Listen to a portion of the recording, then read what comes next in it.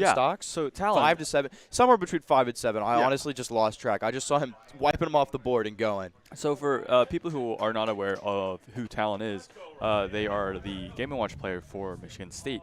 And last night, man, they were just partying. They weren't even trying to win half the time. I'm pretty sure they were just running around and just playing to just Like fishing for a handful of judges, fishing for a handful of things. going for little funny little combos. I don't know.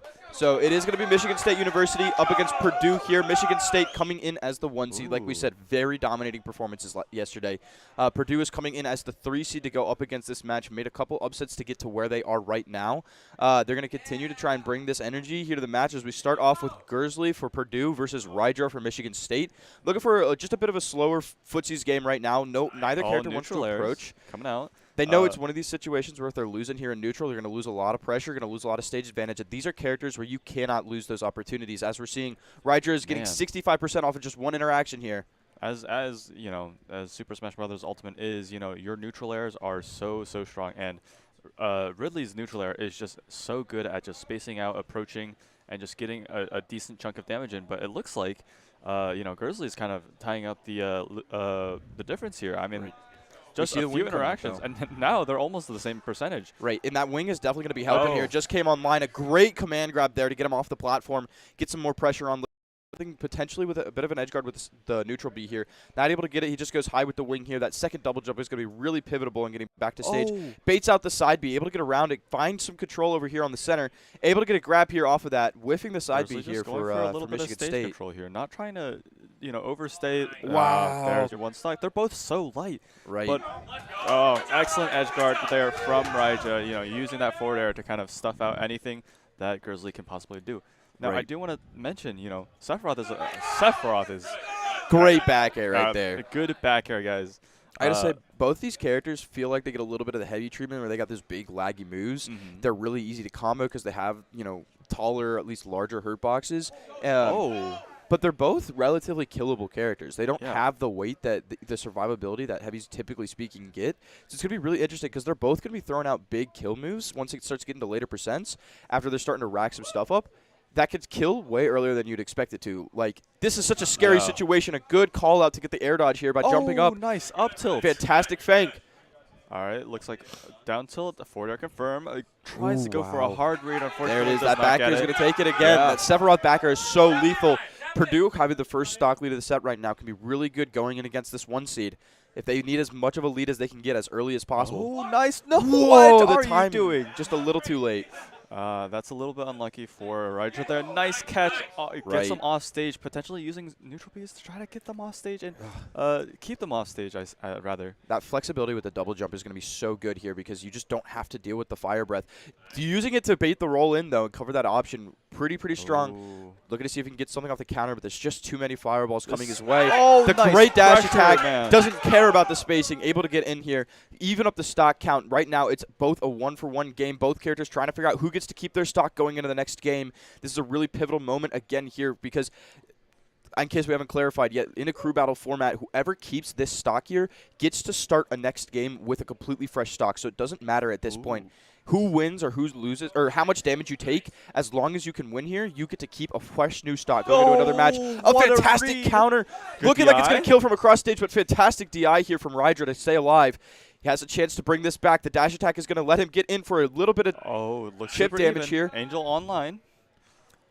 Trying to see if he can get something with the Nair. Great edge guard. Is he going to be able to get back to stage? He does the Octo Slash, protecting him back towards ledge. Fantastic back air. Trying to send him across the stage, but it's not going to be enough yet.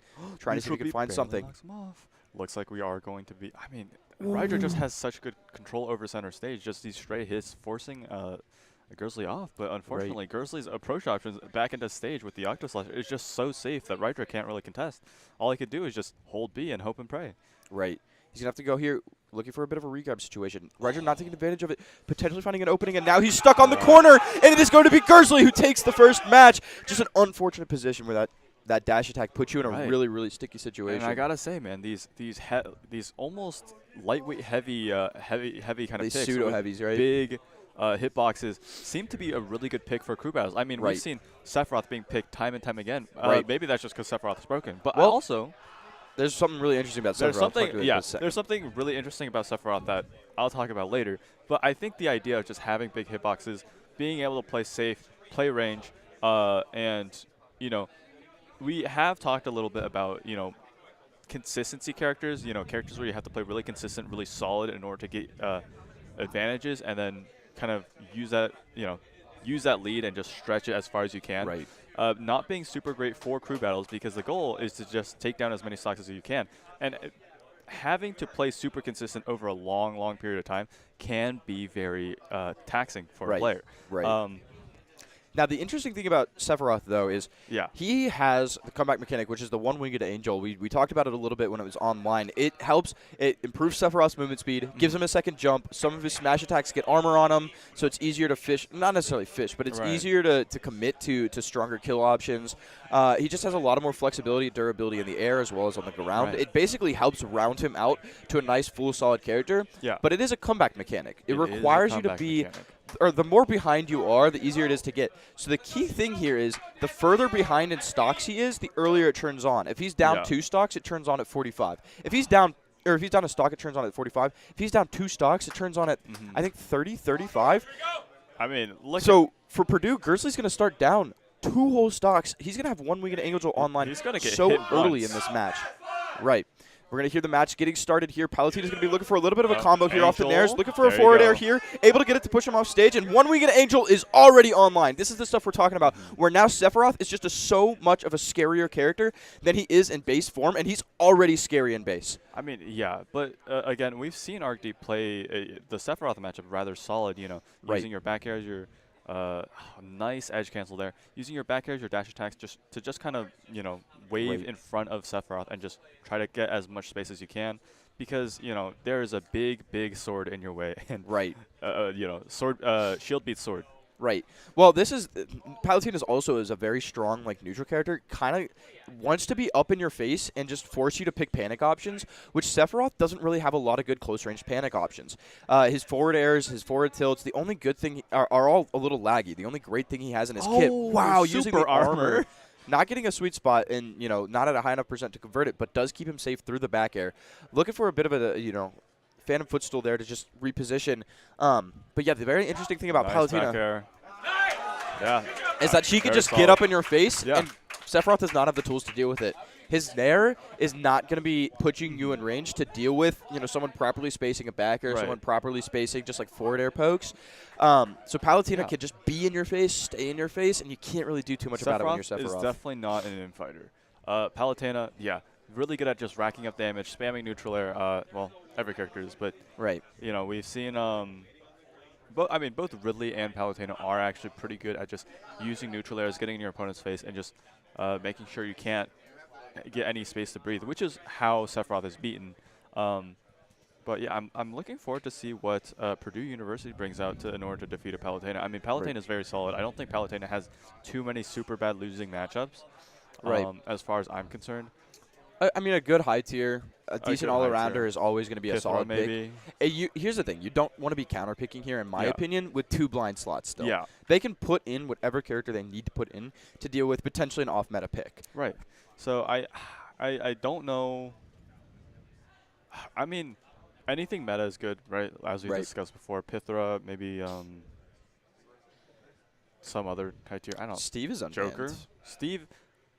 I don't know if any of these teams are running Steve. I do not think CECC has Steve. No, Steve is banned in CECC, but he's unbanned in He's PEC, unbanned here. which is really interesting because, again, like we said, this is a qualifier for a CCC event. So a team could be using Steve here tonight to qualify for that event that they won't be able to play Steve at. It's a really interesting situation. Anyone still playing Steve might be digging themselves into a hole. No pun intended. Right. We've already seen a lot of regions around the country begin to ban it. Here in Columbus, Steve is banned as well. There's a lot of Ohio regionals that have at least banned Steve. I know he's banned down in Cincinnati as well. I believe we've got the Ohio Smash Summit coming up in next weekend here at Game Arena as well.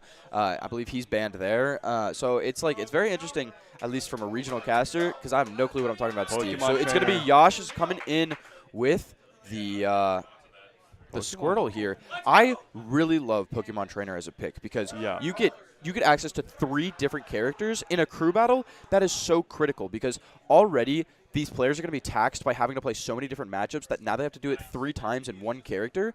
And keeping that stock is Right. so important in a crew battle. So when you get to those high percents, to be able to switch to a big body that could just live at 150, 160 to stray hits is so huge. Because if you can, every stock that you can keep is basically a stock that you can steal, a stock lead that you can just push into the next game, which could be so huge. Oh, what? Wow. Trying to cover the roll read here. I mean, a fantastic display from Palutena so far in the neutral to really put some pressure on this Squirtle, but trying to return Yash with his own pressure, with some pressure of his own, pushing Palutena out to the ledges here, trying to see if they can get him in an awkward position. Catches them dropping off Nice off the ledge cancel. platforms, and good ledge cancel there to get Yeah, out of I it. think ArcD is really showing that he has a good grasp on Yasha's habits. I mean, really reading almost playing around Yasha's habits, trying to go for these tech chases, these roll reads, whatever. Right. And just barely miss it. I mean, that F smash on the roll read was crazy. Unfortunately, it just didn't hit. Right. Yash, we've seen as a Wow. pretty solid player. I think we might see a switch here soon. Yeah. I think Squirtle doesn't live that there, but Yeah. being able to switch to Ivysaur is really great, and putting in the Charizard, you're going to be able to live maybe 1 or 2 more hits. Definitely not a Palutena backer in this situation, so that's why ArcD's trying to look for it, trying to look for the pressure. Yash just wants to be able to find in. The other thing about Charizard is he's got some Nice great up kill tilt. moves. His up special, his back air are really, really Nice. powerful. His There you up go. air there, There you right, go. well, catches him on the platform. He just gets stuck there. Yash is able to start pulling a bit of a lead here as well, back for Purdue, just trying to get things started. Looking to see probably if he can rack up some damage here on Nice on read. ArcD before having to tap out this Squirtle here. Yeah, I mean, ArcD looking to just fish for back airs, trying to go for these kill Great moves. I mean, switch back there. air is insanely safe, so there's no reason why you shouldn't. The down throw back air, able to air dodge through it. Recognizing twice now though that Yash has tried to air dodge out through the back down throw back air. It's kind of one of Right. the only options you have in that Nice situation. down tilt. The down tilt is going to lock up the stock, but once you notice that that's a habit that they're making, you can down throw someone, short hop to bait out the Yeah. back air, hit him with an F smash, hit him with an up smash kind of thing. It's some good pressure that if ArcD's beginning to pick up on that, they might be able to see to identify that this Yeah. is a habit that's coming in place. And I mean, when you're at 110, 120, even 140, I Ooh. believe, on that ledge, you're so scared of that back air. So Yeah. you do kind of just mash the that air dodge button. Could be a good habit to potentially take advantage of here in these.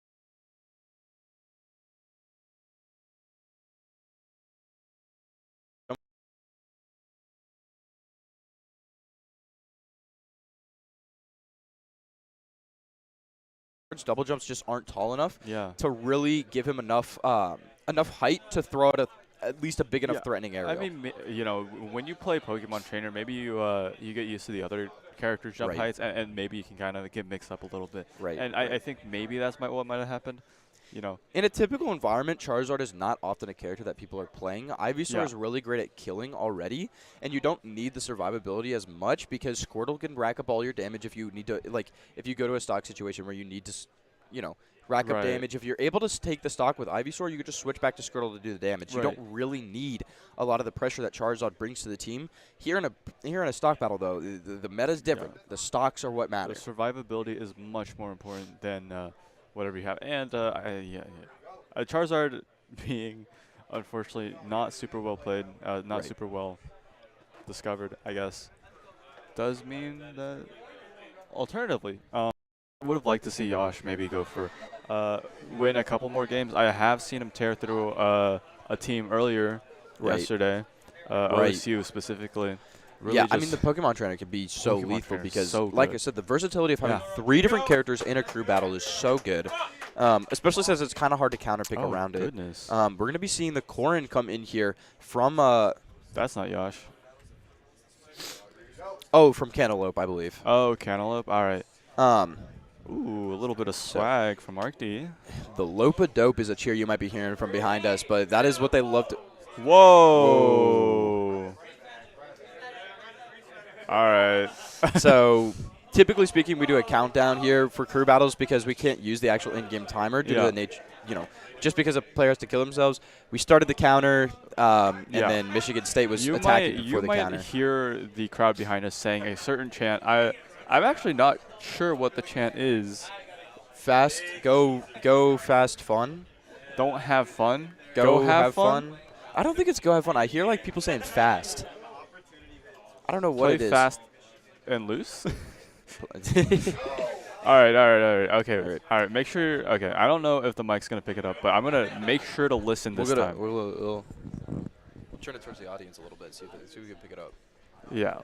3, 2, 1, go have fun! Go have It is fun. just go have fun. I guess it is go have fun. But anyway, yeah, that's what the competitors here have been cheering out every single time before the match starts. It's a little bit of a countdown before we get into things. But speaking of getting into things, Michigan State right now has some great pressure. Arcty just throwing out a couple of nairs to get some good State stage got control. into things a little bit too early. Both times, man. All right, Pin doesn't get anything. Nice punish. Oh, wow. He's okay. So Cantaloupe able to find a bit of an in now. All he has to do is take one stock. It'd be really, really nice if he doesn't lose one. But Arcty has been on a tirade right now. Yeah. He's been able to take the first stock in every single match that he's played so far without, doing something. That dash attack is Nice going to put him in a confirm. really good position here. Trying to see if he can look for some sort of two-frame with the down tilt. He's able to get it. Good DI there from Cantaloupe to know that he has to hold out in order to get around this. Charging the up smash is going to get him punished here from a roll read off ledge, from a roll to get up off ledge. And now we're just going to be resetting here, playing a bit of footsies in neutral, seeing how each character wants to find their way in. Yeah, Kalos is definitely an interesting stage. Palutena doesn't really have the ability to chain neutral airs from platform to platform to platform. Wow, But good call out there on the jump. Unfortunately, it doesn't kill. Using the pin to get back Counter. up off the wall. Good nair to bounce him off the wall. Trying to see if he can find a pin to kill the stock early. He's at 140. He will have rage. He might be killing a little bit earlier on some of his moves here. Just trying to see what Corrin can put out here to potentially secure a stock. There's a lot of options to start racking up damage here. She's able to juggle really well with those giant sword attacks of hers. So it's just going to be about where she can find them. If she can find an opportunity to get in, a great spot dodge to get around the grab here. Great pressure on the shield. All right. Just trying to see what she needs to do here to get this last unfortunately, stock. no two-frame. Does manage to get one kill. Wow, he just barely can't secure this stock. The pin, more or less a pseudo wall jump basically in this matchup. Another roll off ledge, able to get there you around go. it. That Nice third back air is what's going to be back to do air. it. Alright, Arcty steals his 5th stock of the set. Arcty is not even the main bruiser in Right. his team, and he's definitely just showing up here. Michigan State has such a well-rounded team. I mean, you can What a see combo. You should uniquely tech that. each different player here has been able to go on tirades of their own in different sets. Mhm. We've seen Dice go crazy. We've seen Talon go crazy. We're seeing Arcty going crazy right now. Michigan State has such a strong team. In this situation, Look, being down 5 to 7 stocks is so scary. You need to take this last one now because these last 2 players have gone on runs. Yeah, they've been playing so. the Cantaloupe seems to be like, I don't want to say anything, but I think Cantaloupe's playing a little bit sloppy. You know, he's messing up his confirms, his pins, his reads even. He's messing up his direction facing, which hopefully The drag down there to able to get into a grab, try to get a back air, at least find some, at least a bit more stage control. He rolls in again. I gotta say, this is cooking, man. Been a really good option here. He knows that a lot of Palu's pressure is looking for those close to ledge options. He wants to keep trapping him at ledge, and he's not able to do so for quite a long amount of time. Loeb finding an opportunity to push him off stage, trying to see if he can find something now. It's going to be a ledge trapping situation. Going to have to react to something, just putting some pressure on the shield, forcing him to make an option before he does. Whiffing the nair, and the backer is going to connect for ArcD, trying to see if he can steal out one more stock, or seal out one more stock before the end of this game here. Just doing, again, throwing out the short hops, a lot of pressure. Trying to see if we can get him off this platform, able to get out and back into safety here on the center stage. Is the up throw going to do it? It is. Yes, all right. The star KO kills here for Purdue. Michigan State down to 6 stocks. You know, Cantaloupe losing a stock there, it hurts a little bit, but it's not terrible. Not the end of the world. No, Corrin is definitely a character that exists in the game that has the ability to kill you early. Right, right. Some really that up throw on a stage like Kalos is going to kill super early, but it is a very strong kill throw. It's going to be one of those things where you have to look out for it. It's really frustrating to deal with a sortie who has kill throws. Yeah, that's like it feels so frustrating to fight against sometimes because you think you're just playing so solid, super well, and then all of a sudden, boom. It's like to get around all the like nair pressure, fair pressure, like up air, like landing up air. The landing up air timing is so unique to Corrin specifically. It's so different than like when you get used to Crom, when you get used to Lucina and Roy, like all the strong meta sorties. Corrin is just throwing it out. It throws you off. So shield is such a strong place to be against these sorties who want to pressure you with these fast frame options so frequently. Grab up throw and you die at like 130, 112. Oh, it's Suspect. So I don't know who Suspect plays. They might be a Falco player. No, I don't. I don't think. No, Lucas we've was seen Suspect actually. No, Suspect played one time, but I don't remember who they played yesterday. I believe Dice was their Falco player. Oh yes, Dice was their Falco player. You know, they have Suspect, Dice, and Talon. Well, how could I forget Talon? Right. I'm a little confused as to what's happening here. I believe we're counterpicking stages. You know, really interesting. I gotta remember. It's very interesting. I'm trying to like screen sheet. Oh, he's playing Kazuya Mishima. All right, I'm excited to see this. Again, a character who has a pretty strong comeback mechanic. So when you start losing some stocks, it's Okay, nice. Oh, okay. Showing off a bit of the tech. Oh, all right. Looks like we're off to the races here. You know, Mishima doing some classic Mishima spacing here. Down throw. Wow. EWGF, no combo, unfortunately. It doesn't get too much of an extension, but 40% off a grab to start the game is not bad. At a 0% grab, you don't really need to like start racking up neutral damage. You could just get one solid interaction. Looking here, just a bit of an awkward situation. To be fair, you know, Mishima, with how rare he wins his neutral interactions, he needs to be getting a lot more out of his interactions. He messes up again and does manage to go for a grab. Looking for that F does not have good. Oh, while standing 2 being kind of a dangerous move. Right. That's the wrong move. That's the wrong game. Right. But the concept is still there. He's translated really well over from Tekken 7, although he plays very differently than he typically would. Unfortunately, the Iron God Fist does not manage to kill there. Up B is a very good kill move for Kazuya. Right. It's just like you could look at half his kit and be like, yeah, this should probably kill. Yeah, this is a good kill move. Unfortunately, no kill throws. Looking to see if you can pressure something, getting a little bit of that information. You know, when I'm pressuring situations here, Lopez is going to be jumping out of it. So what is he going to be doing in the future?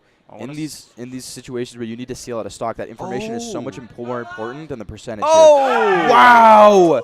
Able to find the neutral special to kill there. Wow. All right. Suspect hitting some crazy stuff here. Right. He's really close to Rage Art being online, and here it is here. Once he hits that 100%. Rage Art. Or Rage Drive, sorry. No, he Rage. Yeah, he has Rage. Rage. Just the concept of Rage. Yeah. He's enraged. My soldier's Rage. Yeah, he's no longer angry. All right, air dodge back to stage, you know. You know how it be. I But do he's know so how- heavy. that- Ooh, the pin White, doesn't connect. You are not serious. Corn's not a real character. Corn's not real. Uh-oh. Is this going to be unfortunately, it? Rage does actually messes up the combo, I think. Dude, if I'm Lope, I just need this stock to... Up. yes. Why Wow. not? He's heavy enough here that he doesn't even want to burn the up throw, especially on such a tall stage here. Is There- it going to be? Is here the it up throw is, going to here be it it is. now? What? No way! At 195, he can't get it. This character's... Okay. Jesus there you go, Christ. There you go. Suspect choosing a pretty suspect recovery method there, in my opinion. Could you Down imagine how throw. good? Oh, wow. Just What? looking for something early to send the stock away. Suspect is... Oh! He gets it. He gets it. Oh, he lives, though. He's able to get in, potentially finding a reversal here, putting him in a bit of a ledge situation, trying to find some pressure, as Kazuya Mishima would know it, some corner pressure, some All wall right. pressure here. Heaven's Gate coming out. Ooh, another good read on the Laser? jump. No spike. Wow, Does power okay. through the pin. This is looking pretty bad for Lope here. Ooh. Suspect does have some pretty good set play when it comes to just chasing you down. I want to see some more wave dashing because I think that's cool. All right. Wow, a good roll there just to time it perfectly. The backer doesn't even give him enough spacing. Forward throw. We're looking for a bit of a throw here. Not able to get the Nice break, and he Oni does front get kick. just booted off Very stage. nice. Very, very nice. All right. You got to learn your breaks. Gotta learn your throw breaks. Come on, guys. if you're a high rank and you haven't learned your throw breaks yet, you should be down in third dan. Look, I think if you're going to translate someone's moveset so, like, if you're going to try and be So faithful accurate, about the you should be able to give break the me a throws. break, You right? should be Give able me to break the breaks. throws. That's what I want to say. If I see him come out like this and I mash A and B, I'm out. I'm out. Yeah, like why are the throws so broken but like I can't do anything about it? Right. In Tekken, it makes sense. Like, oh, I'll take 40%, but like, oh, if I know my break. It's easy. Actually, it's so reactable too. Right. They should make throws reactable in this game too. But if you're in a situation where Kazuya Mishima gets his hands on you, you might just eat 65. Yeah, you'll just eat it. Especially, he's got some crazy, like, touch of deaths. Like, that. Well, That's character. not on Kalos. That's true. Not on Kalos. Not on Kalos. Definitely a little bit unfortunate for Suspect there. All right, what do we have here? Lucas, of course. Yeah, so this is who plays the Lucas here. Yeah. Very solid Lucas There from we go, Dave ID. Suspect must SD once. All right. 2, 1, go have fun. Yep. The game starts. Gonna get some pressure on. Returns it right away. 32%. You can hear the crowd actually laughing. As soon as he gets one grab, just BWF. shouting he's dead because that's how dangerous Get Kazuya that Mishima can combo. be. Let's go! It is! Let's go! You heard the call out from the crowd, and they were 100% correct there. That grab converted into a full stock. It might as well be Smash 4 already because we're starting here on Smashville. 2 stocks. Lucas returning with a spike of his own. Not able to get it. That was that a huge was jumps that there. Was that a Fustel? Phantom Fustel? Bro, why does a 3D fighter have a BWF? good recovery? That's what I want to understand. Sakurai, that's the one thing. Why you got an up B like that? Kazuya does not have a good recovery. What are you? Are you kidding me? How low he can be to just jump back and then I guess it's more vertical than it is horizontal. It's actually very much so either vertical or horizontal. There is no in between. But it can be what it needs to be, and that F tilt is what Suspect needs it to be right there to convert the kill, sending David down to one more stock here within a minute of the game starting. This is some really scary pressure here. Suspect, Purdue on their last stock. He has a lot to do. The mental tax of fighting against Kazuya Mishima. Rage Online, Heaven's Gate, or Heaven's Door, I believe. It could be very dangerous. Going so deep to try and see if he can secure an early stock because he really can. He Okay, doesn't his have to recovery respect is kind such of a low crazy. recovery. My Right. bad. Okay, yeah. Flash thank punch combo. you. Oh, the PK freeze to cover potential edge guard situation. What- Is it going to what- throw him what- off what- enough? what? And it Spike him. does. Oh, no spike. All right. Well, Michigan State taking the first here in our best of 3 grand finals of this that's crew the first battle. seed, guys. I mean, they are. They They're are the showing first why seed they for are a the 1 reason. seed. Against Purdue 3 seed, like they held in. They really Yeah. were holding their own. ArcD, MVP of this crew battle easily. Yeah, easily just did a lot. I mean, Suspect did just dumpster. Right. That was Suspect a crazy was display of melting dominance. through stock. Yeah. But I think ArcD, to be able to have the mental fortitude to just take that first stock Right. off of to respond, even Yeah. things up. Take that first stock off of Lope. Sorry, not the first. He did take the first He stock did off take of the Lope. first stock, But to be able to take 1, 2, 3 back-to-back stocks off a trainer, and then take one more stock off of Lope, it's such a strong Absolutely mental fortitude insanity, to run basically through 5 different characters and take a stock off of each of them. All right. Well, that was a dang good first match. I wonder who we're gonna be setting up next. Right. It's going to be an interesting conversation. Is MSU comfortable with the lead that they won with? They had a 4-5 stock lead. Are they? Is that enough room for them to feel happy A going into game 4-5 2? stock lead. Yeah, I mean, if I were Michigan State, I would definitely send out Talon just so dude Right. could play a few games. Right. I mean, we love watching Talon. We've seen the game 1, Talon doesn't come out. No. Game 2, Talon's their second man. Yeah, like I think maybe they're just trying to whittle down their opponents just Right. a little bit, and then throw them a curveball. Right. Arcty's their most solid player. Right. We've seen the Arcty be their lead in the past because Yeah. most teams really do like to lead with Sephiroth. Yeah. And Arcty has shown to be able Yeah. to deal with that pretty soundly. Like you said, the Palatine has such a good character, just be in Sephiroth's face. Problem is, she doesn't have a ton of options when Sephiroth is in control of the game. Because Yeah. if Sephiroth can stay out, make his space, create the momentum, the pace of the match that he wants, all they really have is their momentum, their aerial momentum, and some up B cancels to do just some movement mix. But, like, other than that, Sephiroth can get pretty good control once he has stage control. It's just if Palutena gets that pressure started, really hard for Sephiroth to deal with it. Right. No, I completely agree. I think maybe Purdue might send out Gursley again. I mean, that was a decent start. Right. By all means, it was a very decent start. Both teams losing one player, and it's only like past the first player where things get really really shoddy. Maybe they might throw in Lucas. Right. Dave ID. Maybe they want to throw in a curveball for Michigan State to deal with. I mean, Right. that could potentially result in some results. Putting your anchor early is always it's nice because you might burn through those stocks early that you want to save at the end. Yeah. But you're also putting the mental tags of putting the team behind early. Honestly, I wouldn't even be opposed to. Actually, I'm thinking right now, if I were. There's a lot of really good options for both teams Yeah. here. I think the opening match is going to be really interesting to see. I wonder if they just go back to the tried and true Arcty in, Sephiroth in, the Palu Sephiroth matchup we've seen a handful of times already in these crews. Be interesting. Maybe they just start with Kazuya, man. Like Maybe. I mean, just see how much cheese you can pull with that character. I quick, mean, fast, explosive stocks to start things off hurts. it's good momentum. Right. Really, momentum is really what you want in a crew battle, and especially in this kind of environment. I mean, you can see behind us, there would be a huge crowd here, right? And everyone's cheering for their own teams. And so if you can hype up your crowd, that means there's a crowd working against the other team.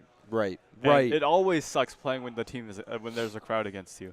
It's so brutal to hear. It's so when awful. you're like, okay, last stock situation, I gotta pull it back together, and the Chad starts chanting, "One more stock, one more stock," It's like, because how am it I feels supposed like to the whole play? world wants you to lose. Yeah. You know, It's so hard to lock in and just focus on your own gameplay. right? Sometimes in that last stock situation, you want to just like act like get comfortable. You don't want to feel that pressure of being in a last stock situation. You want to Right. just work around it. You want to feel good. You want to feel nice, and then everybody just there reminding you what's Like, going hey, on. man, Right. you only got one more stop before Right, you're out right. the entire tournament. The CECC qualifier that you're trying to On win, the line, right? bye-bye. Right. Like, there's nothing you can do. Right. So both teams we got behind us right now, a bit strategizing what they're going to do here. Strategizing. Thinking about what they're going to put in. We're going to see what the roster lock-in is going to be here. I'll be really interested Yeah. to see what sort of what the move is. We didn't even see their fourth player from MSU. That's really nice comfortability. Dice. Or Well, we know Talon. their roster. Yeah, it But could. they didn't have to put either one in. Right. So now they have the flexibility to just retool their entire roster. They don't know. Purdue has no footage, no notes on a fourth player whatsoever. They've only got notes and footage on 3 players, Right. which is going to be really rough because now they could put in both Dice and Talon early, and they'll have no early information. Do we know if Purdue has a fifth player? I believe so. I haven't seen them yet. All right, looks like the players are getting settled here. We're going to Where be is he? looking for. Oh, I do like this start. I do like this start a lot. I do believe it's Yash. Yash against Dice. Yash So against some Dice. PT Falco action. Well, I can't say this is a matchup I'm not unfamiliar with. Everybody knows how Falco works. Yeah, exactly. And everyone knows how Pokemon Trainer works. As long as you have learned the frame data for Falco's up tilt, You know how to play the game. There's only one move in Falco's kit, really. Like, Right. Everything else looks like it's a stream is I ready. think the PlayStation style of building games, you go Yeah. in, the very good world building, but it's mostly like RTS, like cutscene games. Nintendo doesn't typically build that, but they did put Falco into this game Right, to help, right. those players who like the less necessarily gameplay intensive experience. It's going to let, potentially Yash have an opportunity to just Right. watch a cutscene as it gets juggled around And by his up tilts. yeah, and you do have to pick the right dialogue option here in Right. order to avoid that But train. speaking of juggling things around, Yash is off to a fantastic start with some great pressure here at the ledge, forcing Dice in a tricky situation in a really early ledge guarding or ledge trapping area. All right, Just trying to it put some does pressure look on. Like Dice and Yash their names are a little bit swapped. Yeah, But- this is unfortunate because Dice is playing for Michigan State, so they're just on the wrong side. Yeah, they're just on the wrong side. Unfortunately, that does happen sometimes. But yeah, looks like Yas is. Looks like Dice. Just mashing the C stick around, just trying to see what they can kind of get. Right. Of course, Looking for them up tilts. they're looking for them up tilts. Occasionally Gotta pressing have neutral them B. up tilts. Gotta have them up. Gotta have them up airs. Gotta have them And down them up airs airs. too. Them up airs too. And them up airs too. All right, it looks like we're Yash, kind of charging around, squirtling around, Turtling? What's Turtling? squirtling around? yeah, squirtling around. He just has a squirtly defensive play style. Oh, nice Wow, what a uppy good there tag to there. stuff out Save it, the- and we're going to see the Zard pick. The Zard pick. The Zard, okay, nice. This is scary because, like I said, 127, dude. gonna try and see if he can find something here. He just needs to find a single up air or an up smash, maybe even a back air, maybe even a forward air. Is he gonna get the up special here? There you The go. back throw is gonna do it anyway. All right. He knows that. Yeah, that wasn't safe on my shield. Why are you doing that? So he's able to stick around at 120. He might get a little bit more. Falco doesn't have the super strong kit of kill moves. Like he has some good options, but they're not like consistent, reliable Right. options. He's gonna have to have a pretty solid read, a pretty solid awareness Up about what his tilt. habits are. And Right there's there, some good frame awareness trapping. right there. Find the pressure. Follow the DI to get the back air. We're gonna see the start back in on Squirtle here, trying to see if he can continue as much momentum as possible that he was bringing with Squirtle in that first stock. See if he can bring it back. Oh man, these lasers really just stuffing out Yash's any attempts at just kind of coming in, Wow. trying to get anything started. No, he's going to be a little antsy on the approach. Thinks if he can find an opportunity where he's not lasering, this is my chance to get in now. So he's going to commit to the run in. Lets him throw at the down tilt there just to sort of bait him in. Just going to try and see what he could do. Getting an up air started. Looking for something. The switch is going to get him out of danger for a little bit. Buy him some time before he gets put back in the reset situation. Able to find an in here with an air, but not able to get too much off of it. Now he's just getting walled out by the lasers. The reflector for the Razor Leaf. Wow. Got to keep him. Gonna keep Dice safe for a little bit. Yeah, this is incredibly impressive to play against. Right. Wow, the reaction is so fantastic here to be able to Up balance tilt, the react. up air.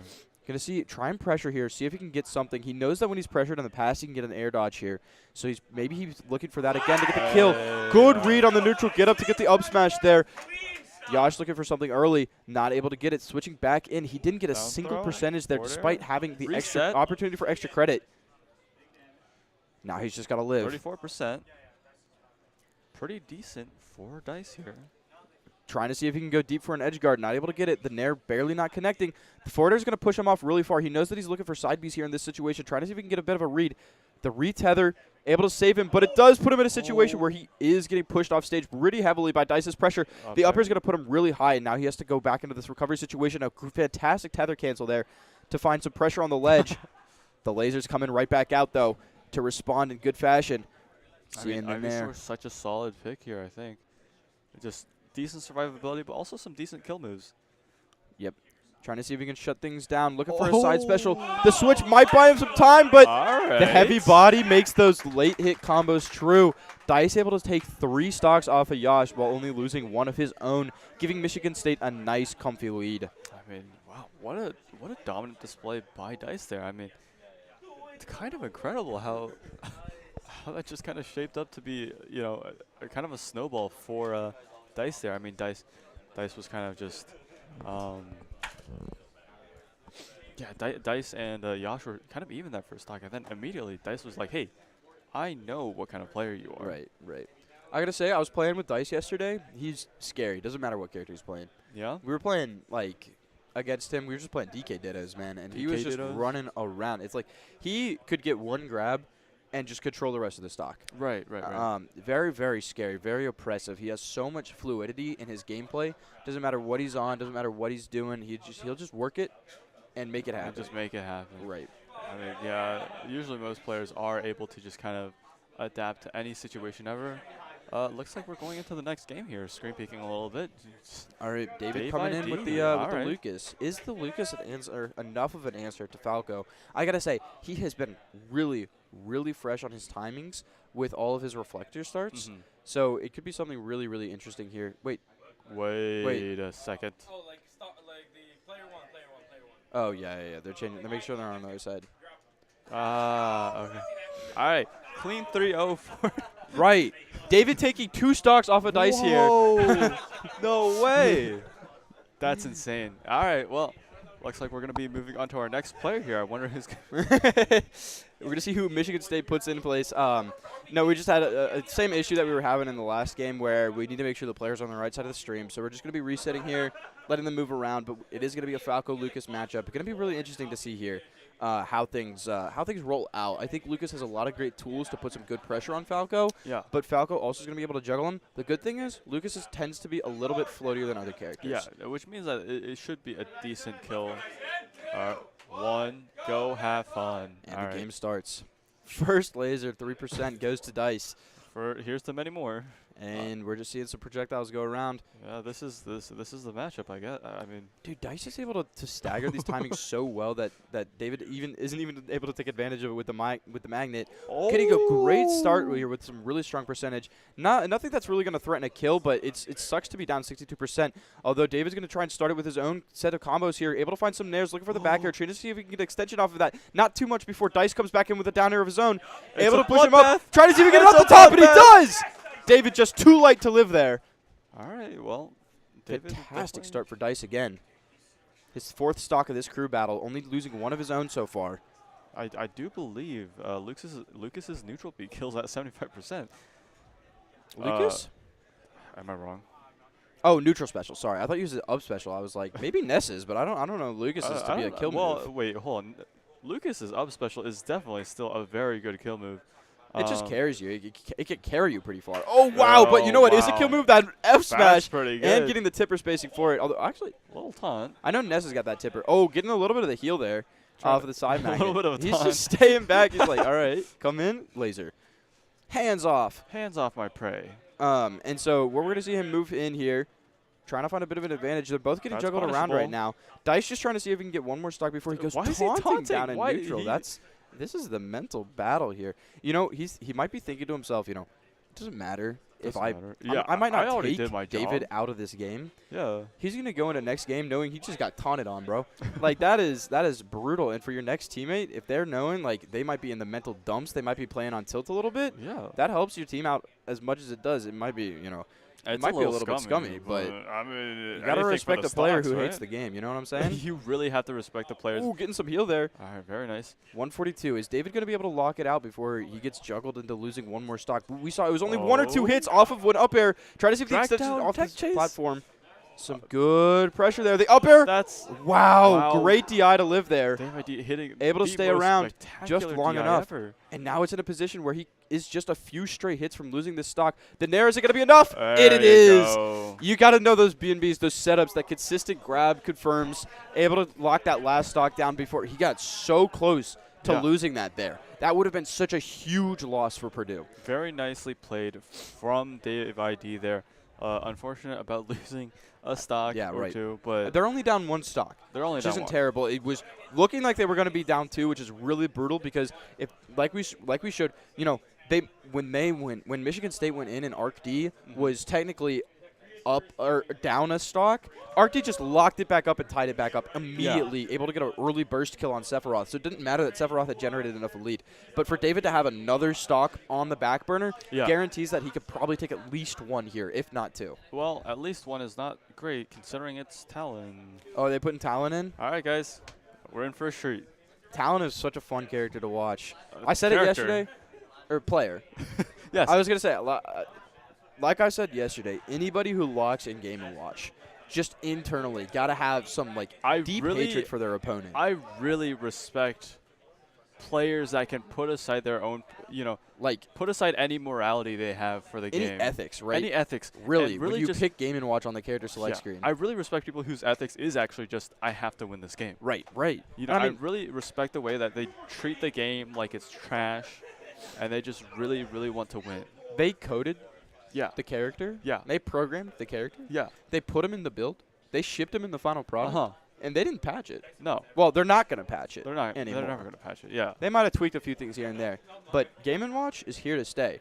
And if someone looks at that character and says, "This is it. This is it. what I need," This is exactly how my life for the next couple of years is gonna go. right? You got to respect someone who willingly plays Smash Bros. Ultimate as Game & Watch. I mean, yeah. I mean, I So- got. David starting off strong, down one stock here. It's going to need to be a strong reversal here if they want to make up a loss. Michigan State having a huge, or not a huge lead. Michigan State having the lead going in here with one of their strongest players from the team. Trying to see if we can get a strong start right now, but it looks like it's going in David's favor so far. Able to get some good pressure, some good neutral control, although he's losing here, putting Talon in a bit of an advantage situation. He's able to get good juggles with the Nair, try and get things started, see if he can get around the food, trying to think him out of it. Not able to get the two-frame with the chair, just playing safe and playing around it. Good read Nice there on the match dash safe. back F smash. All right. I mean, ooh. Getting This things is started. so good. Pushing him up in the air. Doesn't want to let him back down on the ground. It's where Ness is the most comfortable, being able to space these short hops, space these aerials, trying to find a landing option. The up B out of shield is what's going to do it. Such a good get out of jail free card for Game & Watch. Going to see if the pressure knows that he wants to hold in here, knows that he wants to go deep. Going to see if he can get something. Trying to look for a two-frame on the bit of the down smash. Good wait from Talon. Good tempo here. Again, just waiting to see if he puts something on ledge to play around it. Doesn't need to get back so early, so he's not worried about getting back so Down early. smash looks surprisingly safe for Game & Watch. I didn't actually know that. Right. It seems like the range is just so hard for Lucas, especially with the stubby limbs to punish. Right. Forward tilt. The chair takes the first stock here. Well, he did end up taking 100% though. David got one stock left. Is Talon going to be able to take it fast enough before he loses his own? The down smash, trying to find if he can find a ground, but he doesn't get it. The back air, doesn't kill yet. Are you serious, He man? might be a light floaty character, but 100% is not enough to kill for Lucas there. He's going to have to do a little bit more to take this stock. Wow, almost rolls into the up smash. Able to get around it with a fast enough poke tool. Trying to see if he can get in there Gets back to ledge. fast enough. I mean, Talon has Lucas done just- such a good job at varying these recovery options. Just going to juggle him, just trying to rack up percent, get him to a point where he can kill him with one or two more moves. Yeah, Dave ID, just trying to get. All right. Yeah, that is Playing a bit neutral. of footsies here. Dude, wow, dude, whatever attempt Lucas has at Wow, punching, the nice uptilt gets it. A uptilt, bit of a the- DI the- check. The Bit of a DI, DI yeah, check. the DI did not quite shake out, but that's fine. It happens to the best of us. You usually think when you're getting hit by a champion and you're in front of them that you got to hold out. Whoa, is he going to be able to adjust to this? He does. He's going to. Alright, Oh, that's I thought he was fair. going to reset for the Alright, second. That is highly, highly unfortunate. All right. You know, Hey, taking honestly, a well stock played. off before you got to go is Yeah. honestly fair enough. They end up with not a huge stock lead here. It's This it's is a 3 to 7 or 3 to 8 8. rather. 6 to 8. 6 to 8. Yeah. Yeah. Down 2 stocks isn't terrible. Down 2 stocks against Talon sucks. That two sucks against Talon, Arcty, and possibly Suspect. Right. And or blanking. The Sephi. Yes. No, not the Sephi. I don't believe Michigan State has a Sephiroth. There's a Falco, a Game & Watch, Palutena, Kazuya. Kazuya. What a memorable first series. First game. So anyway, we do have two other players from Purdue. You know, they do have a mountain to climb, and boy, what a mountain it is. I mean, they did take out Dice, one of their, very good players, and now they're facing down the second mini boss. You know, this is the essentially going into the Elite Four, right here. Yeah, what does Purdue put in here? Sephi? No, I think you do. really? Because you get the advantage of being down stocks with Sephiroth. Right? You don't want Sephiroth to be your anchor because then you don't get that advantage of starting a game down down a stock, down 2 stocks. So if they put their Sephiroth in now, lose 1 or 2 stocks taking out Talon, he gets to go into game 3, down a stock, early wing, get some momentum going for his next teammate, for his anchor. Okay, I don't know if Sephiroth's going to be that good, though, because, Talon's been shown that he can really easily just sneak into pressure sneak into Oh, it's going to be close quarters Cantaloupe. fight. Yeah, I think Ope-a-dope. Cantaloupe's pretty good here. Cantaloupe has Corrin has very fast, long-range moves that can contest Game & Watch's projectiles. Right. 2, 1, go, have fun. Things are getting started. All right. Talon screams runs the in with crowd. so much pressure. 45% off of a couple nairs here already. Trying to see if Cantaloupe can get enough percentage to respond. Not able to get anything before Talon responds with enough pressure. Recognizing you might just wait it out for me. Gonna push him back. Trying to see what he can do. Is Lope gonna come in with an aggressive option? He's able to catch him out with a get-up attack here. Trying to see if he can get some synergies back. But Talon is doing so range. good at controlling so much of this stage right now. Man, if there's anything I've learned from this series in particular, is that Game & Watch is actually busted. Right. This feels so unfair to play against. I mean, Talon just gets up, and he can just up B it for safety, forward air for carpet. Ooh. Solid back air there to put him in a tech chase situation. Not able to convert anything off of it, though. Looking for a potential extension. Hurts to not get it, but, it's also not a position where you're getting reset too badly. Catching him with the up B, setting him so high, it's going to give him a chance to potentially find something here. Not able to get too much, but does put him in a bit of a situation where he is now in the corner. Talon, we're seeing, has, for such a large percentage of the game, able to be center stage, able to be under the main platform, able to be in a safe zone where Corrin has to do all the work to get in, which is so scary against Game & Watch because he has so many strong, fast, get-off-me moves. I mean, and also it's very important to note that Talon has been hitting some very clean, perfect parries, and that just goes to show how important that is to prevent aerial pressure on your shield. I mean, that's basic fundamentals, right? Do cancelable aerials onto your shield, so that way you can be safe and go for a short hop and continue the pressure. But what's on perfect parry is that you're actually the one in danger. You have to back off really fast because you're at minus frames. Right. It gives your opponent an opportunity. When a parry happens, it scales sort of with the degree of the attack. So if you're throwing out maybe like a nair, they don't get as much time off of a parry. They can't throw out a big punish option. But if you're throwing out something big, dangerous, like a back air, and they're parrying something like that, they have a lot of time to put a good option. Nice But Cantaloupe able to All catch right, him with a big up air. I need like to you were see you saying, win this. those big aerials could be so good here for Corrin to just be able to space out, play around him, getting the pin started, looking for some early damage, getting 30% off this stock so far, trying to get 36. Usually I'd call this extra credit, but right now Cantaloupe cannot lose this stock. He does not want to have any more of a loss. Nice. Dude, as we were saying, dude, those perfect parries are insanely good. Right. No more of a deficit going into this match. Trying to see if he can find the right timing on the tech get up. Not able to get it So again. Talon able to change things up just enough. I think that's one of the best things that Talon, unlike any other player, has brought here is mixing up the timing so consistently. That first bomb is going to take a stock off of Cantaloupe. Means that Cantaloupe can't go in with a perfect set of three fresh stocks in the next match, but it doesn't mean that he can't take one more off of Talon here and minimize the stock lead down back to 1. All right, it looks like we have a bit of cheer from the crowd Right. for Michigan State here. They might have a little bit of a bigger scene, but personally, we are rooting for Purdue here, the underdogs. Hey, it's always fun to root for a bit of an underdog, but I mean, I'd love to see Talon continue to go hot, play well, see if he's going to look for something, trying to find a bit of an aerial. Lope able to get around it, not get juggled too hard, back on the stage, waits out the down smash, trying to see if he can find something, not able to convert the pin here. He's at 99. He's got a lot of decent options to get something started. It could put him in a really, really tough situation where just the right amount of pressure gets him dead. Doesn't go far enough off the pin. The down smash is going to get it. Cantaloupe Talon able to steal one more stock before the end. Falls out of the F smash. The Game & Watch treatment, having that tiny hitbox, able to get him out of there. I mean, I think so Talon scary. DI down for that. That was kind of crazy. No pin. Strong SDI. Trying to see what is it going to take here for Cantaloupe to get this last stock. Is this going to be enough? Talon able to get the air dodge right back up to ledge. Going to be in an edge guard situation. If he dies to the turtle here, that would be so unfortunate for the team. Able to poke him there with the dragon wings. I mean, wow. Maybe Is the jab whiffing gonna be was enough? actually a mind game. True. Letting him know that he could throw out throw out unsafe options. That's how confident he is right now in this last stock. Trying to see if he gets something started. Is the up throw going to be enough? Nope. Just looking for the goes down a throw here. Up throw does require an absurdly high amount, but it is Right. Game & Watch. Game & Watch is a little light. He dies a little early. Wow. Trying to see if he can get something started. He's already got Cantaloupe up to 80%. Is the spike going to do it? Wow. That's so rough for Purdue to lose all 3 stocks here against Talon. Man, this guy is cooking with. Dude, what? Right. That's Honestly, Have it's you going to be ever so unfortunate that you just couldn't figure out a way to steal out that last stock, especially when you were up 2 on his last one when he was at 100. Yeah. I think he took the second stock and ran that last stock without taking more than 40%.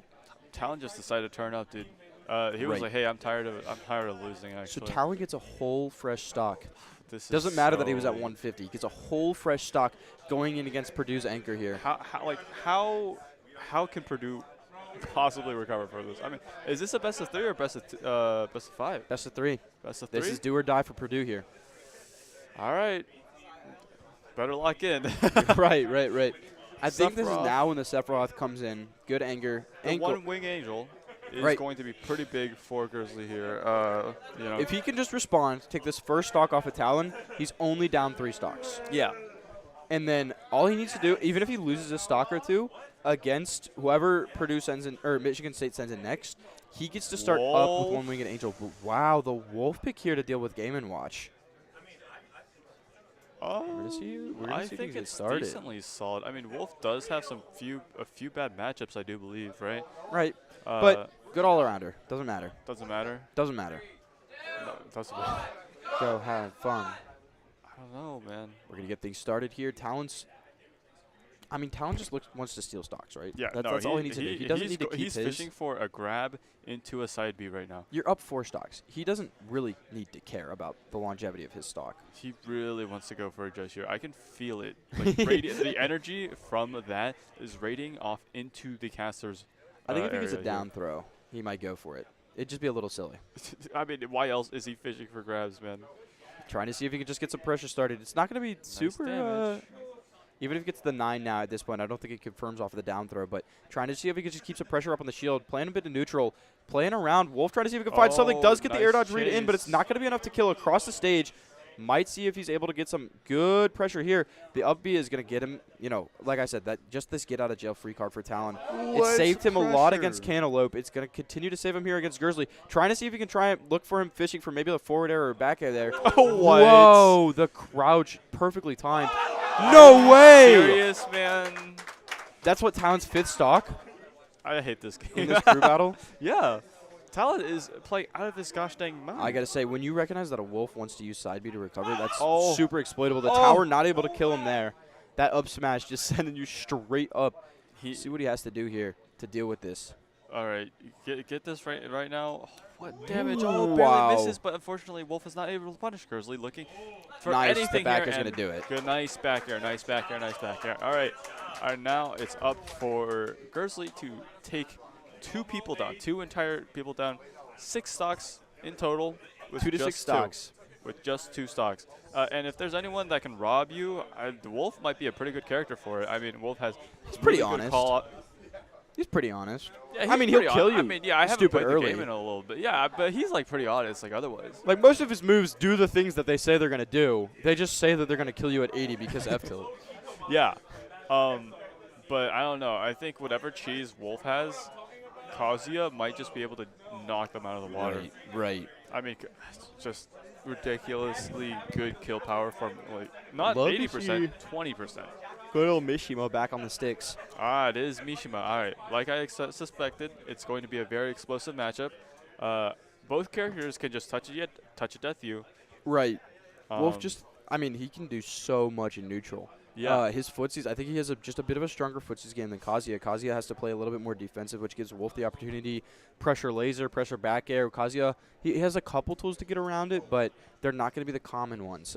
So it's just something where you can't really play around it. It's one of those risk versus reward situations. Wolf doesn't have to put himself in a situation where he can eat a lot of damage. Right. The only ways Kazuya is going to be able to find in is going to be 5 to 8% chip at a time. 5 to. He's not going to get super huge combos Yeah. off of anything. As long as Grizzly isn't putting him in a situation where he can really get stunted on. And he has to take the first stock here. Suspect leads 6-2 here one. for Michigan State. Have fun. The 1 seed might take it here over the 3 seed. Oh, Wow, what? the reflector early. All right. Matchup check. Grizzly, Grizzly taking a little bit of a break. You know, that left split kick was a little bit too much. Right. No back air, unfortunately. Trying to see what he can get started. Good tech read. Looking for the downer. Oh, Not going to be enough to what kill Kazuya robbery. just yet. That, like I said, just the floaty double jump, the neutral special to get the little hop back in the air. Down throw. Trying to see if we can find Nothing. something off of it. Not too much, though. Able to just keep Grizzly around a healthy mid percents. Flash punch combo. That move is -18 in tech. Just trying to see what he can do. Look at his Crushing the wow. shield. If he can get him to drop shield there, he's not able to. He's going to have to side B here for it. Not enough to kill. Side B's again No to get back to punish. the stage. This is something where, you see Evan's Wrath. an over reliance on side B is sometimes the thing that can get most Wolf mains, bit. Trying to see if we can find it. That back air is going to do it. A He little has bit of a one taunt. stock, a 1 to 6 stock comeback. Is he going to be able to do it? He's got to start with 1. Kazuya with rage. Let's see what happens here. Right. This could be so scary here because if he gets hit with one wrong move, this is it for Purdue. No, that was a wind god fist. Unfortunately, no perfect frame. Well, Nothing frame for the window. electric. Wow. Nice. What a good command grab. Yeah, I mean, honestly, a little bro good, but that's It not. kills you at like 80. Oh, Oh, is this wow. Oh, doesn't find the Is proper this the- read here. no, Try to see if we can get no. it again. Looking for just trying to cover a lot of stronger options early. I mean, he has the flexibility to do it. He Yeah. absolutely can. He's safe enough in pressure that, like, if he loses the stock, so what? He's got 2 more after this. Seems so impossible for Grizzly. Right. What an uphill battle to fight right now. Oh. Is this going to be enough to get him started? the way The falling forward air is going to shut him down. Suspect Suspect going a is just little having low, but the fun F at tilt's this not able to point. get it. Able to poke up through the stage. A little bit of Oh, shark no, action EWGF, happening. Come on. Trying to see if he can follow him enough through the air. Is Grizzly going to be able to get down onto the ground where he needs to be right now to put some pressure on? The trip puts him a little too No. low for the 1-2. Oh, the 1-1. All right, this is death, right? No, not across Kazuya's stage. So Kazuya heavy. is so heavy, bro. That Kazuya livability Mishima. has shown up for Suspect so many times. The ledge regrab, though, is going to Alright, get there him you killed. go. That F tilt. You don't get your invincibility back. All right, what is he going to do with 155%? Is the rage going to be enough to reversal 2 stocks here? Enough blasters. Let's kick. Trying to reflect, but I think just got a happy little launch instead. Right. Oh, is this going to be Wind it? Trying to God follow fist. him down. Electric. The EWGF, He's the dead, grab. right? Up throw? The back throw doesn't kill yet. Trying to see what he can do off of it. The side B goes a This little is too up throw, high. right? Yeah, there you Yep. go. All right, Gonna be GG's. enough. Takes Purdue out. Michigan State wins with a play, good 5-0 play. lead in Game 2. A perfect 2-0 for this series. Yeah, very well played for both teams there. And- And they will be going. We don't know if they'll be going, but they are offered. They are qualified for CECC Right. down in Texas. The first team that we have put on stream today to take their qualifier spot here Yeah. for CECC. We're going to have more matches coming up soon. Continue to show you some grand finals matches. I don't know who's have- next for grand finals. I believe it's Overwatch, and then we. It could be Rocket League or Valorant. but Valorant's always it behind is- schedule, let's be but honest. The next games are Overwatch, and then Rocket League and Valorant are. So, the afterwards. first grand final CECC spot goes to Michigan State University. We're going to have more grand finals back here on this main stream. If you want to watch the side stream or the semi and quarterfinals, or at least I think it's just semifinals at this point, that'll be Ohio State Esports, Ohio ST Esports. Other than that, it's been a pleasure bringing you this crew battle. Yeah. Fantastic display from both Purdue and Michigan State. We're going to roll to break. Yeah. See you guys later.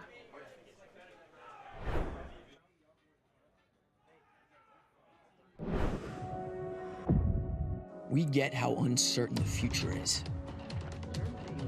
We've come of age in a complex world, face to face with problems we didn't create. So what's gonna happen next?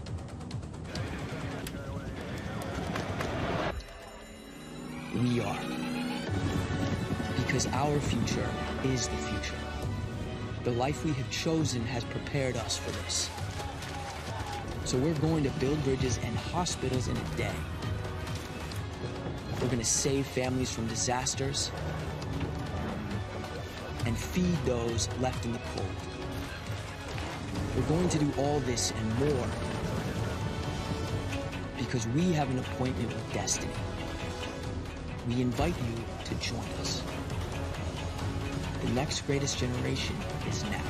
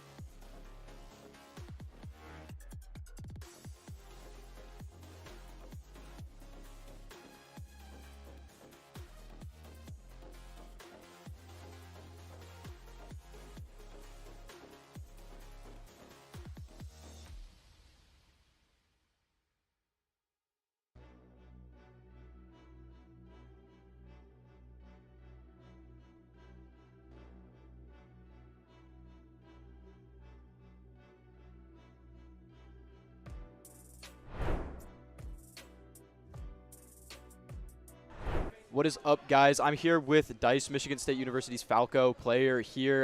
Like you just saw, they took two 5-0 leads against Purdue to win 2-0 in the series as a 1 seed going in. Got to be feeling good. I got to say, you didn't play for the first game. What were you doing? Were you just watching, enjoying the view? How was that? Oh, yeah. I mean, to be honest, I was not really needed. It didn't seem like, yeah. Right. We were thinking about the strategy, thinking about the characters, and we were thinking that it might not be ideal. But then, we decided to switch some stuff around second set, and it worked out really great, Right. Give both you and Talon an opportunity to come in. I gotta say, Talon and both the Falco, both the Game & Watch were looking really, really crisp. You just had the flexibility, like you were saying, to bring those characters in. How did it feel playing against them? It felt very interesting. I personally struggle with David DeLucas a good amount, I'll be real. But, it was still a great time. It was very close, very competitive, and they think a lot, and we think a lot, so it's a lot of mind games going on. Right. And lastly, you guys did qualify for a CECC position. Do you think you guys are going to be following up on that? How do you think you guys are going to be doing there? I'm not exactly sure. I don't really think so, I will be honest. Okay, but how was your BEC season at least? Our CCC? Our BECC season. Oh. Here. It was great. It was excellent. It was fun competing. It was fun having another league to compete in. Right. It was fun to have the variety. And it was a great time, very competitive sets across the board. I'm glad that we went undefeated, not to brag, but, it's pretty exciting. Yeah. Brag all about it all you want. It's fantastic to be glad to have such a strong team here for our debut season, to have someone in this league who can go completely undefeated. It's got to feel great. It's fantastic for you guys to show up, really show out today. Y'all played really well. Anything you want to say? Shout out anybody on the team? Congrats to Ryan, ArcD, me, Adam, and a Suspect, and Talon. Great job by all of us. Congrats to our coach, Coach Bilski, and Coach Grayson, Jono. Thanks to the whole team. I really hope Rocket League and Valorant, our teams, take it home, and I think they have a very strong chance of doing so. But I'm really glad that we made it all the way here, and we performed so well, Right. Great season. Yep. Thank you so much again. We'll be back next year. Yeah, hope to see you then. Oh, yeah. Good games. Thank you. All right. Well, thank you guys so much. Like he said, we got Valorant and Rocket League coming up. Michigan State University will be performing in that as well. I don't know if they've qualified for Grands yet. I believe semifinals play starts for them at 12 o'clock. It'll be on the side stream if you guys want to watch that. We got Valorant coming up later today. Also, Michigan State University showed out again tonight. Fantastic job to them. Other than that, thank you all for tuning in. Glad we got an opportunity to talk to one of their players here. Thanks for checking us out. We'll be back with Overwatch Grand soon.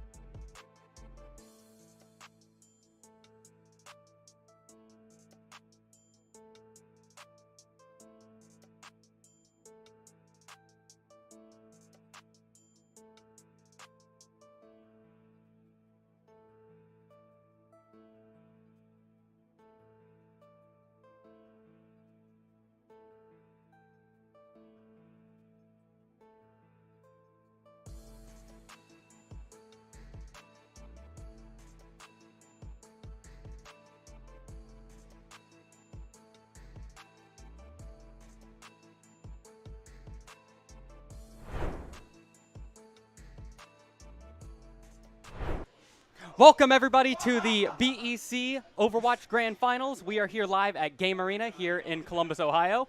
The energy here is ecstatic. We're all excited to be here. I'm joined here by my lovely co-hosts today. Hello, my name is Gumi, aka Alex, whatever you want to call me. I'm from the University of Maryland. I'm psyched to be here. We're here in the finals. I'm excited for this game. Man, so let's talk about it. Yeah. So today we're going to be seeing Maryland and University of Michigan play again, which is, for those of you that were with us yesterday, was the exact same matchup we saw. I was casting, actually.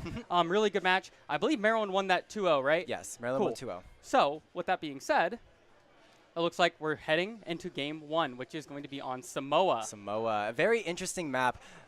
Actually, I believe it is the newest map in the game. So That checks teams out to me. have had just a little bit of time to figure out how to play this map. But we are usually going to see something very heavily brawl orientated. So, you know, we're going to see that Lucio, that Kiriko, Yep. that Moira.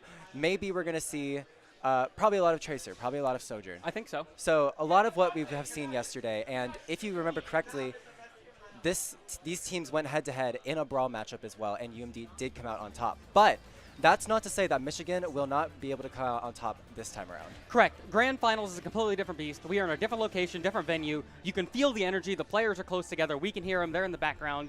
The energy here is ecstatic, and I think everybody's ready to go, and we're going to see some good Overwatch today. Yes, I'm extremely ready for this, especially as we see Maryland rolling out on that Zarya. Tony told me yesterday that he thinks that this Zarya is a very, very good pick, especially into Toby Wan's Orisa. And Michigan rolling out with that Cassidy as well, something that we do not see as often as, say, a Sojourn or some other DPS. But Akai, very talented player. I know he can make it work. And as we get into this first fight, teams are going to meet onto the point. Tony using those bubbles just to get the energy that he needs to do the damage. And Jakizis on this Tracer. We saw him yesterday. He was an amazing Tracer player. Blinks into the backline, putting pressure onto Claymore's Baptiste. And he's forced to use the Immortality Field, and Speep on the off angle takes out Akai. And now he's going to slide forward, dropping low on health. But meanwhile, Tony takes out Toby Wan, and this is going to be a first point capture for UMD. Yep, clean, very clean by Maryland. Taking a second to look at the ult economy here. You have no ultimates up quite yet. It's too early in the game for that.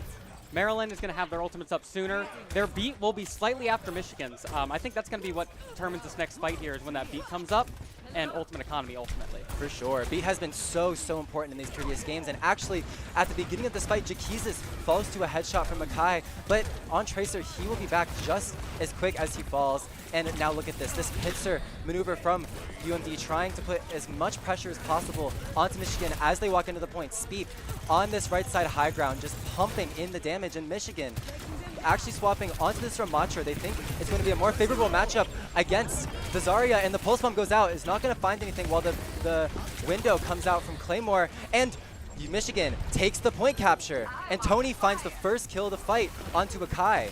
Yep, Michigan going to go for the contest here. It's in their favor, having the point actually in control, so they're getting points this entire time. Speep going ahead and getting a double kill here.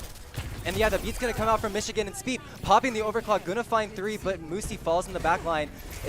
I believe it's a 3v2 right now on the point, and Michigan's just going to call for a retreat. They need to get out. They need to reset. Ults traded back and forth in Maryland's favor, actually, and now Maryland's going to have this Graviton Surge, while Michigan's just going to have the Deadeye. Yep, and not to mention Maryland has the beat up very, very soon. I wouldn't be shocked if we saw an attack change here. Probably a swap for Akai after this. I don't know that the McCree is critically effective here, but we'll have to see what happens when it is high noon after all. We've seen games completely shift off of a single Cassidy ultimate. Yeah, high noon, very hit or miss ultimate, but I know Akai, but can he get it off? Well, he's in this Graviton Surge, and he will get it off. Moose falls to the Deadeye, while Tony falls to Nervy Titan in the backline, but the beat comes out, giving UMD the sustain they need. The pulse bomb comes out from Jakizis, not going to stick anything, and it's just him alone on the point. And Nervy Titan with a 3K in that fight.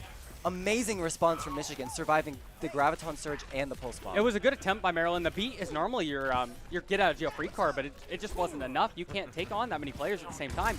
Clean fight from Michigan here. Hopefully they're going to get some points back here and see if they can keep them off the point. 30% in ticking on this point. Michigan in control.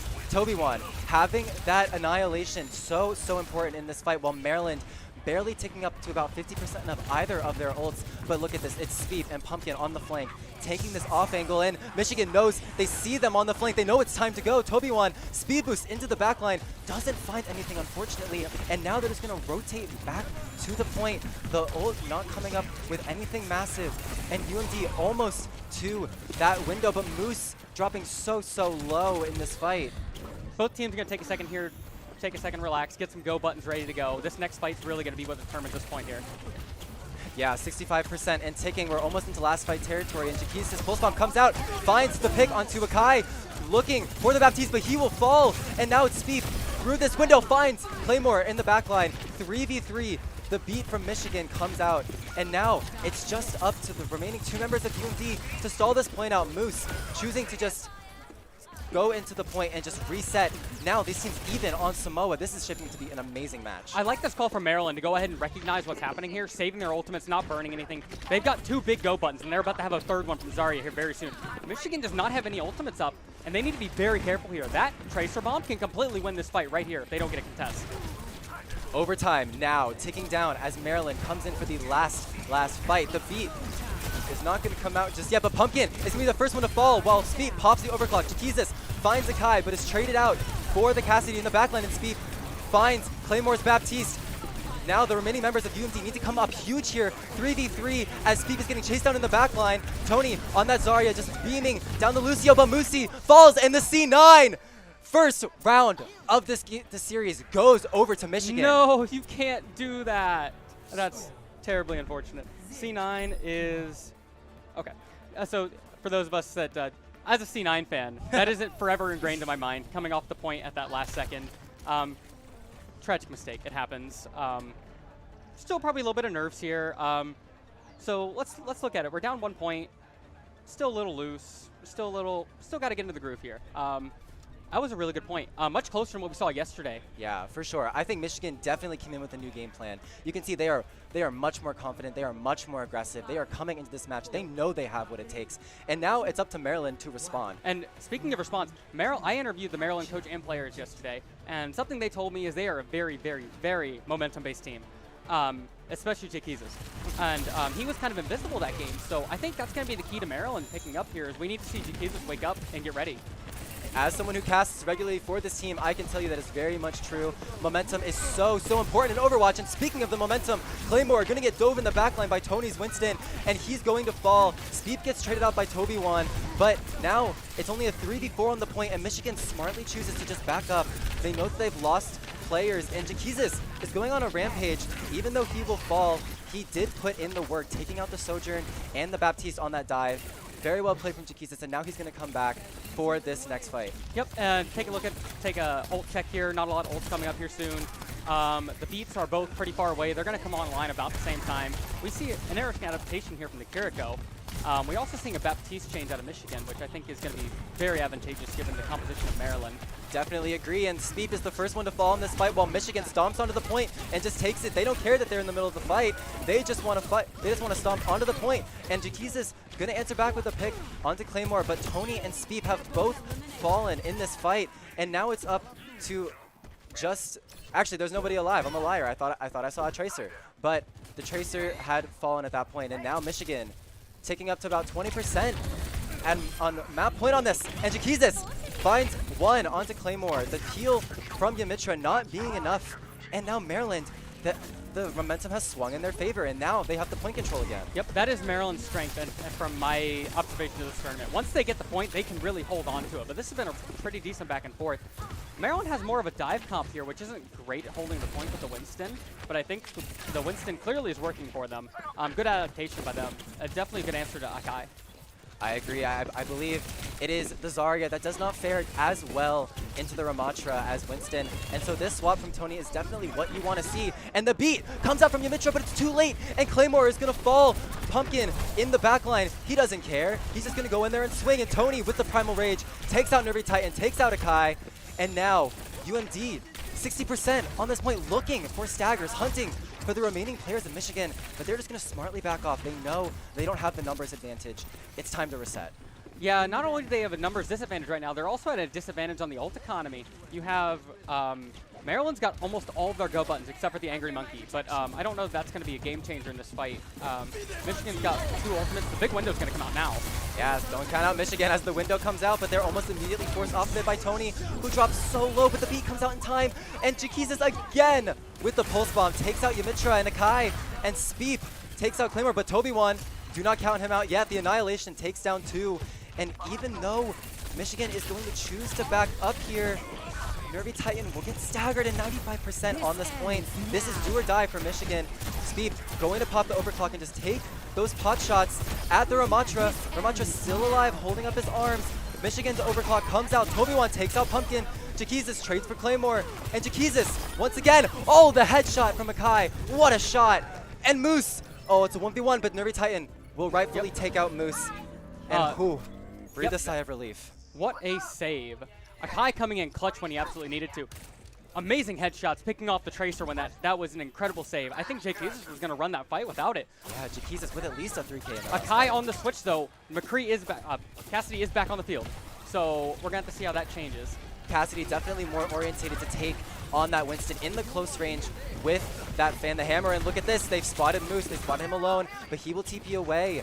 Now, Michigan need to get onto a target in the stick onto Speed. Nervy, what an amazing pulse bomb. Tony finds Akai in the backline, but Michigan doesn't care. Toby1 takes out Moose, and that's all of UMD's sustain absolutely gone. And now, UMD versus Michigan, 63% on this point. Just, oh my gosh, what a showing we are seeing from both these teams. What a game one. I don't think we could ask for a better game. Michigan's firmly in control here. Going to take a second to reset. I think Maryland needs to take a second to regroup here. They do have the Angry Monkey coming up soon. They have a lot of ultimates coming up soon. But Michigan's go buttons are going to be ready soon. They're going to have to win at least one fight without them. Here comes Tony's dive. He's going to use the Primal Rage, just force as much chaos in the backline as he can. And once again, Claymore does not get Yamitra's beat. That is so unfortunate. And now, oh, poor Akai just being juggled in the air. Toby1 takes out Pumpkin in the backline, but it just does not seem to matter as UMD is going to clean up the stragglers and take control at this point. 99%. Michigan needs a touch now, but they're all dead. And Toby1 in desperation swaps onto this Doomfist, but I don't believe he's going to get a touch. And round 2 goes to UMD. Much closer match than yesterday. 1-1 here on first map for Maryland. They did what they needed to do. Jaquizis woke up. They figured out what needed to happen. They got control of the point. They held the point, used their ultimates well, realized when they need to be back off. They played that incredibly well. What a good rally back from Maryland. This will be the real determiner of what happens next as a momentum-based team. If they go into this and win this in round, winning the first game is huge in a best-of-5 series, which is as a unique characteristic of today. We're playing a best-of-5 instead of a best-of-3. That is a completely different ball game for players to prep. As far as today goes, you can only play on the same mode 3 times, and you can't go back to the maps. Yep. And whatever team loses the map will pick the next map, and they can pick whichever map they want out of, I think, relatively every map in the game. It is every map. There is no map pool for today. All right. So round 3 on this third point of Samoa, Michigan versus Maryland. How do we feel about these mixed comps? Maryland's keeping the same comp. If it's not broke, don't fix it for them. Michigan bringing out the Reaper this time. This will be very interesting to see. I think Reaper is an amazing adaptation here. They want to take this fight close range. They do not want to give UMD the space to set up. But as I say that, Tony, desperate, trying to hold on, trying to survive, and Moose cannot keep him alive as he will fall. And now Michigan just stomps forward onto this point, taking control first. This is the first time we've seen Michigan take first point control. And now Nervy's looking to hunt Jaquizis, trying to get this stagger, but no dice. Yep, that Reaper versus Tracer matchup. You're probably never going to kill that Tracer unless you're right up in the face. But good chase off for Michigan. They've got a solid 20% lead here. Maryland's going to go ahead and regroup. Their ult charge looks really good. Michigan's going to be up sooner. But once again, it's going to be that beat drop. Maryland critically failing to protect their support with it. Or Michigan, rather. And now we're getting into this fight. Nervy trying to do any damage he can, but having to use his Wraith Form, and he will fall. Speed getting pressure by the Orisa, but it doesn't matter as they're pushed back onto the point, and it's time for UMD to just push forward, take out the remaining members of Michigan. And these fights are so quick. Both teams just going at it, fight after fight. And a clean sweep by Maryland here. Maryland didn't even need to use any ultimates. This is going to be really tough for Michigan to take this point back. I think it's going to come down to this next beat drop, but they're going to happen at the exact same time. This fight is going to be a lot of go buttons, so get ready, everybody. We're about to see a 5v5 slaughter. Right, but Michigan does have that Terra Search from Toby Wan. The Orisa ult so impactful to pull everyone in, and here it comes. Here comes the window from Moose, trying to do anything. The beat comes up from Pumpkin, is going to save the members of UMD, and Speed finds Akai through the window, and it's just a brawl on the point. Tony popping the Terra Search, and Nervy TP's into the Terra Search. What a blunder, and Tony finds 2. An amazing ult. And now the percentage ticks up to about even on both sides. That was a tragic misplay. I don't think it's going to cost them the game, but that was tragic. We do see the swap onto May. That was, I don't know about burning all of that ultimate. You get one chance. I hope that May adaptation is worth it. I think the Death Blossom would have been worth saving and keeping around for at least one fight. From what I've seen from Nervy's May, he is not to be underestimated, and that is for sure an example. But UMD want to take this fight fast. They're going to walk forward with the overclock, just pressuring down the Ramatra with his arms, and Speed peeking this high noon, very dangerous. But he is going to force Akai back, and now with those 2 ultimates traded out, it's time to maybe rotate away and take a different approach. But Michigan has the priority here in this top position, and they do not want to give it up. That was really smart of Steve to recognize what was happening with the high noon. Being able to block that ultimate is critical because his entire team was completely exposed. And now Michigan taking the space, and they just get the point. They have told UMD, we are going to stay here, and we do not care. Yeah, they just walked onto the point. Oh, Jaquizis going for that pulse bomb, but it's not going to come out as he falls right before. And now Michigan walking forward, even though they used that window, they are going to get control of the play, and they are finally going to stabilize a little bit. The window comes out from UMD right into another fight. The speed of these teams showing, but it's not going to get a lot of value as Michigan is just able to smartly back away, and the beat comes out. They're looking to aggress onto UMD in this last fight of Samoa. But they are not going to find anything. The push and pull is absolutely impeccable. And Tony, he was going to pop the ult, but he missed. Tony goes down without an ultimate. That's tragic.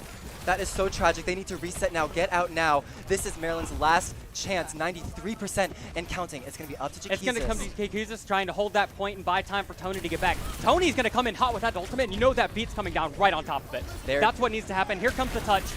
And there's the touch. Here comes the last fight of the point. The Terrace is going to come out, not find anything. Moose finds Yumitra on the Lucio. Tony finds Akai, but Nervy answers back with a kill onto Moosey. But even though it might not matter, it's a 2v4 right now for Michigan, and they are going to fall. They're going to choke in this last fight on Smo. Wait, not last fight. 90% and counting. Michigan can't come back. I don't know if they have ults. enough time to touch. I don't know if they're going to make it. I do believe they do. Yumitra has. Okay, the Lucio made it. There it That's is. touch. There's the touch. Just kidding. But it was no too touch. late. No No touch. touch. He touched too 1%. early. It was 1 or 2% too early. That's. Oh my gosh. Your heart goes out. Your heart goes out. Oh my to gosh. that. I sure hope that this game sets the precedence for the rest of the series because, oh my goodness, this was a close one. What a bloodbath. That final fight, it came down, all the ultimates dropped. And then that final fight, Tony not getting out his ultimate was tragic. And then coming back to the point, I think he just rushed it. Yeah. He didn't take the time to make the ult. I think it was just a rash call. Blew that ultimate on absolutely nothing. They just wanted to go for the Cassidy. They know that Cassidy has very limited mobility, especially with the role being not that great of a mobility ability. So they just went for him. They know that they need to take out Akai. I completely understand what he was going for. It was the right play. It was just miscommunication. However, Michigan's play is a little sloppy. Their support missed the beat drop multiple times. They were missing players on the Lucio drops, which when both teams have it wouldn't be a big deal, but if both teams have a Lucio drop and your support's got 300, 400, 500 less shielding, they're going to die. That's going to happen every single time. There's nobody else to go after. Yeah. And then once you're down to support, you just got to back off. I think you're right. I think you summed up most of the match. I think that Michigan just needs to be more decisive. They need to be more confident in the strats that they have. They worked. They worked so well up until that third point. And, you know, it just goes to show UMD's clutch factor because 99 to 99 situation. They're able to keep it calm, keep it collected. Tony dies. It's okay. They reset. Yep. They come back in. Last second contest from Jaquizis. Huge from him. and they are able to take that last fight with their ultimates. And poor Michigan didn't Jesus even with get the to use game-saving theirs. play. That was incredible. What a touch. What a dodge. And we're going to be switching to Midtown for our second map, and teams are going to be swapping sides. So we'll look forward to that. So what adaptations do you want to see from Michigan? I don't know. I think their compositions are fine. I think they just need to, you know, coordinate those ultimates a little bit better. But I think otherwise they're playing really, really well. I think, honestly, there are so many things that go into Overwatch, right? There are some things that unseen to us, unseen to even the players. I think that Michigan needs to keep the same comp. They're able to go toe-to-toe with this comp against University of Maryland. And if they keep doing so, it's possible that they could just beat University of Maryland at their own game. Yes, but now we have to remember, University of Maryland did win 2-0 yesterday over Michigan. It's true.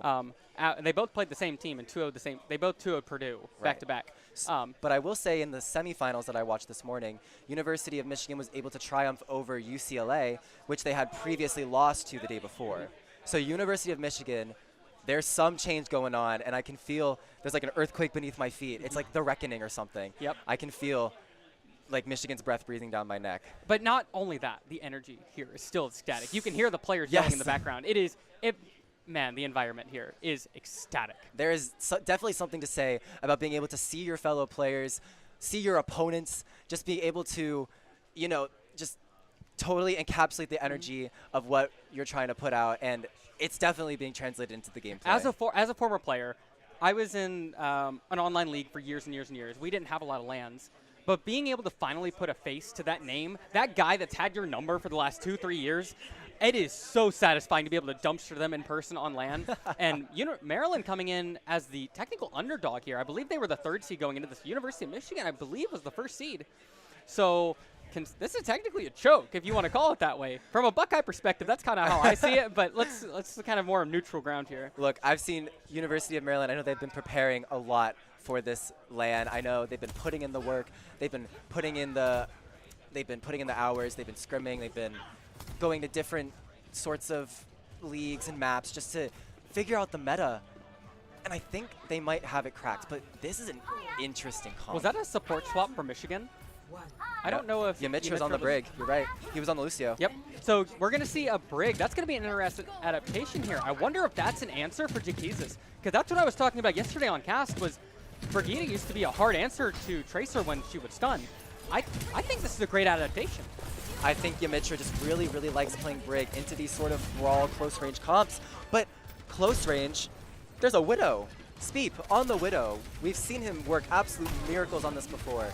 Yep, And all day yesterday, Speep making, highlight reel after highlight reel. Exactly, and it's up to Michigan to take him out, to squash that spider. And there it is, Toby Wan. They see him isolated in the back line, and they're going to take this, and look at this. And a Tracer 1v1. Ooh, exciting. Nervy takes Oh, out what a Jaquizas. kill! Ooh, Nervy, perhaps feeling himself a little bit, feeling a little saucy, as he takes out what we've all thought to be one of the better Tracer players in this bracket. That was very uncharacteristic of Jaquizas. He's won every Tracer matchup. Ohio State went through 2 different Tracers trying to find one to beat him. And we're going to see the swap to Echo. This is a great adaptation. This is what Jaquizas did yesterday after the Tracer didn't work out. The Echo is absolutely crazy, and I think it's going to tear this game up. Yeah, I think Echo is definitely one of the better answers, especially against a Brig with low range. And Orisa, you can just melt Orisa so quickly if she uses her cooldown. So and being able to knock out Baptiste and pick up that immortality heal for yourself can be game-changing. And Speed gets stuck on the car. Akai from that high ground just going to take him out. And that's the sign of University of Michigan to just push forward, to shove UMD back, make it so that they have to make a total regroup and that they can't take any space onto this University of Michigan squad. And good on Michigan for recognizing that before burning any ultimates. They're going to have all of their go buttons. Maryland has a couple. They should have them.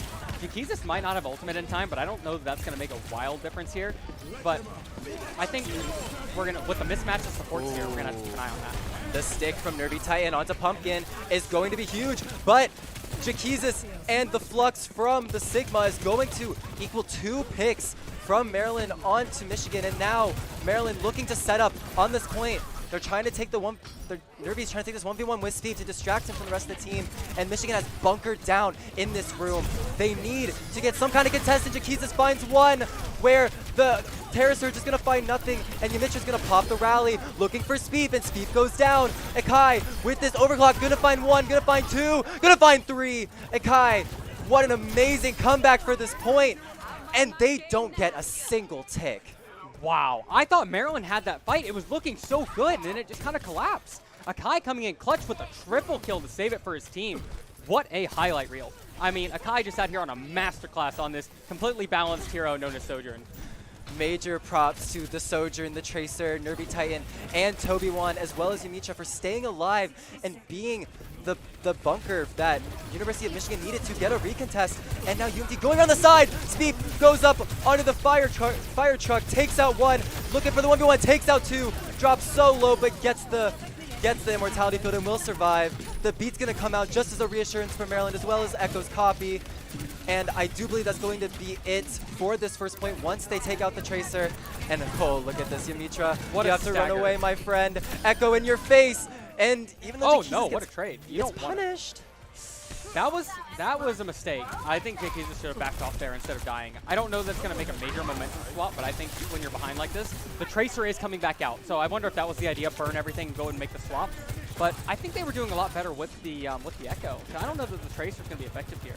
But I wonder if their attempt here is going to be diving the backline. I was just about to say, I think they have just decided to forego fighting the Orisa at this point. They're playing more of like a poke kind of brawl thing, and Tracer very good at poking and distracting the backline. I think that's what Jaquise is going to do, especially when Speep is right next to him, able to pick people off at these long range. And here comes Jaquise, goes in, drops Claymore dangerously low, and Nervy Titan finds the 1v1 again. The window comes out from Michigan. That's going to be a full retreat from Maryland. Jaquise, whenever they lose Jaquise, they have to back up. Yep, he has a lot of their damage. Steve is trying his best, but he just can't find anything. Oh, the spear from Toby1 is going to take out Tony's Flux, and the window's going to come out, putting pressure onto this Michigan squad. Yamitra's going to survive, and the Terra's just going to come out and find 2. Toby1, an absolute menace right now, taking out 3 in that fight. Triple kill for Toby. Man, talk about tank diff. Tony's having some issues really keeping his team alive here. I mean, Jaquise is dying early. Tony doesn't have a lot of damage. Speep just is getting left out to dry. There's not a whole lot they can do here. They almost seem like they're uncoordinated. Yeah, it seems they've been thrown for the loop a little bit. I think maybe they aren't used to encountering this much resistance from enemy teams. And now that Tony's on this Winston, it kind of allows Toby1 to just kind of bully him into a corner with his spin. The pulse bomb comes out, and look at this. Speed, Kiriko, and the Lucio on the left side, and they finally break through this hold, taking out 3 by themselves, and poor Toby1 left alone. The isolated Orisa, he's going to go down last, and Maryland finally gets a move on. Finding the, first the fight they were looking for. They got the picks early, they stayed together, they kept everybody alive. I think they've got a little bit of momentum going here, so we'll have to see what happens. 2 ultimates ready to go from Maryland, maybe 2 more over halfway on the way. Michigan, no ultimates ready aside from that pulse bomb, but that comes up really quick anyways, so Jacuzas will be up here soon. Man, Maryland has a chance here. Here they go, they're diving into the backline. They've said, we just want to fight. And the stick from Nervy Titan goes on to Speed, taking out that overclock, effectively ruining the push. And now UMD is just on the retreat. They need to run. They have to get away, and they will do so successfully. But 17 seconds on the clock, and a full hold on Midtown, or first point hold on Midtown would be absolutely huge for Michigan. I think that was a game-winning play by Nervy Titan. Finding that pick so early onto Speep and canceling out the ultimate, that was Speep's biggest tool. If you're going to carry, you need the ultimate. But you have no ultimate. You have one last fight. We're going into overtime.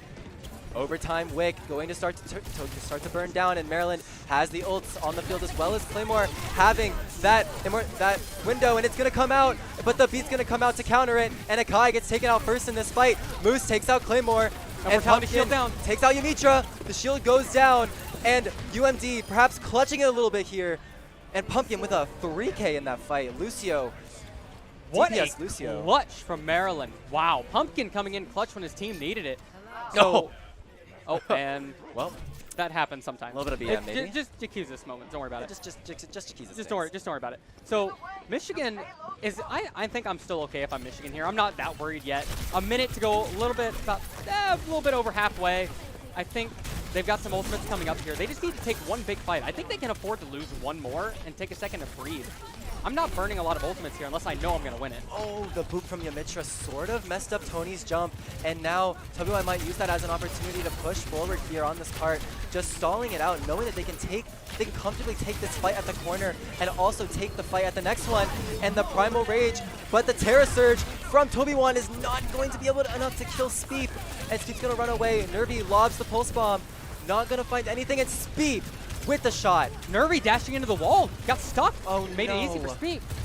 Oh no, and Tony dropping dangerously low on this engage. He is going to fall, perhaps getting a little bit overconfident there. And now the dueling Sojourn ults come out from both sides. And look at this, the engage onto Moose. He's kiting around the cart, and the stick again. There's just nothing you can do about that. Jaquizas finds the kill he needs and just won the game for Maryland almost single-handedly. What a save. The pulse bomb difference, man. That's insane. Nervy tight. It's just a battle of the Tracers this game. Yeah, it's just the battle of the Tracers, but Akai swapping onto that surprise Widow. It's so possible they could just pop out and take out one of the players from UMD, but Tony taking matters into his own hands, taking out Nervy on this Winston, and the beat comes out from Maryland to give them all the sustain. Speed takes out Claymore, and now it's just Tobiwan to stall the card out, and Yamitra will fall, and that's a full capture on Midtown. What a recovery by Maryland. They managed to bring it back. I thought it was lost at about a third of the way. They were stuck. They couldn't get the cart moving. They found the kill they needed. All started by that pick by Jaquizas with the Pulse Bomb, canceling out the Sojourn ultimate, and it was just, the rest is history. What a save. We talk about momentum all the time, right? Yep. And that is a textbook momentum moment. Exactly. That's a case study right there of why momentum is so important. And also, staggers. We noticed at the end there, Jaquizas is able to get the Pulse Bomb onto Akai's Sojourn before the fight could even start on third point. And that just allowed Maryland to snowball into further map progress, more space, and now that it just coalesced into a full point capture. It did, and I mean, if I'm Maryland, that is a mental save there. Something like that, if you get stuck like that, that can absolutely destroy your mental as a player. So good on Maryland. That shows some real resiliency and a great environment for this team that they're able to come back from something like that. For sure. It's Now also important to note that these players are fighting for a chance to go to the CECC qualifier. These are the two best teams we've got here at the Big Ten, just battling it out, duking it out for a spot, which I believe will take place in Texas sometime in May, if I'm not mistaken. That is what I've heard. So, yes, it is. This game is so important for these two teams. This is an opportunity for Maryland to go and represent the Big Ten, go up there and show them what we can do. I mean, Maryland's steamrolling all of us, so clearly they're probably the best person we should send. Michigan, though, trying to change that narrative. They really want that opportunity, and I think they're going to play their hearts out here. I don't think they're out yet. You can come down. Let's just see how this goes both ways. I think Michigan is definitely, it's possible for them to rise to the occasion here. And we're going to see a bit of a 3-2 split here coming out from Michigan. 3 staying in main, while 2 players go to the right side. And Nervy and Jaquizas are just going to battle it out in this building, as is pretty customary of these Tracers. But Akai finds Pumpkin sort of out of position. That's not what you usually see from the Lucio player of Maryland. And now, UMD needs to give up space to wait for their player to come back. But Pumpkin just provides so much sustain and so much kiting power, but don't forget Jaquizas in your backline takes out Claymore. And now it's UMD with the advantage. We see this back and forth so often, but Yamitra and Akai, no, they're taking matters into their own hands, and Jaquizas going on to Akai, speed finding Yamitra, and Jaquizas and Tobiwan in this 1v1. And UMD comes out on top. What an amazing back and forth from both teams. I think that was a bad, man, Pumpkin, that was rough. That death and then coming straight back into dying, that ult economy is destroyed. He is so far behind on ultimates. Man, that's just unfortunate. I think Jaquizas is able to pick the kill up there on Akai because I think he had just used the sticky bomb. But interesting adaptation we didn't talk about. Akai swapping to the Cassidy here. No. And Jaquizas finding another Tracer. I think Jaquizas finally figured out what's going on. And that's a pulse bomb ready to go, so expect another kill here in just a second. I think Akai is getting ready to die. Poor Akai getting targeted over and over. UMD knows that this player is someone to watch out for, someone to make sure that you shut down so that your carries can can flourish. And as I say that, out Maryland's comes ultimates the are coming window. up. There are 4 ultimates on the side of Maryland. Michigan doesn't have anything. This is an opportunity for Maryland to run away with the game here. Here comes the Flux, gonna take out Claymore. The most of the healing from University of Michigan gone, and was that a 4-man stun coming out from Yamitra? However, the window getting booped back into the line of sight of the window is going to be it for Yamatra. Maryland wins the fight. Maryland able to force them back. And Maryland didn't even have to burn that many ultimates. They still have 2 ready to go.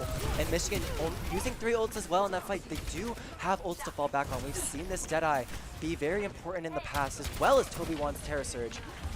You have to be very aware of that Orisa getting into your backline, especially if you're Maryland, if you're not having a jump. But it looks like we're going to go hit the go button now. Ooh, both Tracers going at it. Jaquizis tossing the pulse bomb, not going to find anything in speed.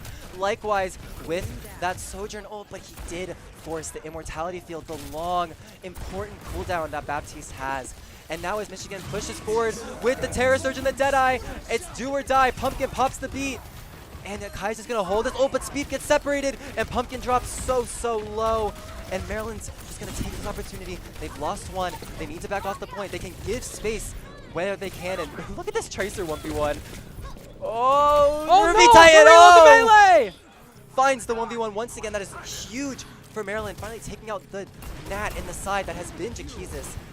But Maryland, 4v5 right now.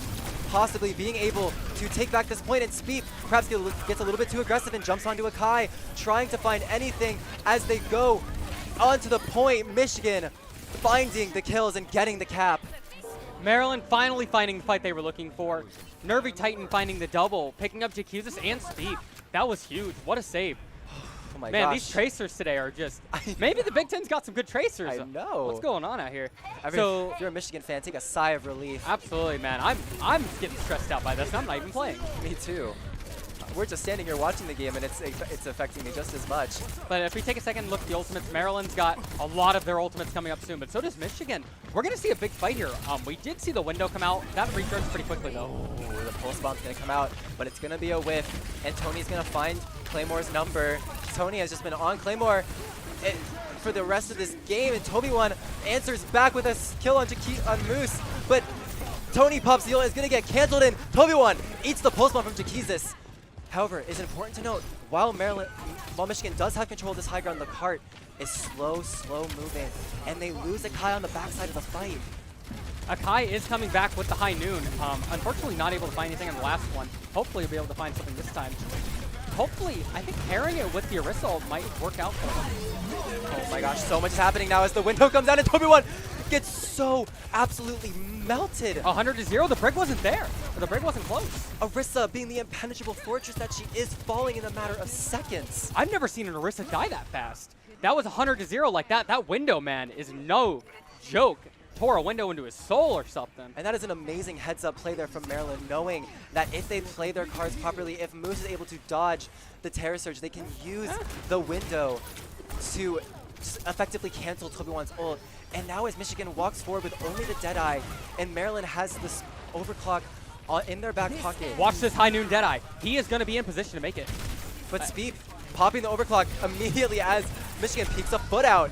And that's going to be it. That is a quick... Akai going down without the ultimate. Oh my gosh. Getting picked by Speed. That is tragic. But it's not over for Michigan. They've got time. They got 46 seconds. That's enough time to regroup. They've got their ultimates coming. Maryland has a couple, but I don't think they're going to have the big ones in time.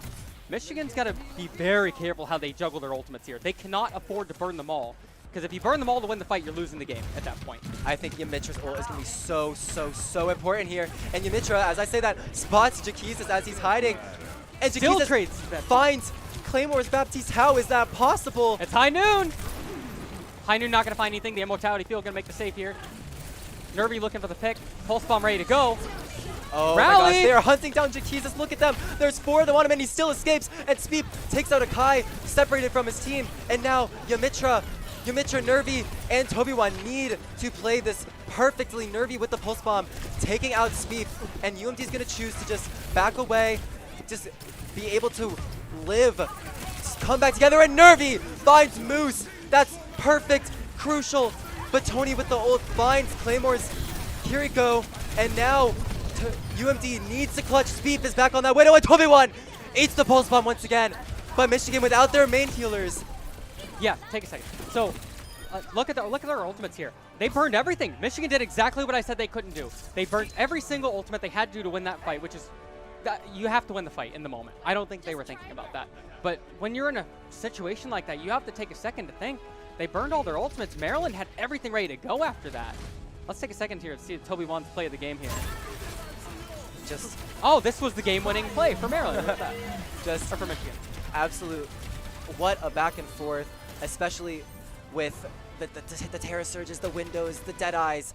And, you know, we have to highlight here the Sojourn ultimates. So much coming out of those Sojourn ults and just UMD perhaps finding more value with Speep. And I think what UMD did there to get that win is they played so incredibly quick. They were on Michigan like that. The score is now 0-2 for Maryland. It is a best of 5. Michigan has one more chance. This is the pressure. As a player right now, if I'm a player sitting in my seat right now, I'm trying to get my mental ready. I think Michigan's going to be doing the same. I think they're making just small mistakes. They're playing so well, but I think they're just getting ult economy diffed at this point, and Jaquiza's finding those huge fights that he needs to. It doesn't matter how many ultimates you have if you can ever use them.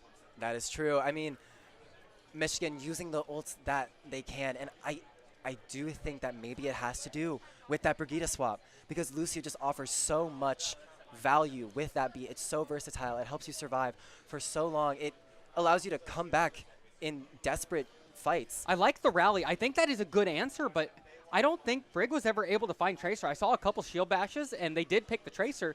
But if you burn all your resources on the Tracer, then you're just going to get swept by the Sojourn. Like, exactly. It just does not matter. You have to be able to find both of them, and the Brig just couldn't find them. And that's UMD's double threat system sort of coming out here. You got a heavy hitter with Jaquizas. You got a heavy hitter with Speep. Which one do you go for when they're both going for you? And they're both incredibly mobile. That's the key there. Brig is not mobile. Lucio can run. Lucio can boop, do whatever, and get away from them. But where are you going as Brig? You have a shield in front of you, but that can only last you so long. Exactly. It's not Overwatch 1 Brig. Like, thank God Goats is dead. That is true. Oh, you said the word. Oh, Don't I said Goat. it. I'm sorry. I didn't mean to. I'm sorry. But thank God that's gone. I'm getting flashbacks now.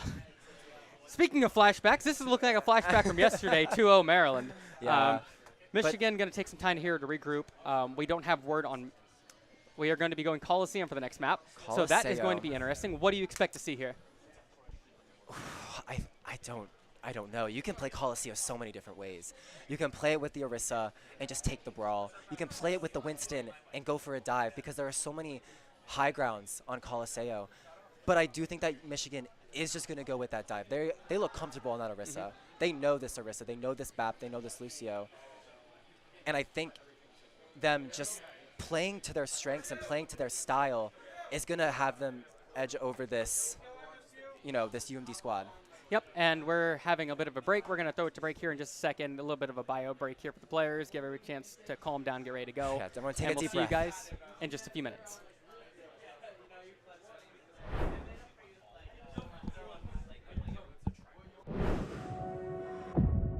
We get how uncertain the future is. We come of age in a complex world, face to face with problems we didn't create. So what's gonna happen next?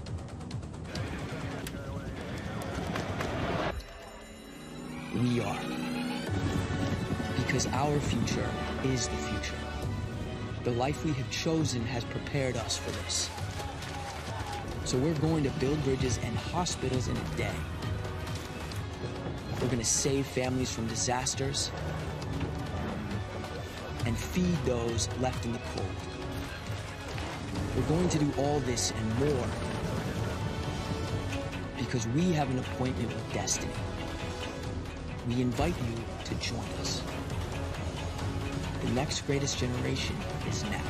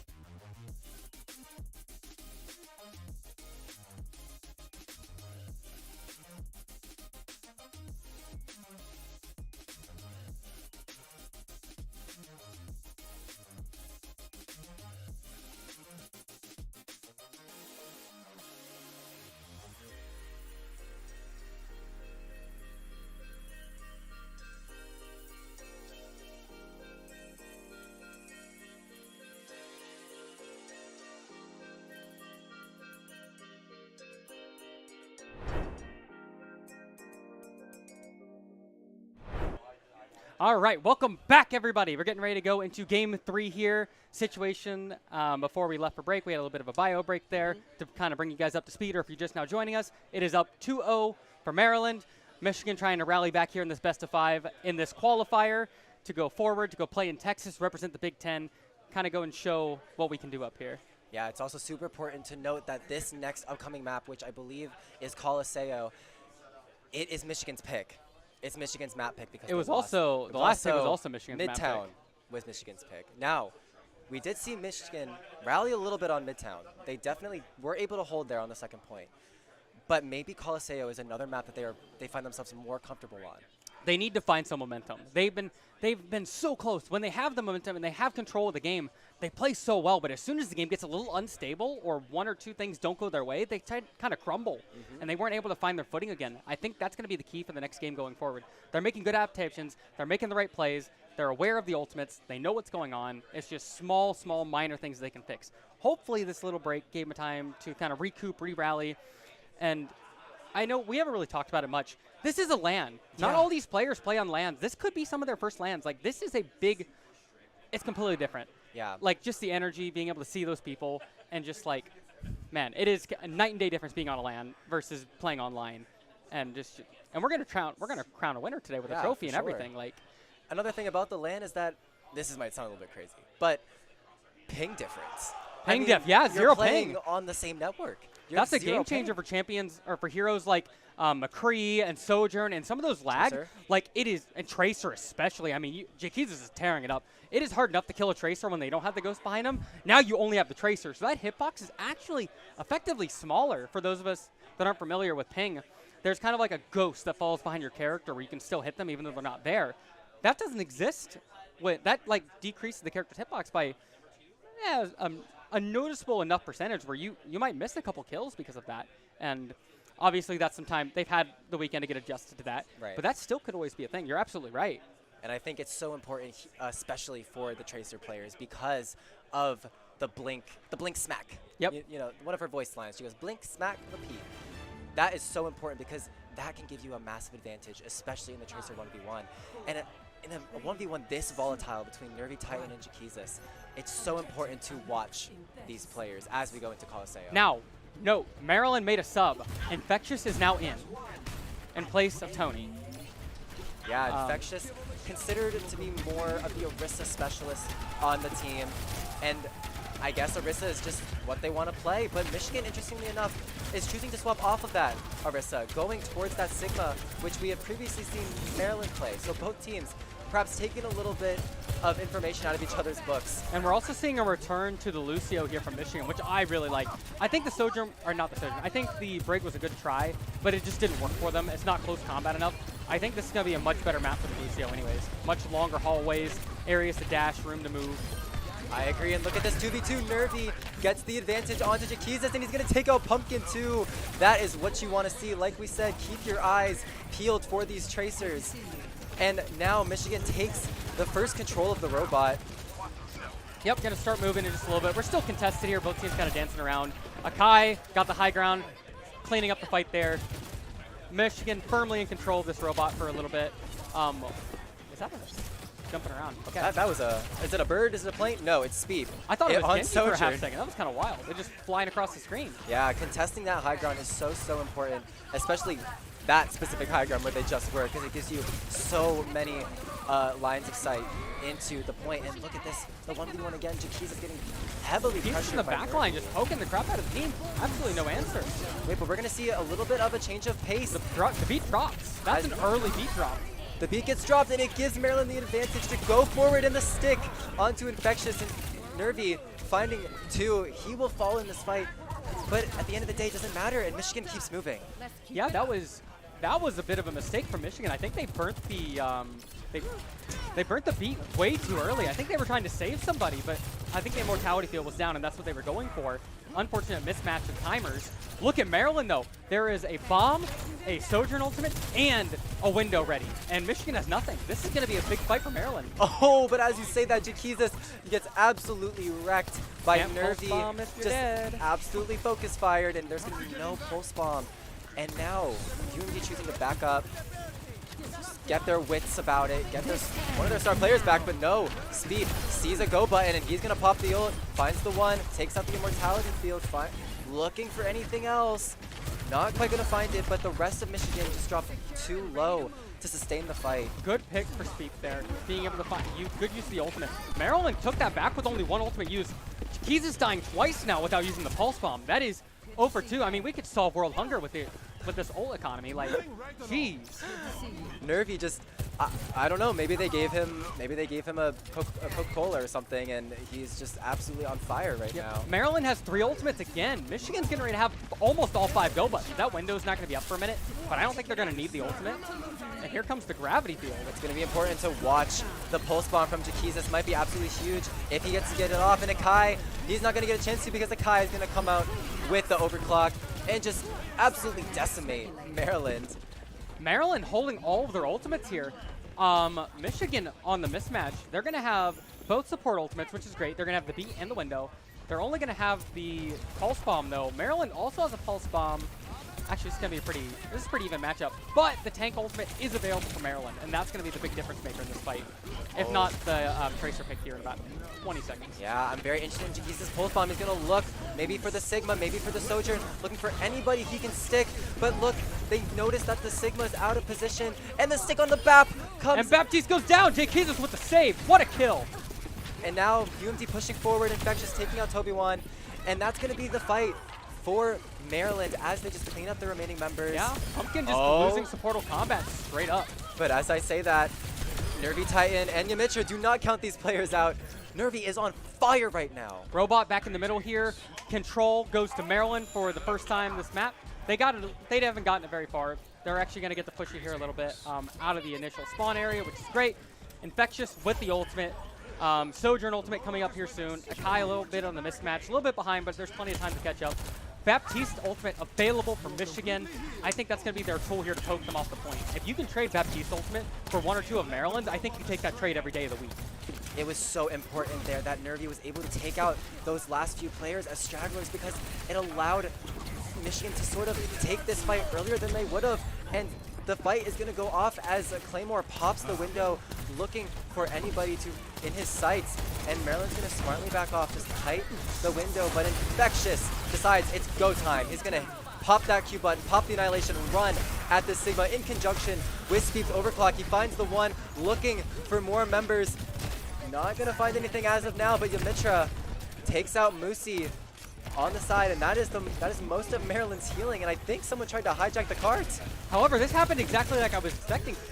They were able to trade the Baptiste ultimate. Look, Baptiste ultimate's down, but Maryland's got one coming up soon. It's just the pulse bomb. Lucio Beat's not going to be up for a while. I think Michigan's got a chance here to take control. They might be able to win this fight, having ultimate economy in their favor. For sure, and Akai falling there might hurt, but I think him being able to come back as quickly as Claymore finds a pick on Speed is absolutely crucial. And now it's Jaquezis trading out Claymore, and here comes the overclock, like we said, giving Michigan the pressure to push. The beats are traded, and it's a back and forth as Michigan is looking for the kill onto Infectious. He's holding his arms up, desperately trying to survive, and he's going to get killed. Ultimate's burning. Michigan just needs to hold on for a few more seconds.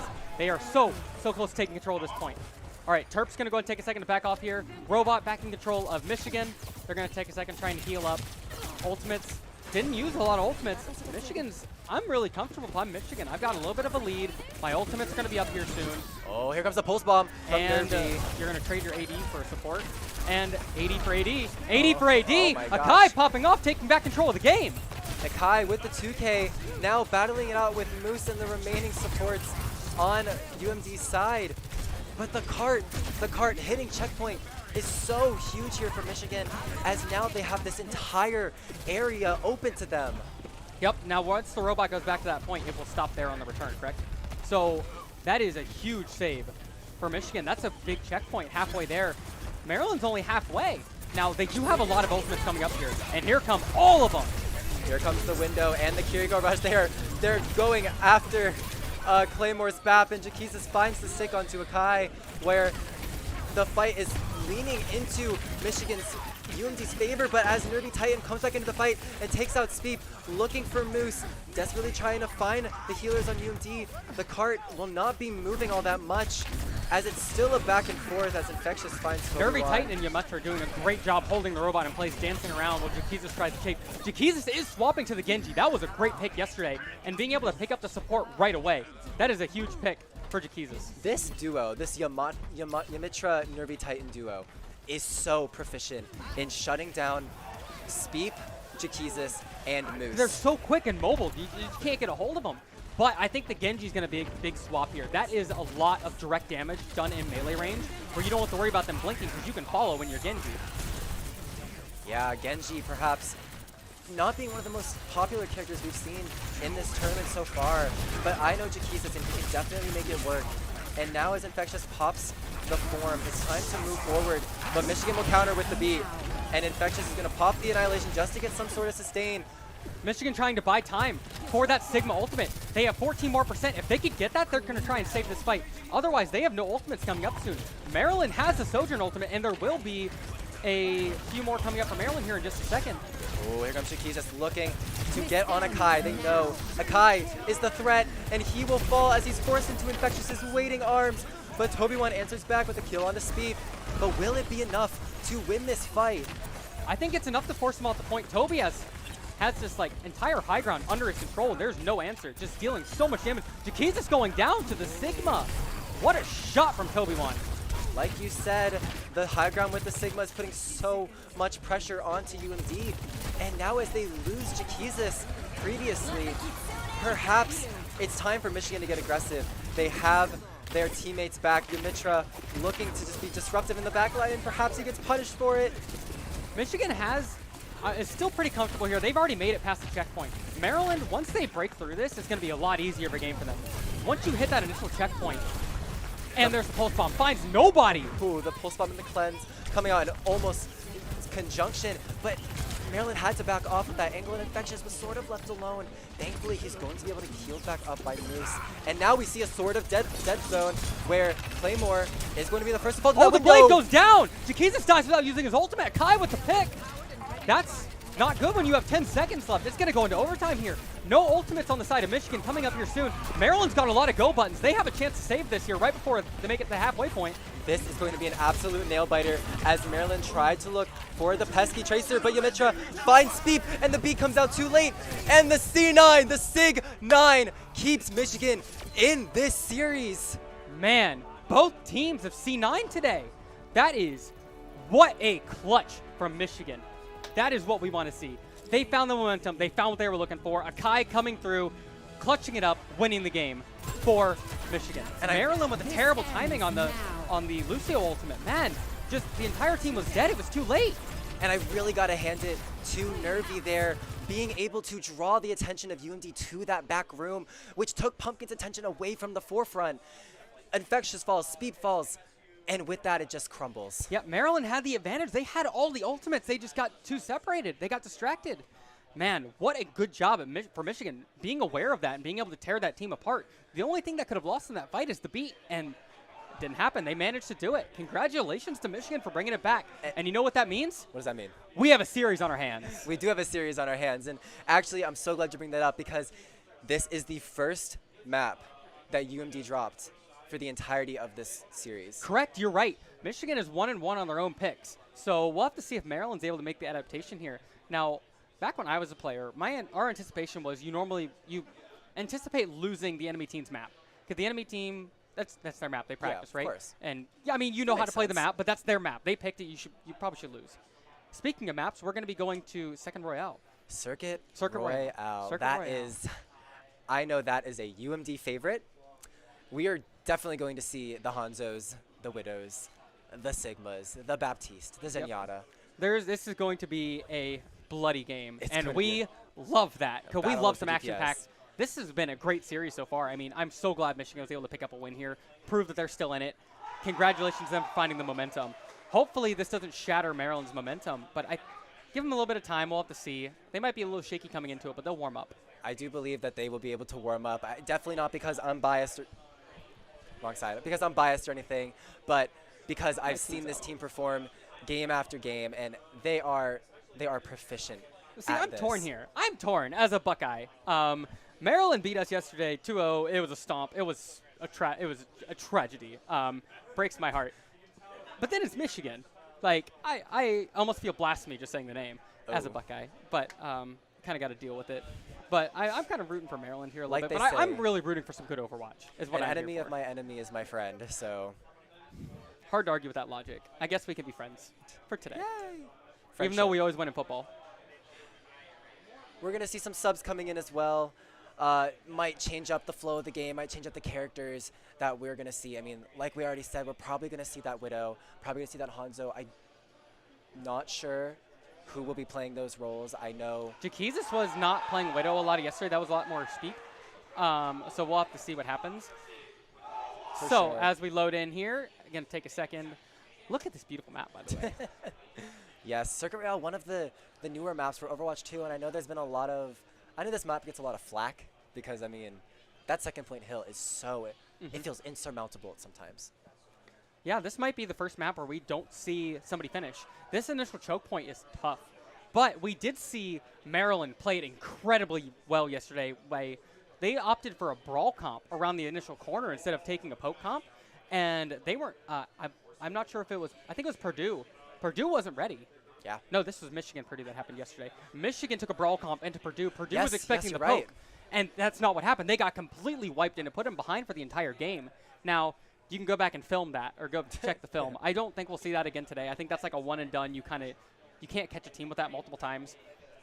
But we'll have to see what the compositions look like once we load in. But I'm expecting to see a poke on poke, which is exactly what we got. Almost a mirror matchup here. The only difference is Maryland opting in for the Zenyatta, where Yamatra is opting in for the Brig. What do you think about that? I'm going to be honest with you, I don't like that. I'm actually kind of in. I don't know about the Brig. I feel good about the Zenyatta, actually. We've been seeing some Orbs of Discord do some serious work throughout this tournament, especially paired with a Hanzo and a Widowmaker. You can one-shot almost anybody that's not named Toby-1. Zenyatta is so important for these comps because if your Sigma is good enough / is smart enough, they'll be able to cycle their cooldowns and just live pretty much infinitely. Yeah, I mean, I think Maryland does not have as much sustain, but they have so much more raw damage having that Zenyatta compared to the tankiness and the armor that is brought by, plus the second shield that is brought by bringing the Brigida. And Nervy Titan, usually we see a Hanzo complementing that Widow on this map, as we see with Jaquizis speed. But Nervy actually opting for that Sojourn, and we've seen him do so well. Oh no, that is the one downside to Zenyatta though. Zenyatta is completely immobile and just got caught by a rock out of nowhere. That is definitely a blunder, a horrible misplay from UMD, as now they're just made to sort of grasp at straws here as C3 drops so low in the back. But look at these ult charges. C3 coming up on this window. Speak looking for the pick. It's not going to find anything. And now we go back to the cart where there is an absolute war going on. And Tony trying so hard to stay alive. There's rocks, there's shields, there's grasps, there's The hands. Immortality Shield is down. I think CE3 still has his. The window came out, able to force Michigan back, and Jaquizis gonna find a pick onto Yamitra while Tony gets taken out in the middle of his Sigma Flux, and it's just up to Moose, but he's gonna get taken down, and that's Michigan with the first point capture. What a save by Michigan, man. They were able. Maryland popped that Immortality Field way later. Michigan used it so early. I thought it was done for. Mismatch on those timers. You really want to see those come out at about the same time. You don't want to be the Baptiste without the Immortality Field, because it feels like a half a character without that. But it's, oh man, what a save. But Moosely getting picked off really early was tragic. However, that Zenyatta ultimate is crazy. It is so, so important, and especially now that he can use it perhaps in a more fluid sense rather than just using it to counter the flux that Tony just does not have. Here comes It the might Sojourn come out big, because here comes Nervy Titan with that Sojourn ult, and it is going to get countered by that Transcendence, like we said. But in the meantime, Toby-1 will fall from the aggression from UMD, and Speed is going to pop the sights, and Ikai taken out while trying to run away here. Yeah, I think that Zenyatta is actually working out really well. Having that blanket answer to any ultimate is really interesting. I didn't think about that as a Zenyatta use. You can completely invalidate 2, 3 ultimates on Michigan just by popping that. Now, it's not going to protect you from getting one shot by Widowmaker. That's just the reality of the situation. But still, I mean, Speed hasn't... Both the Widows have been pretty quiet this game, dealing a lot of damage, but not a lot of picks. A lot of shields in the way, pretty tanky carries, a lot of healing, immortality fields left and right. Everyone knows as soon as they see a Widow, they better run at her. Now, And no, Michigan just lost their immortality field right before the fight. They're coming up on this corner. I don't know if they're going to be able to win without it. That's a long cooldown that they don't have. it's a very long cooldown, but we've seen previously these fights run extremely long. And maybe we're seeing a bit of an advantage of the break here as Yamitra uses himself as a sort of body shield for Nervy Titan as he takes on the 1v1 from Speed. Our second round of ultimates are starting to charge up here. Michigan burning the grab here. Oh, Maryland going to match it as well. Both teams going to use their gravity surge. The simultaneous fluxes come out and neither find a kill. It's important to note that Michigan previously has been more successful on fights without ults. And here we go, Yamitra popping the rally, running forward as UMD desperately tries to kite away. And the Nervy Titan will take out Moose. It's a 4v4 right now as Akai falls in the back, but with the window coming off from Michigan, I don't believe that UMD will be able to get another touch here. And we're going to see the second point. Yamatra says, rally to me, and rallies the game. What a great ultimate from Brig. Now, Michigan in control of the game here. 2/3 of the way. Everybody on point. Maryland, not a lot of ultimates to work with yet. They're coming up soon. Speed's going to get picked way too early. That you cannot be afforded doing this so late in the game. Michigan still has 3.5 minutes to make it, and they've got ultimates to play with. That was a shot and a half, and now UMD can use this as an advantage as they use the overclock to make space for their carries. Walking forward, but UMD has a response. They've got the window, but Nervy takes out Jakizas. What a brave soul to peek a window. The Zenyatta ultimate is online. You do need to be aware of that if you are Michigan. Oh. What a shot from Akai. Down goes. Oh my God. I had to say something. Good morning, Maryland. They were not ready for that. Guess it doesn't matter. Can't ult if you're dead, huh? Akai finding 3 picks in that fight is so crucial because now we're in last fight territory. Oh, wait a minute. We're about to see another pick on the Widow. I don't know that they know Akai's here. No, Speed has popped the sights now. He knows that Yamitra was looking at him. And look at the ults. Moose having the Transcendence in his back pocket. And UMD is going to maybe use these sights to push Michigan off the point, get some downtime, catch their breaths, get new positioning in Akai. Comes up huge with a pick on a C3. That's exactly what we expected in this map. These Widows are just going back at it. Jakuzis on the Sojourn, but not nearly as effective as Speed has been. Oh, Moose dies with the Transcendence. Tony dropping so low without his healers. He's trying to stay alive, but Jakizis finds Yamitra in the backline, and C3 will find Nervy Titan. It's all crumbling for UMD. Here comes the Transcendence. Finally popped it. Zenyatta finally using his ultimate. Able to hold the point here for a second. Able to 1v1 the Toby. Good night.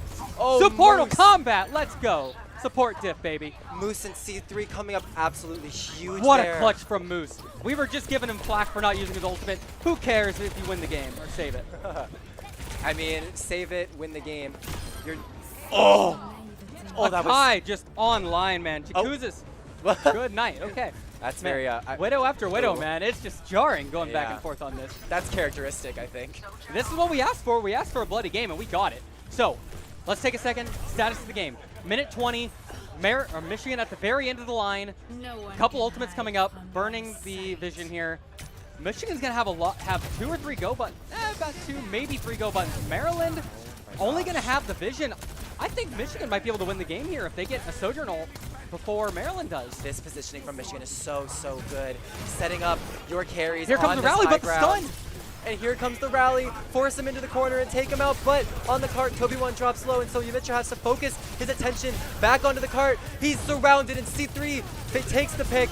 Nervy desperately trying to claw it back. He'll find Jakizis, but the window comes out, and he's trying to look for C3. Will find C3, but Moose shoots him in the back, takes him out. Tony on fire coming in clutch for his team here. What a defense by Maryland. Now, Maryland winning that without a lot of ultimates. Michigan burned their big Sojourn ult here. Maryland's going to have all of their ultimates. There's only 20 seconds left. Michigan's got 1 chance and no ultimates. They might get the Graviton, or they might get the field, and they might get the window. but I don't think they're going to get it in time. I think Maryland's got this. They This have trend- the ultimates. They have the advantage. Everything is in Maryland's favor. 7 seconds left. Let's see if they get the touch. Is going to be so important. This last fight, the touch comes in from Toby One, but he takes a lot of damage on the engage, and the immortality field is forced. That is a perfect cooldown to get out of Claymore. It is so long, and Nervy Titan gets the first pick in the fight. Do not count these players out. They might be down cooldowns, but that doesn't mean they're down Here comes aim the and raw Transcendence. mechanical skill as the Transcendent gets popped, and it's time. That's the go time for UMD. The Flux gets canceled, and Jaquizis pops the overclock, perhaps putting Michigan in with an the early double. grave, and the grand finals go. Oh, I'm a liar. I'm sorry. The point goes to Maryland. No one heard that. No one heard that. Sorry. Got a little overexcited there. Are you Zenyatta? Can you see the future? Like, is that how that works? I sure hope so. I didn't know you were an Oracle. Actually, yeah. Duly noted. I guess. I'm I a mean, prophet. you're not completely out of line with it being 1-2. I mean, technically, but the game is not over yet. Maryland still has to make it to the end of this. They got to make it almost the whole way. Michigan gonna put up a defense here. They played really, really well yesterday on this map. On the defense, they played incredibly well. I think Toby One is gonna be a big factor here. It's gonna be a big tank battle. And we talked about that second point being the difficult one to cap. Now But look, Michigan just blazed right through it. exactly. They blazed right through it, but they couldn't get to the end. So close. But I think Maryland found their groove. They got back into it. Great push by Michigan. Nothing to be ashamed of. Now let's take a look at the compositions here. Maryland, if it ain't broke, don't fix it. Stick with it. Hopefully, Moosey, please stop dying with your ultimate. One of these things is not like the other we see on Michigan. We see Nervy Titan on that May. Yes, that was the next point I was going to get to. The May is an interesting choice here. They're doing the brawl here. They're not going for the poke. They're going to go for the fight straight up. Michigan's doing the same thing as yesterday. look They're going at to try and this. catch him off guard here with a May wall. Ooh, I love this adaptation from Michigan. They know that Speed wants to go up on that high ground, wants to go up on the far left side and get an amazing But the Widow is sight line. off. We're not using the Widow. We're going for the Sojourn. They're going to jump right over him. I don't know if Michigan's ready for that. Okay, I could probably count on my fingers how many times I've seen a Circuit Royale game without a Widowmaker. Yeah, This is crazy. This is a once-in-a-lifetime opportunity, everybody. Man, look at this. Oh, but they see. Oh, Speed. Speed scouts it out. They saw it. They were ready. Oh, my life flashed before my eyes, and Speed using the slide to go in and die, question mark, but the immortality field comes out. He's not going to die just yet. It's Tony, the one who gets taken out, taking a short-range fight against a Brig. Not what you want to see, but Jaquizis answers back with a kill onto the May, and Moose finds a Kai as he pushes up. Double Messy deaths in the fight. defenders. They're going to have to run back. Luckily, Sojourn can get back pretty quick. May is not going to get that back super quick. We're going to see the swap Look at from the May this. to the Soldier 76. That's probably in response to get back to the point sooner. Oh my gosh. First fight, already down, but it's important to note that a minute is already off the time bank, and the cart has barely gotten to that crucial second corner. Yep, and Maryland firmly in control of this fight right now. Kind of taking a peek around the corner, see what's going on. I really like Maryland's comp. I think the Zenyatta was an incredible answer, and Michigan needs to find an answer. And that answer needs to be a Kai. A Kai needs to find these picks and get these kills. Also, that's crazy. That angle peek, man, that's like some Rainbow Six right there, The man. first time I saw this happen, I think I fell over This feels illegal. in my chair. Like, that is just like a gross oversight. It Or maybe really, intentional, really who is. knows. I But mean- Jaquizis looking for the pick here. Man, that is a very far up Sigma. Ooh, Immortality field down for Michigan. Ooh, traded Immortality Fields, and as the Briggle comes out, UMD's going to pop the Transcendence just to counter it, but with no Transcendence means no counter to the Flux, and with no Immortality Field as well, it just spells doom for C3. And that was they used the window. Maryland didn't get any value out of their window. Michigan still has theirs in their back pocket. Maryland, though, with 3 really strong ultimates coming up here soon. Michigan with one ready and another one coming up soon.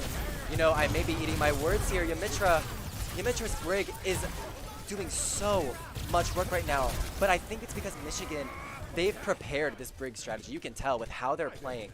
They're playing in these small rooms, in these close quarter combat, where Maryland can't kill the Brig if she's in your face. Yep, and that's where Brig wants to be, is that close 1v1. Here comes the ultimate and the Hanzo ult. Hanzo ult's going to come out, push everyone back from that window, and Speedy's going to pop the overclock. But Michigan, Oh, man. Michigan. Stopping the push right before the checkpoint. A minute 21. Man, this looks way better for Michigan. And this was Maryland's map pick, remember? Yeah, this is Maryland's map. State of the game, though. Minute 15, just under a minute 15 to go. Maryland, no ultimate. Zenyatta, almost halfway. About halfway in the Baptiste. Michigan with that Sojourn ultimate. And the rally coming up so soon. Not to mention the Sigma ultimate. So this is really, really strong position for Michigan to have that choke point and still have all of your ultimates available or close to and be winning that ultimate economy. The Sigma ult is going to be so important here as Speed finds the pick that they need onto Akai. Nervy Titan popping the overclock. He has the agency, he has the space. The rally comes out from the Mitra. They know this is do or die. This is like one of the last fights in this game, and Toby1 takes out C3, effectively ending UMD's push. UMD wins the fight. That is, Maryland gets one last chance. One last chance. So let's look at the ultimates here. I mean, the game's not, it's still map point. We'd be going to map 5. Map 5, game 5. Are we ready for some silver scrapes? I am terrified right now for both of these teams. Michigan still has to close it out. The game is not over yet. Maryland still has a chance. 8 seconds. We're going to go into overtime. This is it, everybody. Lock in, get ready. Here we go. Ultimates, go buttons coming up soon. Michigan's got nothing. Let's see if they can win it without the ultimates. C3, this window is going to be so big in this fight, especially if they can take out Toby1 before he can use the flux, but Nervy. One ultimate ready for Maryland. 2 more about to come up. 2 more right behind that. Michigan finally getting the Sigma ultimate ready to go, and it's coming out right now. There it is. There comes the window, and UMD can take a deep breath, as I do not believe Michigan will be able to contest this point. But if you're Michigan, you are going to take that any day of the week. What a save by Speed. That was a clutch pick. Oh my gosh. Widow. Okay, Widow's okay. Akai's going to go down, though, to Jakeezus. That's really tragic, considering the point just flopped, or point just flipped. And you really do not want to be dying right after a point stop like that. Michigan needs to take a second and slow down. They're okay. You have 2 minutes, but you have no ultimates. Maryland won that without their ultimates. They have 3, almost 4. The only thing they're missing is the window, but I don't think they're going to need it. Yeah, I think they're going to at least get this second point because Michigan's got nothing. They've got 1 ultimate soon and a second coming up. Oh, stun before the ultimate The can come rock out. over the wall is absolutely crazy, as it gives Tony Double the gravity. advantage to lift everybody up in his flux. They're looking for the Sigma and the Brig, and they will find it in conjunction with the overclock. And UMD perhaps pushing this to a full point capture with only 1 fight. UMD holding on. What a never mind. shot from Akai. Okay, back. Akai bringing it back. Okay. And a trade back from Musi. 1 point. Oh, okay, there's the check. There's the check. Okay. Wow, what a save from Maryland. Wow. That was a clutch play. That needed to happen. However, they have 2 minutes and 45 seconds and no ultimates. But that's okay, because they have time. They can lose a fight or 2. Michigan, 2 ultimates ready to go, 1 of which non-combative. Sojourn ult coming up soon. But look at Michigan, a swap to a Zenyatta. We see the Zenyatta mirror. If you can't beat him, join him, I guess. The rally's great, but we're out of the close proximity now. So we're in big open areas. Zenyatta makes so much more sense here. The Infrasight being the first ult to be popped in this sequence being huge to force UMD away from the positions that they had set up previously. Michigan wants to take them out of their game plan, take them out of their element, and they seem to have done just that, because the cart now stalls and UMD is pushed back a little bit. Yep, they're going to take a second to reset here. Michigan trying to get control of the game here. Oh, Speak! Oh, it's a big pick onto Akai. Ultimate coming out for Toby1. Yeah, it's just time to use the Transcendence. You need to live. And now, UMD with the Transcendence, with all the healing in the world, they're going to walk forward. But Nervy Titan has Speep's number, and that trade kill might work out in their favor as 2 members of UMD go to hunt the Sojourn. Now remember, Maryland doesn't have to push it to the end. They have to get it to like point, I think it's 3 meters. But Akai finding Jakeezus. That might be it. There's a minute 25. They are down but not out. It is not over for anybody. This is anybody's game. This is as close as it gets. What a banger. So, ultimates ready for Michigan. 1. Sojourn coming up soon. Zenyatta coming up soon. However, Maryland with the Baptiste ultimate ready to go. But I think Michigan's got the advantage here. They've got the better ultimates ready to go. Oh my and gosh! the shot Oh my from gosh! Sheep onto Claymore. You cannot afford to die with a minute left on the point. Especially if you're the Baptiste, one of the most important members. And Jakeezus finds Akai.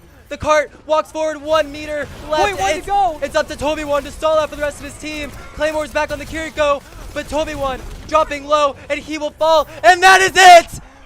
University of Maryland are your Big Ten champions. What a save. Oh my. UMD, the clutch factor, Speep, on that Widow, taking out the Baptiste. Wow. Akai playing his heart out on this. It just wasn't enough. Wow, what a shot. Man, talk about, I jinxed it. I thought we were going to game 5. That was so jinxed close. it. What a rally from Michigan. And your heart's got to go out to the Michigan guys. So close. You're going to be beating yourself up on the small things. It happens.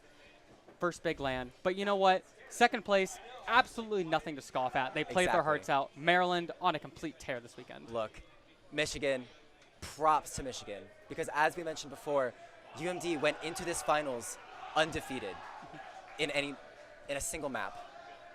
Michigan, the only team in this series to take a map off of UMD. That is something to be proud of. Yes, that is absolutely something to be proud of. It's, you know, you'd rather take home the trophy. You had it within your grasp. But you know what? There's always next year. We're going to be back here next year. It's true. Michigan will have their chance again. So congratulations to Maryland for qualifying. They will be extended an invitation. They are not required to go. They are given an invitation. If they decline, I believe it goes to Michigan, but do not quote me on that.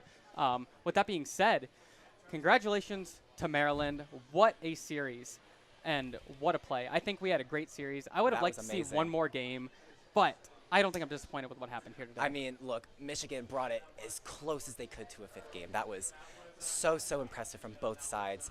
And it's been an absolute honor being able to travel out here to Ohio with my team and cast this game with you guys, with Ohio State. Thank you guys so much for everything that you guys have done for this land.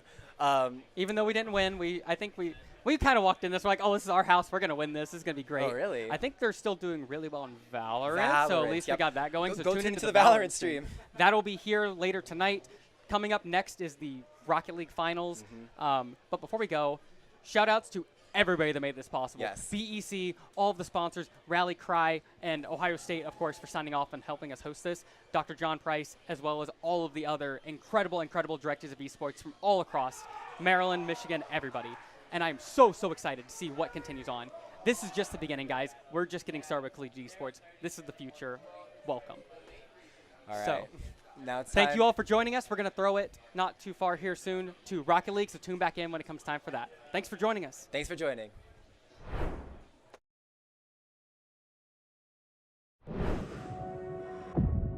We get how uncertain the future is. We've come of age in a complex world, face to face with problems we didn't create. So what's gonna happen next?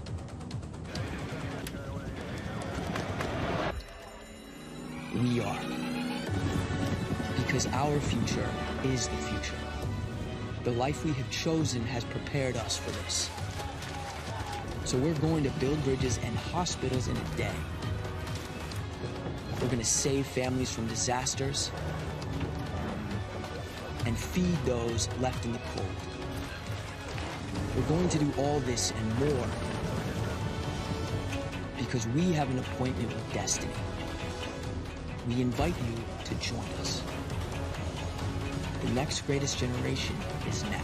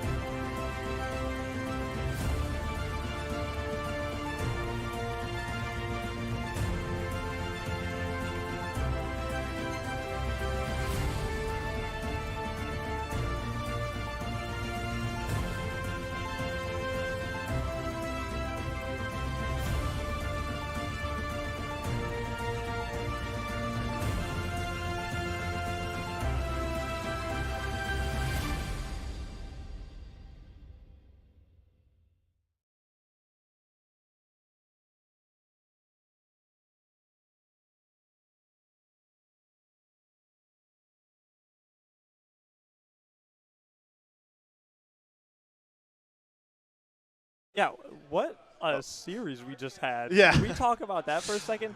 Ohio State, Michigan State, best of 5 overtime. That was insane. And now we have Michigan State into the grand finals versus Indiana. And what are you thinking about this match? All right.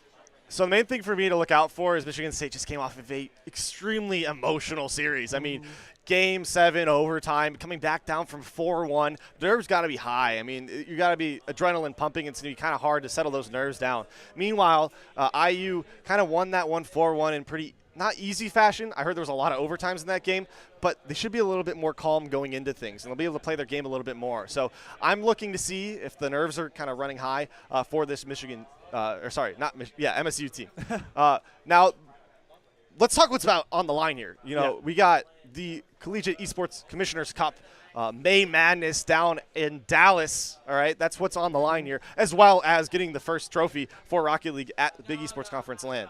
Yeah, and I saw those trophies, and they're looking pretty nice. So it's definitely going to be a big prize to have a team that gets to like lift that in the end.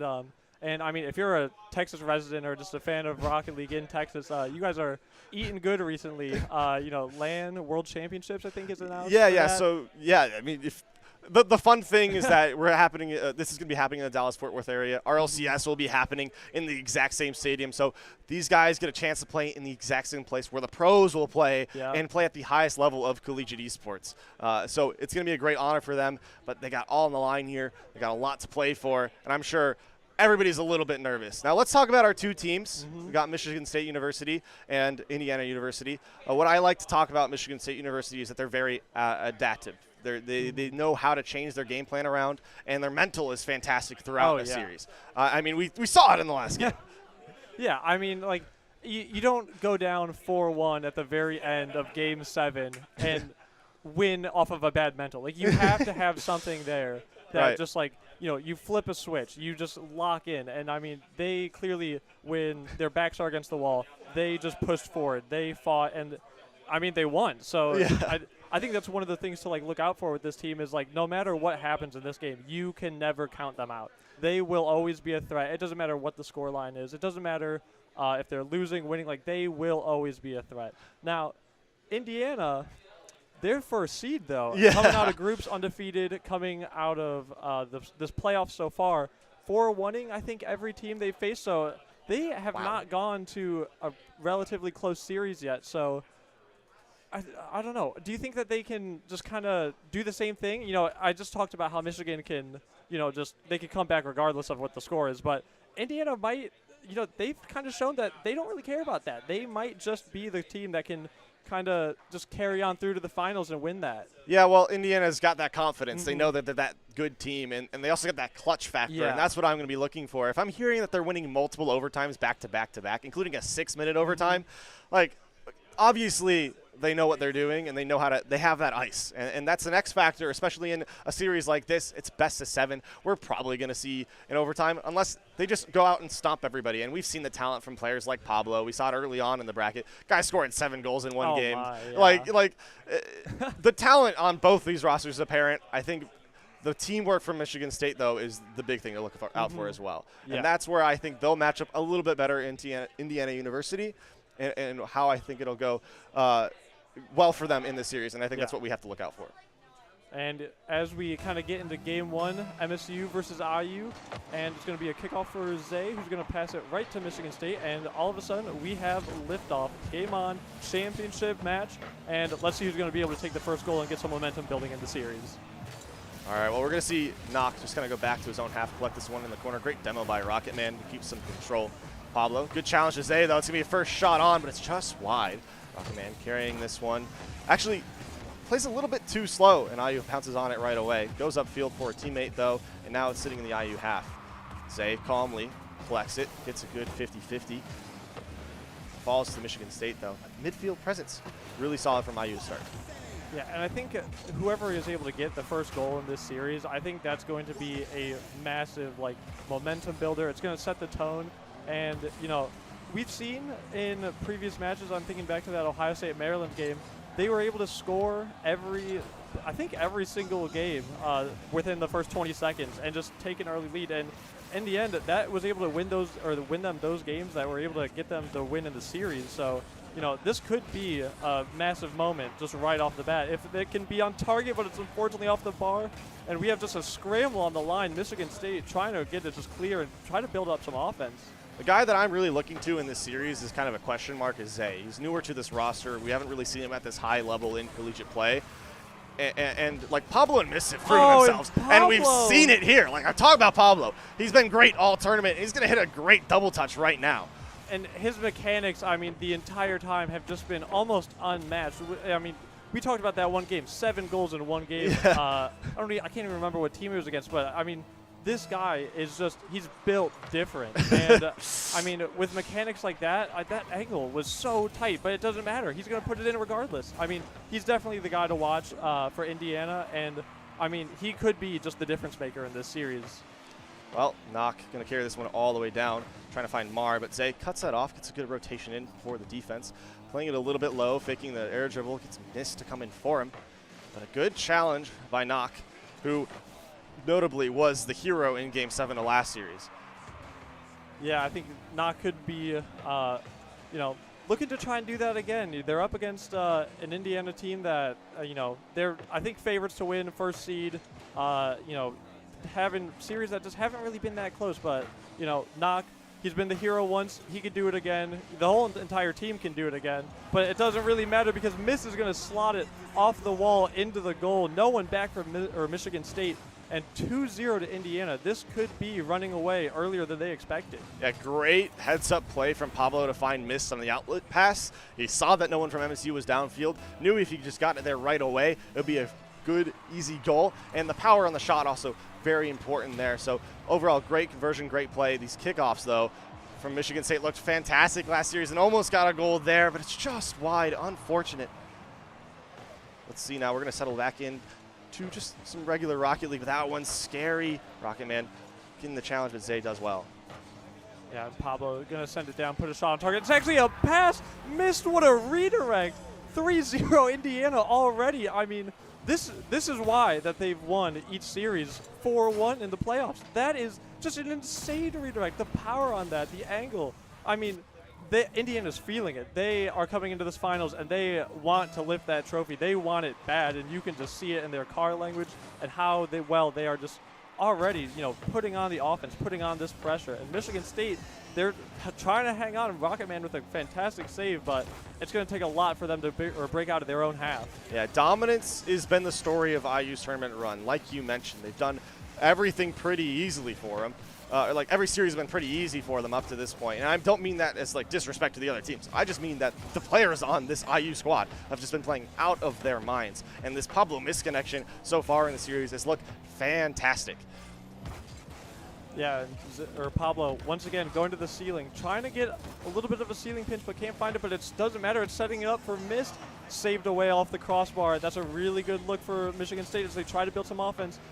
Knock passes it upfield, but it's cut off early, and once again, you just see these quick transitions from Indiana. It doesn't matter. Once they get the ball in their half, they are explosive from their side, and Michigan State, they're going to have their work cut out for them trying to deal with this.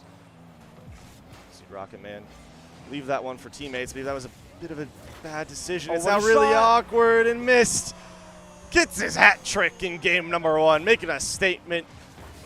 Getting that read off the back wall from the pass from, guess who? Guess who? Pablo. Yep. So look at that. Those guys connecting once again, looking fantastic. And it's a 4-goal lead for MSU with a minute left.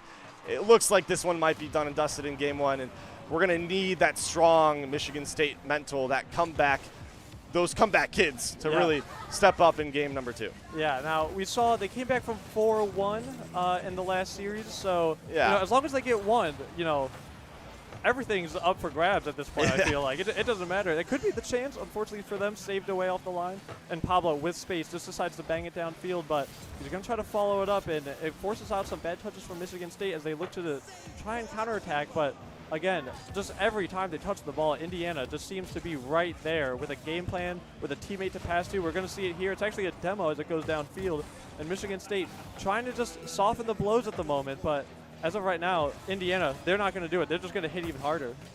All right, 30 seconds left in this game now.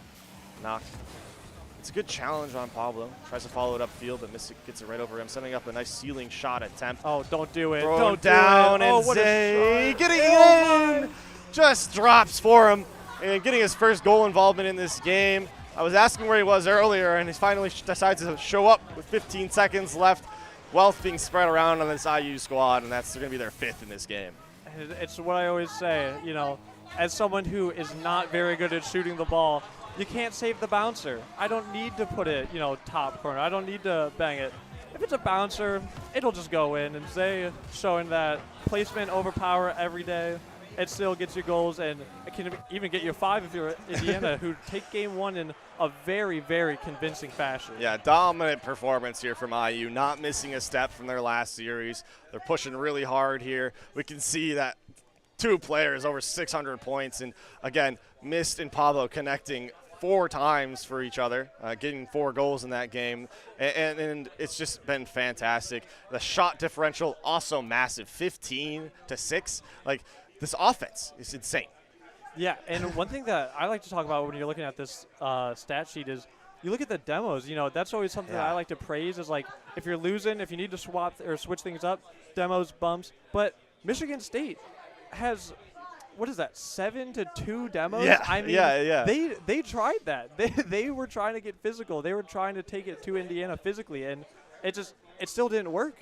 No, I don't know if that's like – I don't think they should change the game plan, though. Yeah. I think they need to be a little bit better about when they send that third man forward and keep things a little bit more tight-knit, because we saw a lot of really fast outlet passes from Pablo to Mist and Mist to Pablo and all that other stuff that led to open nets for them. And I think they just haven't adjusted to that. So they just need to send that third man a little bit deeper. But I think that first man aggression in those demos are so important to their game, and it worked so well for them in the last series. They can't just abandon it at this point. Yeah, I think a big thing is maybe just adjusting to the new speed of play. I mean, Ohio State and Indiana were in the same groups, and Indiana came out on top there as well.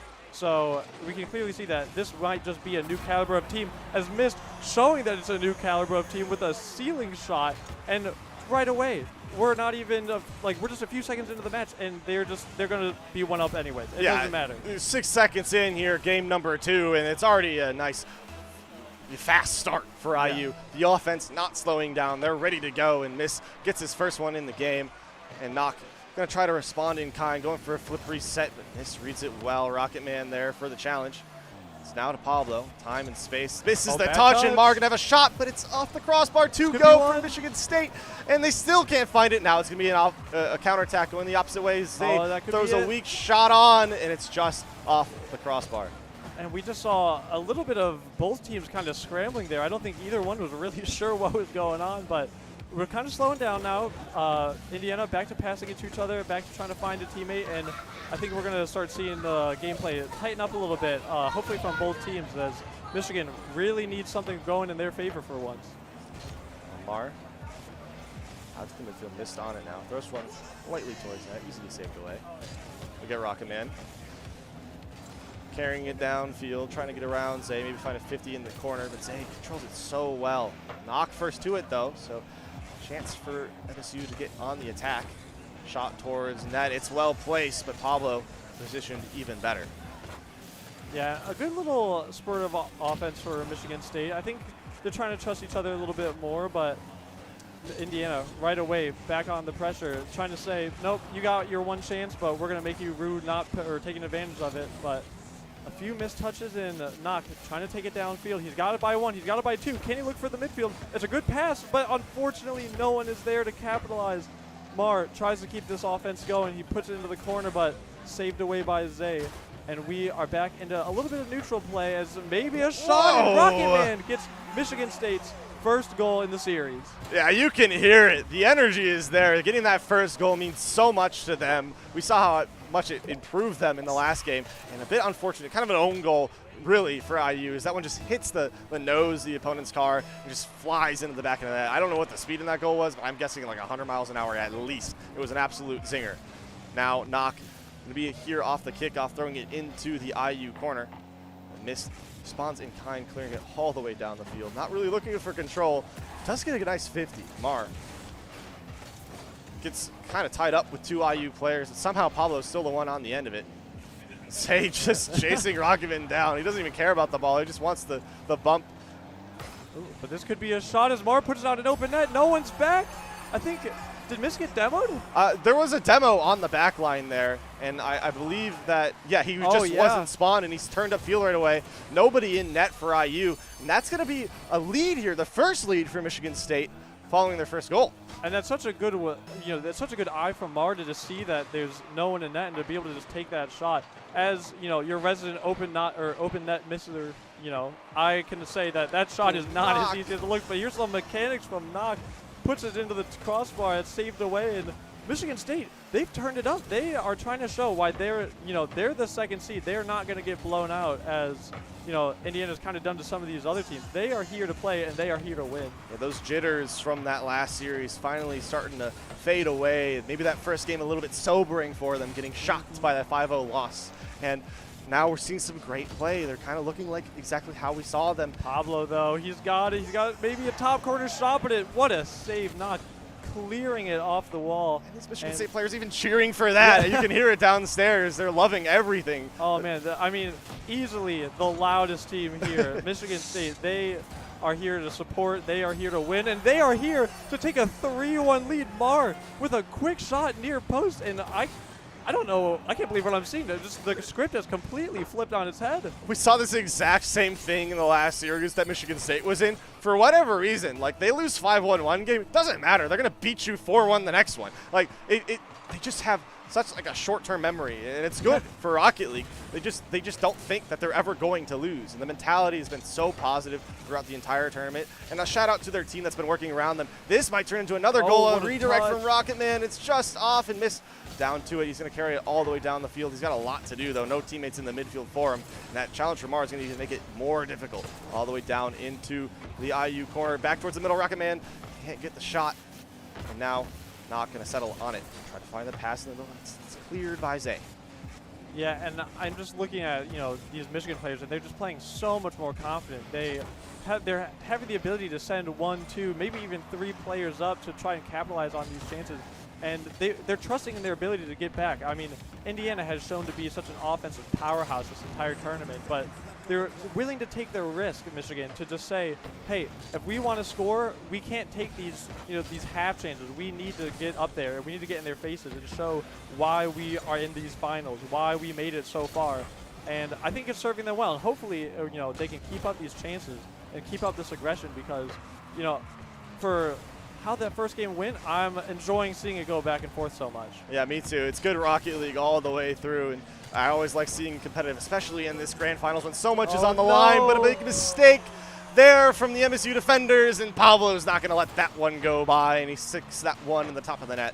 Yeah, Mock unfortunately just kind of cutting off his teammate just a little bit, isn't able to kind of clear it to a corner. It just kind of pops it up right in front of net, and I mean, who else is going to be there other than Pablo to just capitalize on any mistouch instantly?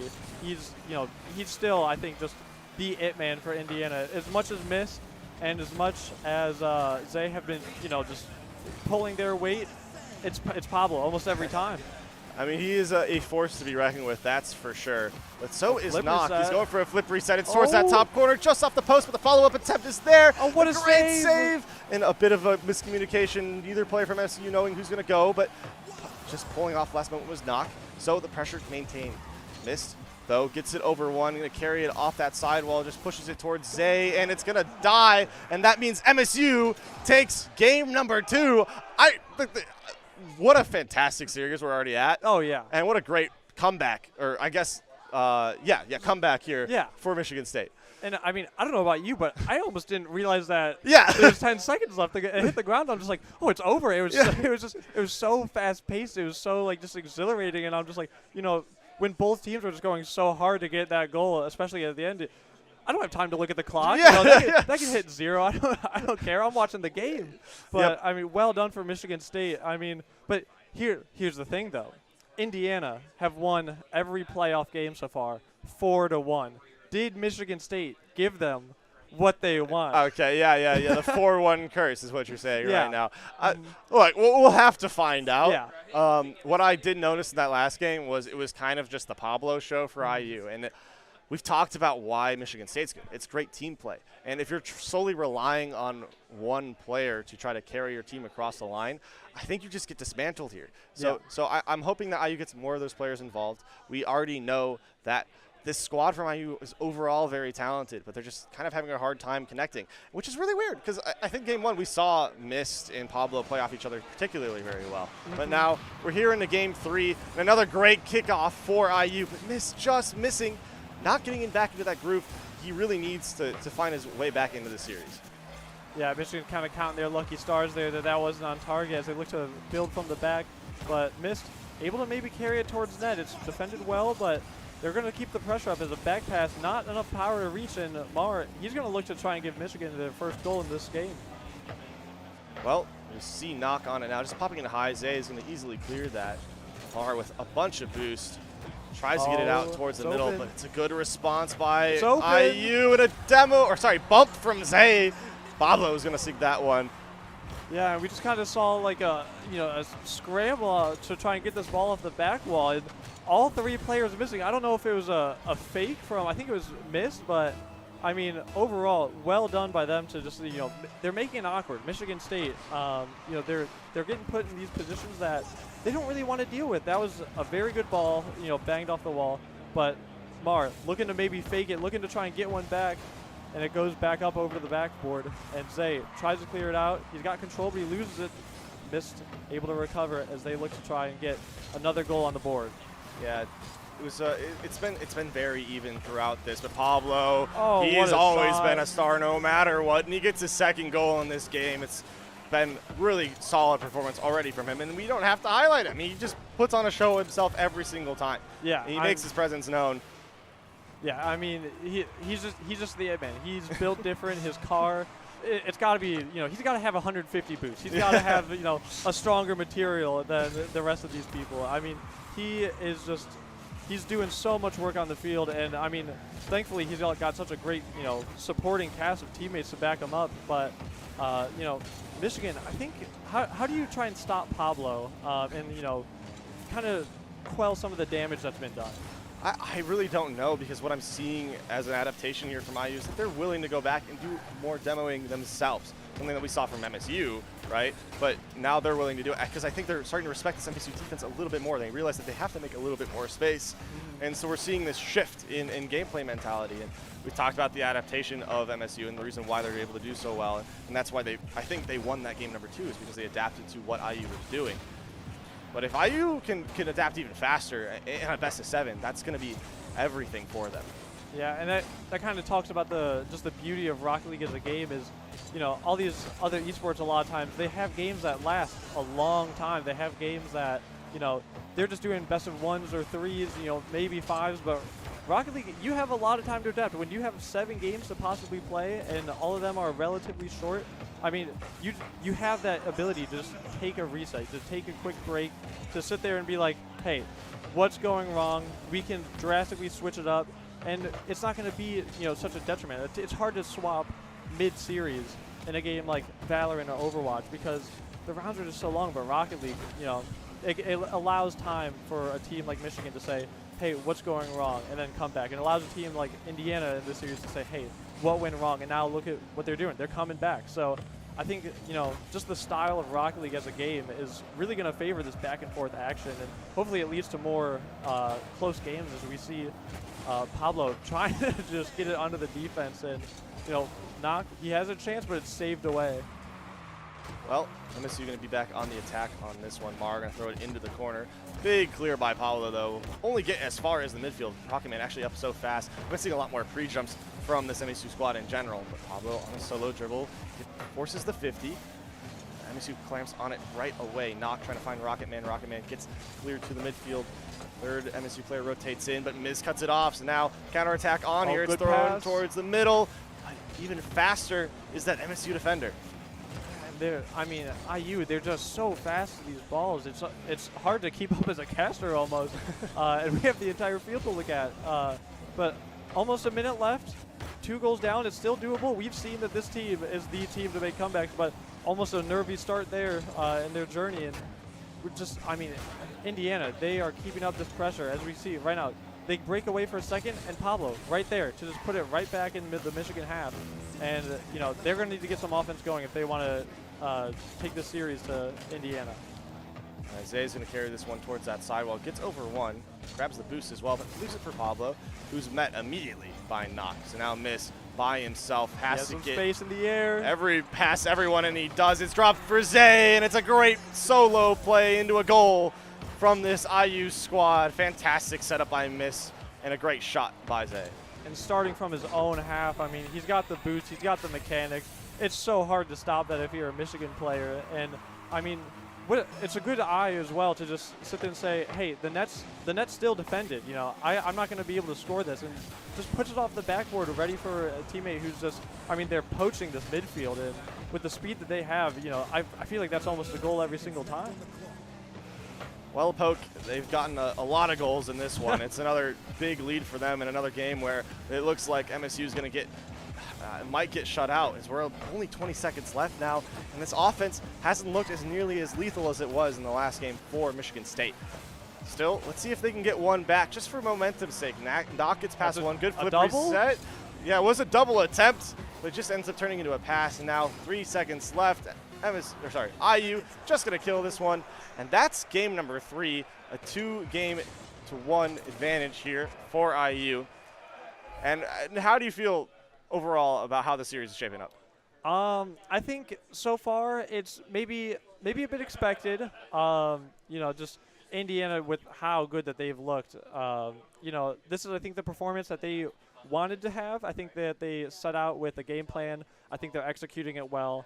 And, you know, I think they're feeling comfortable. They're feeling like they're in a good spot. But Michigan State, similar position after game 1, where they kind of get you know, destroyed a little bit. You know, it's not maybe the performance that they wanted to have, but they adapted. And I think that, you know, they have a lot that they could probably be talking about right now. I think this time in between the matches is a good time to just kind of think about what maybe went wrong, how, you know, what players can we target to, you know, shut down. I'm thinking probably Pablo, yeah, I mean, probably yeah. Pablo.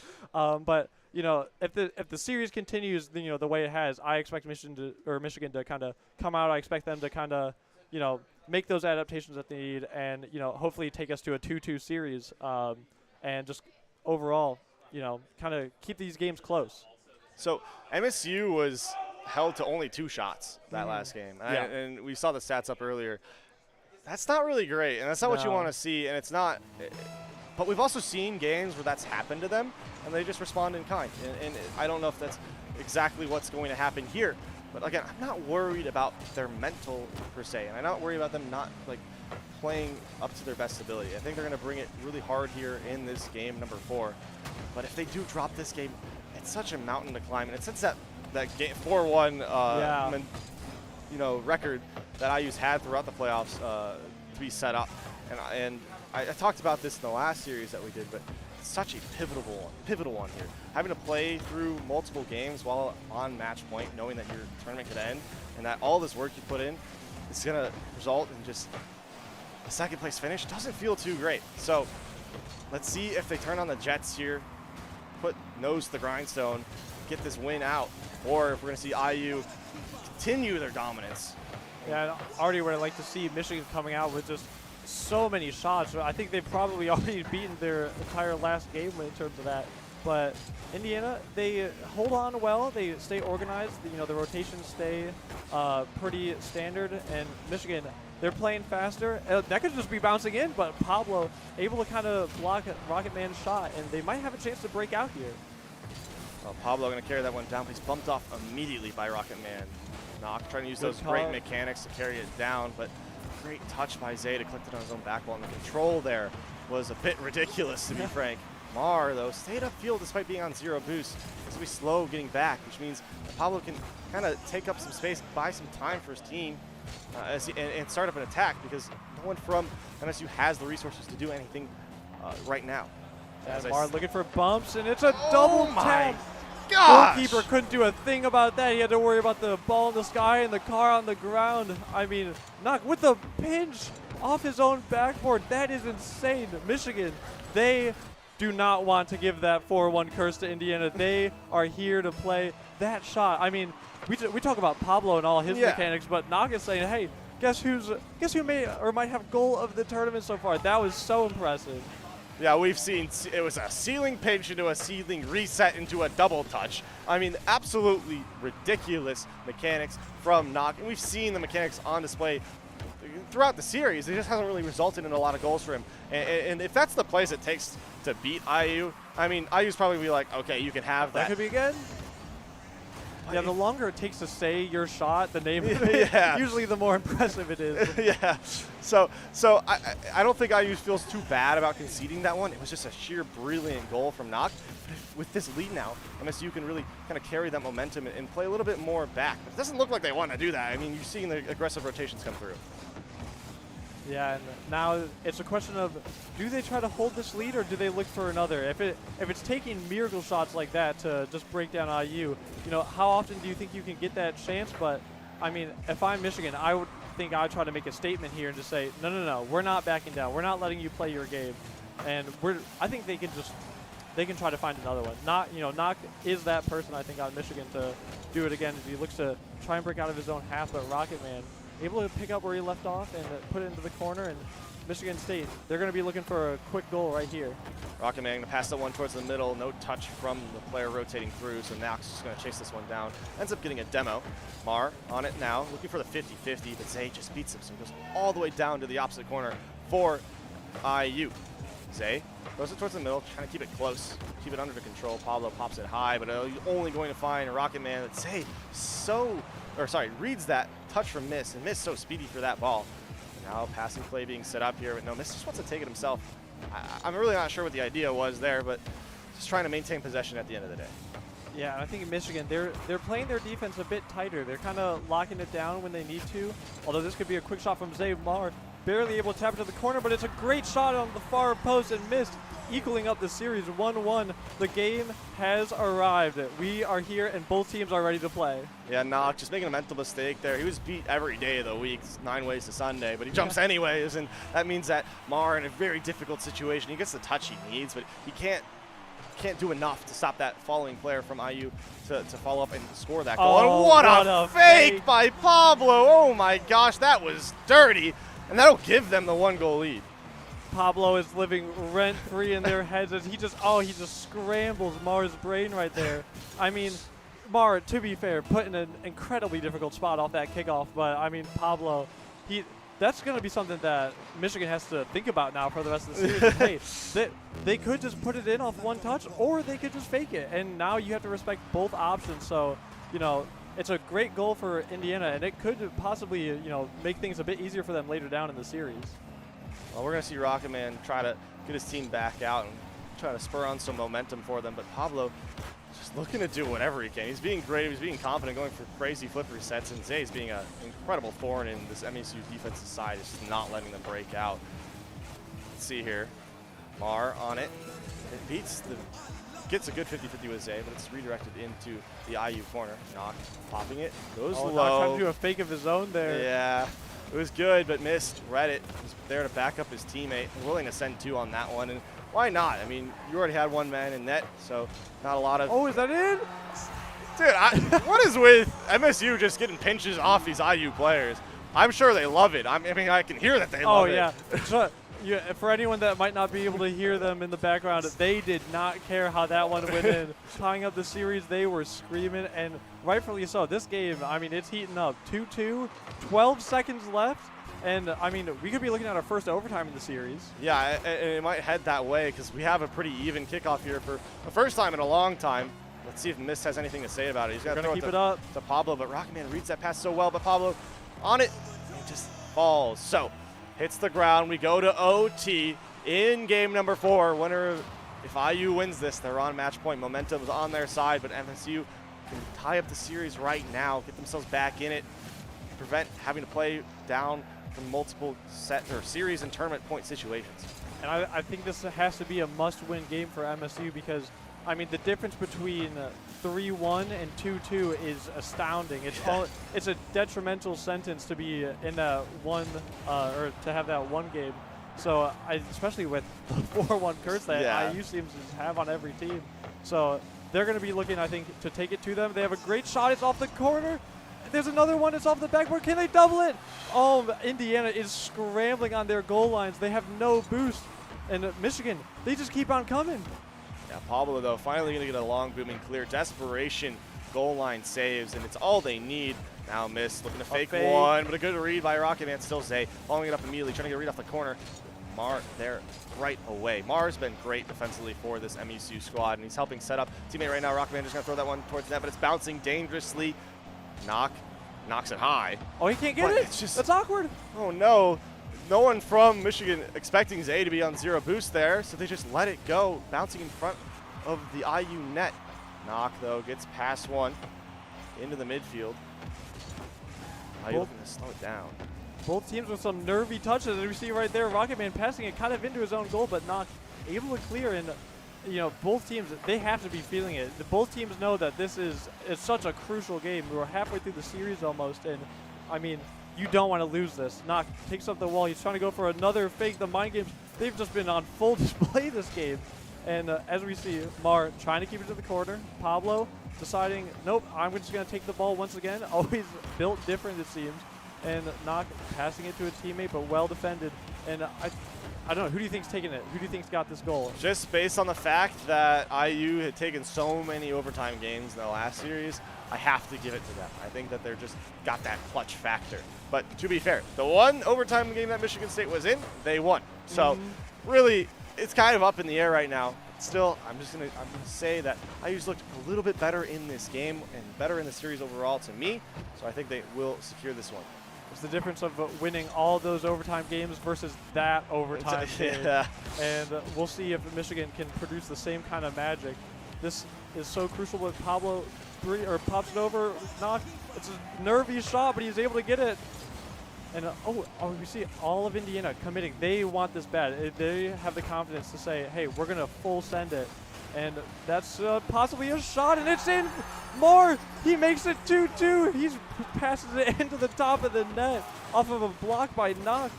And, I mean, this is just an incredible series that we're seeing. Yeah, Mar taking 6 shots in that game, but 6's the one that really matters. And great performance from the MECU squad. Again, adapting, coming back, rebounding off of a loss in the last game. And this looks exactly like the last series. This is flipping back and forth over and over and over again. And I just want to see if Michigan can really carry that momentum.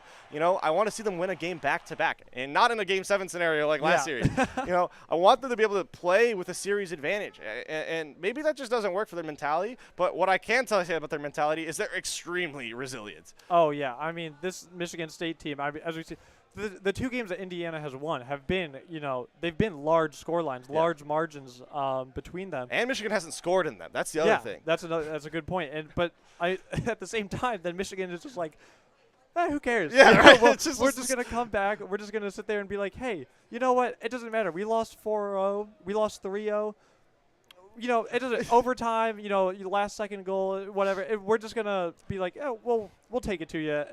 And I mean, it is a bit of a interesting dynamic to have the one team win games by large score lines and then the other team win games by, really tight battles. So I'm with you when you say, like, it would be really nice to see Michigan, instead of needing that blowout to kind of adapt and change, it would be nice to see them just carry their momentum because, I mean, going to match point, being that 3-2 up is massive for whichever team can get it first. Yeah, that's very true. But let's see here. We're getting into game number 5 right now. Like you said, winner of this one gets on to match point, has that chance to send themselves to CECC and win the Big Esports Conference land. So I'm excited for that. But let's see here. Zay hit that one off the back wall, but miss just way too up forward, so can't capitalize on that. Pablo throw it back into the corner. Kind of playing a lot of boomer ball. I haven't seen a lot of control. I think I want to see that more from IU. The mechanics on these players are insane. So I don't understand why they're just like throwing possession away at times. Yeah, it might be a little bit of trying to feel out the other team. That's a powerful shot, but Miss clears it off the wall and back into the midfield. But you think that when you have like this great ability to take whatever touch that you want, you would try to maybe try to have a bit more control, maybe be able to find a teammate better. But I think, with how tight this series has been, both teams are just like, they might be thinking, let the other team make a mistake. We've seen plenty of that. We've seen some nervy touches. We've seen some questionable defending at times. I think both teams might be sitting there saying, hey, we want them to make the mistake, and almost a mistake right there, not able to clear it off the line.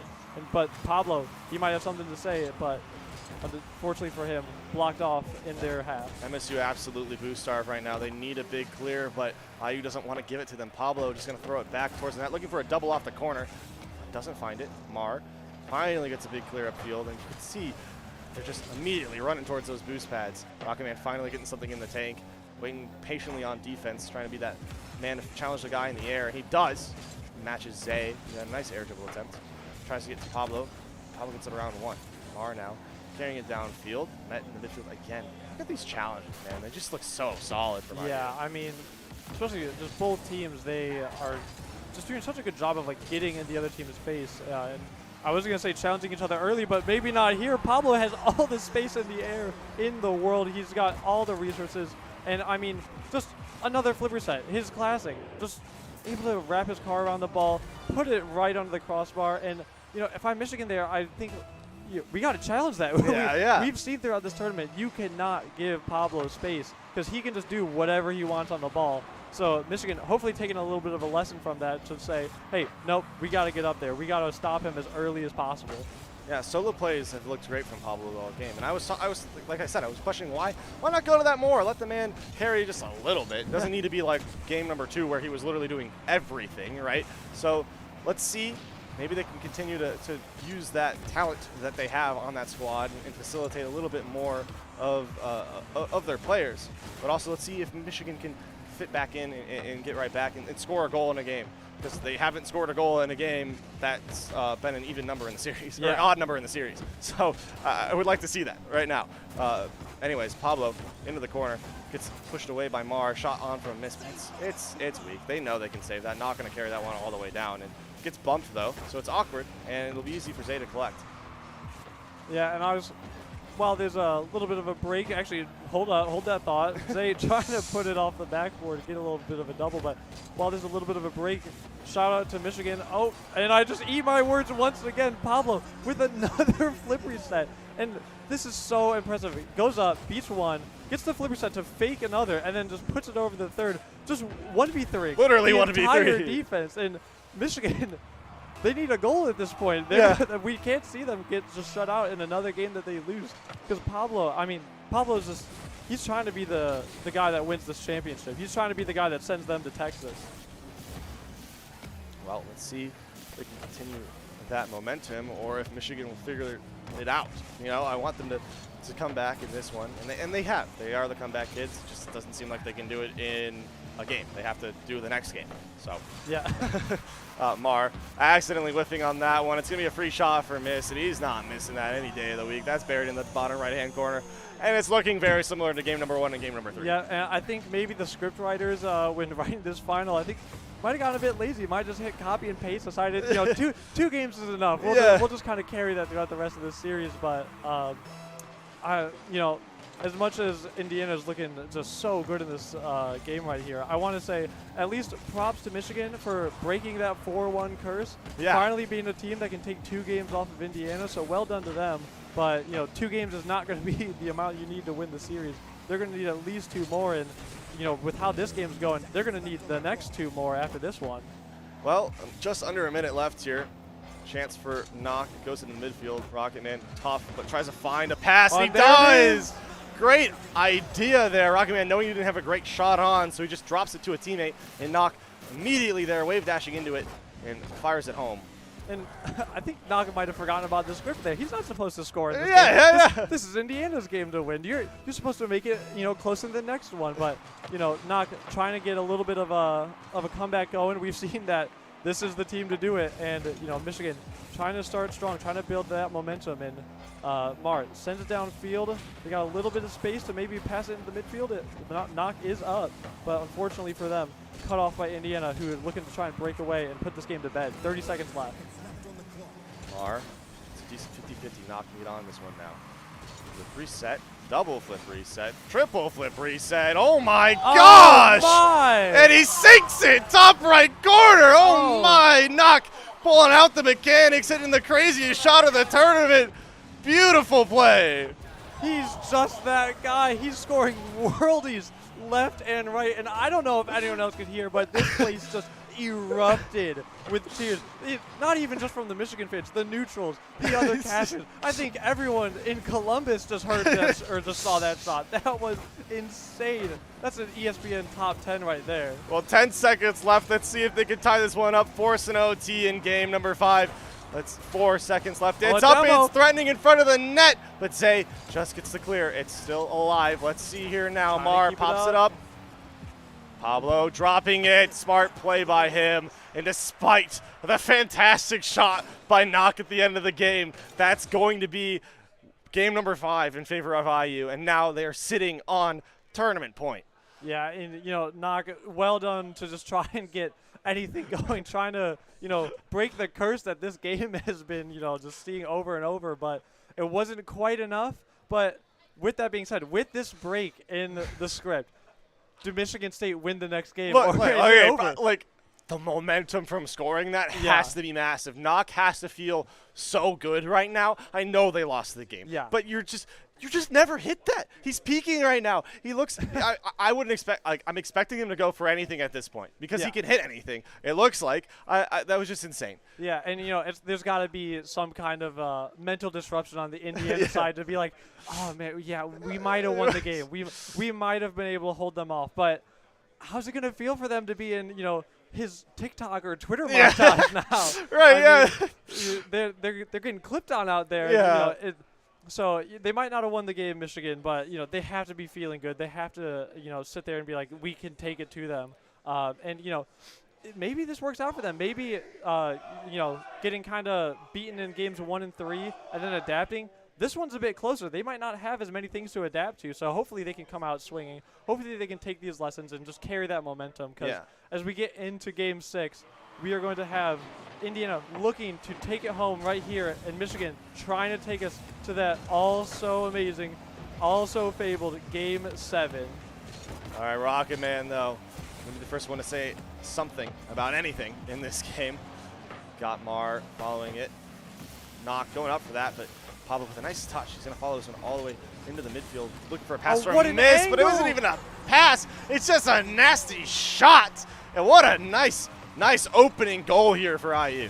Yeah, and I mean, that's got to be crushing for Michigan to be like, we finally built up some momentum, but in the game that they need to win the most, they're down within 30 seconds. But I mean, props to miss. That angle was so difficult, and that read off the corner is so difficult. But just kind of showing that Indiana, they're not going to let anything that happened last game phase them. They are going to come out and they are going to try and win this right here and right now. Early goals have been coming plenty for IU. I feel like they've scored in the first 30 seconds of every game they won. I don't know if that's actually true, but that's just what it feels like. So let's see if MSU could finally respond. I need them to score in the first half of a game. And Rocket Man with a nice flick may make that happen. It's shoved away into the corner. Mar up, gets beat to the ball, missed shot on the crossbar, and it's saved away by Knock. Mar already upfield, so he can kind of throw this one towards net. Missed, though. Good touch to Zay, and that will stop that attack. And both teams seemingly holding on by a thread as they look to just either extend their lead or equalize the game. I mean, that's what you like to see as a fan. You like to see, when the going gets tough or when the match gets tense. You love to see both teams just sit there and be like, we're just going to put on as much of a show as possible. And I think this could be a chance for Michigan right here. It's an awkward touch bouncing right in front of net, but a demo opens up the field a little bit, and they're able to kind of hold on just for a bit longer. Oh, there's a shot. Pablo saved away off the goal line, but Michigan, they are trying to find it right here. This is their best chance. I think they've had a lot of offense. They have some boost. They got to defend this attack right now, but they're looking to break out, and they're looking to try and say, nope, we're going to Game 7. Knock turning downfield there, knowing that the challenge was coming. So now, patiently, bring it to the sidewall on low boost. Leaves it for a teammate. Bad, good pass down in the middle. Rocket Man throwing it towards net. The bump is there, but it's off the post. It's cleared away by Pablo. So close for Michigan State. But it means that IU will keep their 1-goal lead here. Knock looking to collect the boost, maybe slow down Zay. He's waiting for the touch and gets a decent clear out. Nobody from Michigan State around. Rocketman beat to that one, so now another chance for IU. Never mind, Mar saying something about that. Passing it back to a teammate, shot from Knock. It's actually wide, and Pablo gets a good challenge and a good clear. And Michigan really trying to use this backboard to find each other. I think that's one thing that we've been praising them with this entire tournament is that their teamwork has been pretty on point, especially against some of these tougher opponents, but it might not matter as Indiana. They look to try to find their second goal. Zay off the wall, coming down from the ceiling to save it is Rocketman, but it's a scramble right now, and right there off the line again. They are holding on, and Indiana, they are trying to put as much pressure as possible. It could work right there, but it's saved once again. And this final is heating up so nicely. Both teams just throwing everything that they have up against the wall. Knock needs a great clear. He gets a ceiling or pinch on the ground from the ceiling. He's gonna chase this one down, miss, not getting the touch he wanted, and calling Pablo in for some help. It's passed towards the midfield. Oh, no, great opportunity for chance. Mar, and he's just not connecting. And Still, a minute 25. Yeah, minute 25. I mean, there's still time left here for Michigan, but it is do or die. They need to go right now, and with the staunch midfield presence that we're seeing from IU, including that challenge from Miss, it just seems impossible to break out. They're so good at just shutting everything down, and I mean, they're looking like this 1-0 might be enough with how well they're just playing and how well that they're just diminishing every single attack, but there's a demo. It could maybe open things up a bit. Pablo, of course, he's going to carry it throughout the entire field and open up some space. And 50 seconds. This has to be it. This has to be it for Michigan. They got to push. It could be a chance for Pablo who shoots it, but Mar, he's just barely scraping, barely hanging on to their lives. And a flip reset, maybe. It goes to Rocketman. And we're just seeing such a tight game with 30 seconds left. This could be it for Michigan. Mar gonna throw that one into the corner. Miss can't get around it. Gets demoed for his troubles. Rocketman though awkward, so he has to call in. I believe that is Mar, but Zay on it now. Gets met right away by Knock. Mar gonna throw that one downfield, it's open. But it's actually an open net. Miss can't capitalize. So all three up. 10 seconds left. Here we go. Good shot on from Mar, saved away, and that might just about do it though. Knock dropping it. And it looks like this booming clear may put a nail in the coffin. It's we're still up. playing. Let's go. Mar up. It's not great, but he's got teammates behind him. Throws it to Knock. Knock down, and it looks like Miss is taking that one, and that means IU will be your Big Esports Conference land champions. What a great series. What a great game from them, taking it 4-2, and they just booked themselves a ticket down to Texas. Get ready to see Dallas. We will see them in Texas for sure. And I mean, I don't know about you, but when that ball hit the ground, I just heard the roar from the crowd as every Indiana player, probably regardless of what esport that they're here to play or watch, I mean, they just let out a battle cry that, you know, just rocked this entire place. They are so happy about this win. Congrats to them. And I mean, Michigan, they put up a good fight. I think that they really showed up. I think they were here to play. They earned that, you know, second seed. But, you know, heartbreaking for them to go home in second place. But, you know, I mean, what a match. Just overall, they gave us a performance and knocked those shots. Yeah. He's got to win some kind of award. Yeah, I mean, I'm hoping to see that clip on Twitter later. And if it's not saved, then I'll be a little bit disappointed. Though, shout out to the champions. Great work from Indiana University. They really worked hard for this one. They were dominant throughout every day of the bracket, and a fantastic performance from them overall. They should feel very proud of themselves. Oh, yeah, for sure. I mean, great performance. Just, I'm sad it's over. I'm sad that the tournament's over. That was so fun. But yeah, I think that will be it for us on Rocket League. But I mean, stick around. There's definitely a lot more esports action to happen as the tournament, just BEC. It's a tournament that keeps delivering. Yeah, I mean, every we still second. got some finals. So. Yeah, so stay tuned. We got Valorant coming up. We'll be in grand finals for that very shortly. And yeah, thank you for sticking around. It's been a pleasure. I'll see you, Poke, and we'll throw it to a break. Yep, sounds good.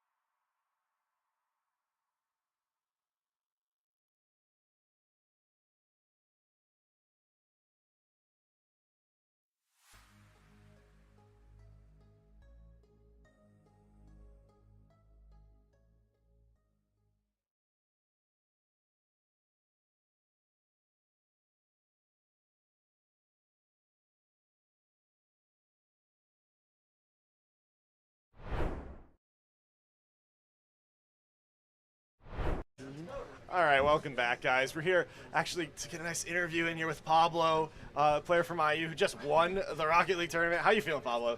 I mean, it's hot in here, so I'm sweating. Yeah. But no, it was a good game. Both games that we played against Purdue and Michigan State, it was very good games. So yeah, it was finally just a relief. Yeah. Done and everything, but yeah, happy. You excited to go down to Texas? Yeah, I've never been, but I know how to speak Spanish, so like that will help. There you go. Yeah. And one thing I'm curious about is, just what did you guys think as like a game plan? Going into that last series, you're so close, you're right there to the championship. Especially going up against a team like Michigan State, who's number 2 seed. It's going to be a battle. What is the thought? Going through your mind is how you can try and beat them. So our plan was like 2 weeks ago. We were like, okay, we just need to scrim a lot, and that's what we did. We put the work in, and the plan for the LAN was just worry about ourselves. Don't worry about the surroundings or anything, or the crowd, or the people watching. It was just play our game by game. If we're up 3-0, just still 0-0, and it was just game by game. That was our plan. And you kind of mentioned that the crowd, like, what's the mental like? Because going up against Michigan State, they have a loud crowd. They are a loud team. But you guys tried to match that. Yeah. We were hearing some yells, we were hearing screaming. So, what's the energy, what's the mental like as that series progresses? Especially against a team that's so hype and they're so vocal about their success. So it was kind of the similar plan, just block them out. It's just us three. We came here just to win, and that's what we were just focused on, just winning. And that's what we did. We tried to scream also. Just, it was like 5 people, but it worked. So yeah, I'm glad. And then, what's your personal highlight of the tournament? It was probably the first goal of that series. Okay. That double was nice. It was nice. But Yeah. All right. Well, I think we're about good here. You got anything you want to shout out? Anything you want to say? Just my teammates over here missed and Pablo is my goat. just missed and say, and they put the work in, and we were probably not the team that we're supposed to win, but I mean we did, so we're glad. And then just the vice president that is here from Indiana of Esports, so yeah, shout out to them. All right, well, thank you for your time. Appreciate having you. Obviously, great tournament run, and looking forward to seeing you play down in CECC. Yes, I'm glad to. Good stuff. And we'll be back shortly with more esports action. Stick around because there's definitely a lot more games like this coming your way.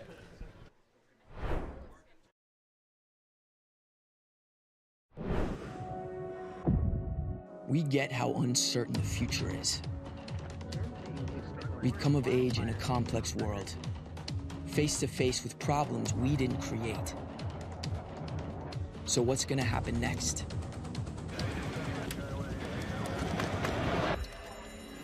We are. Because our future is the future. The life we have chosen has prepared us for this. So we're going to build bridges and hospitals in a day. We're going to save families from disasters and feed those left in the cold. We're going to do all this and more because we have an appointment with destiny. We invite you to join us. The next greatest generation is now.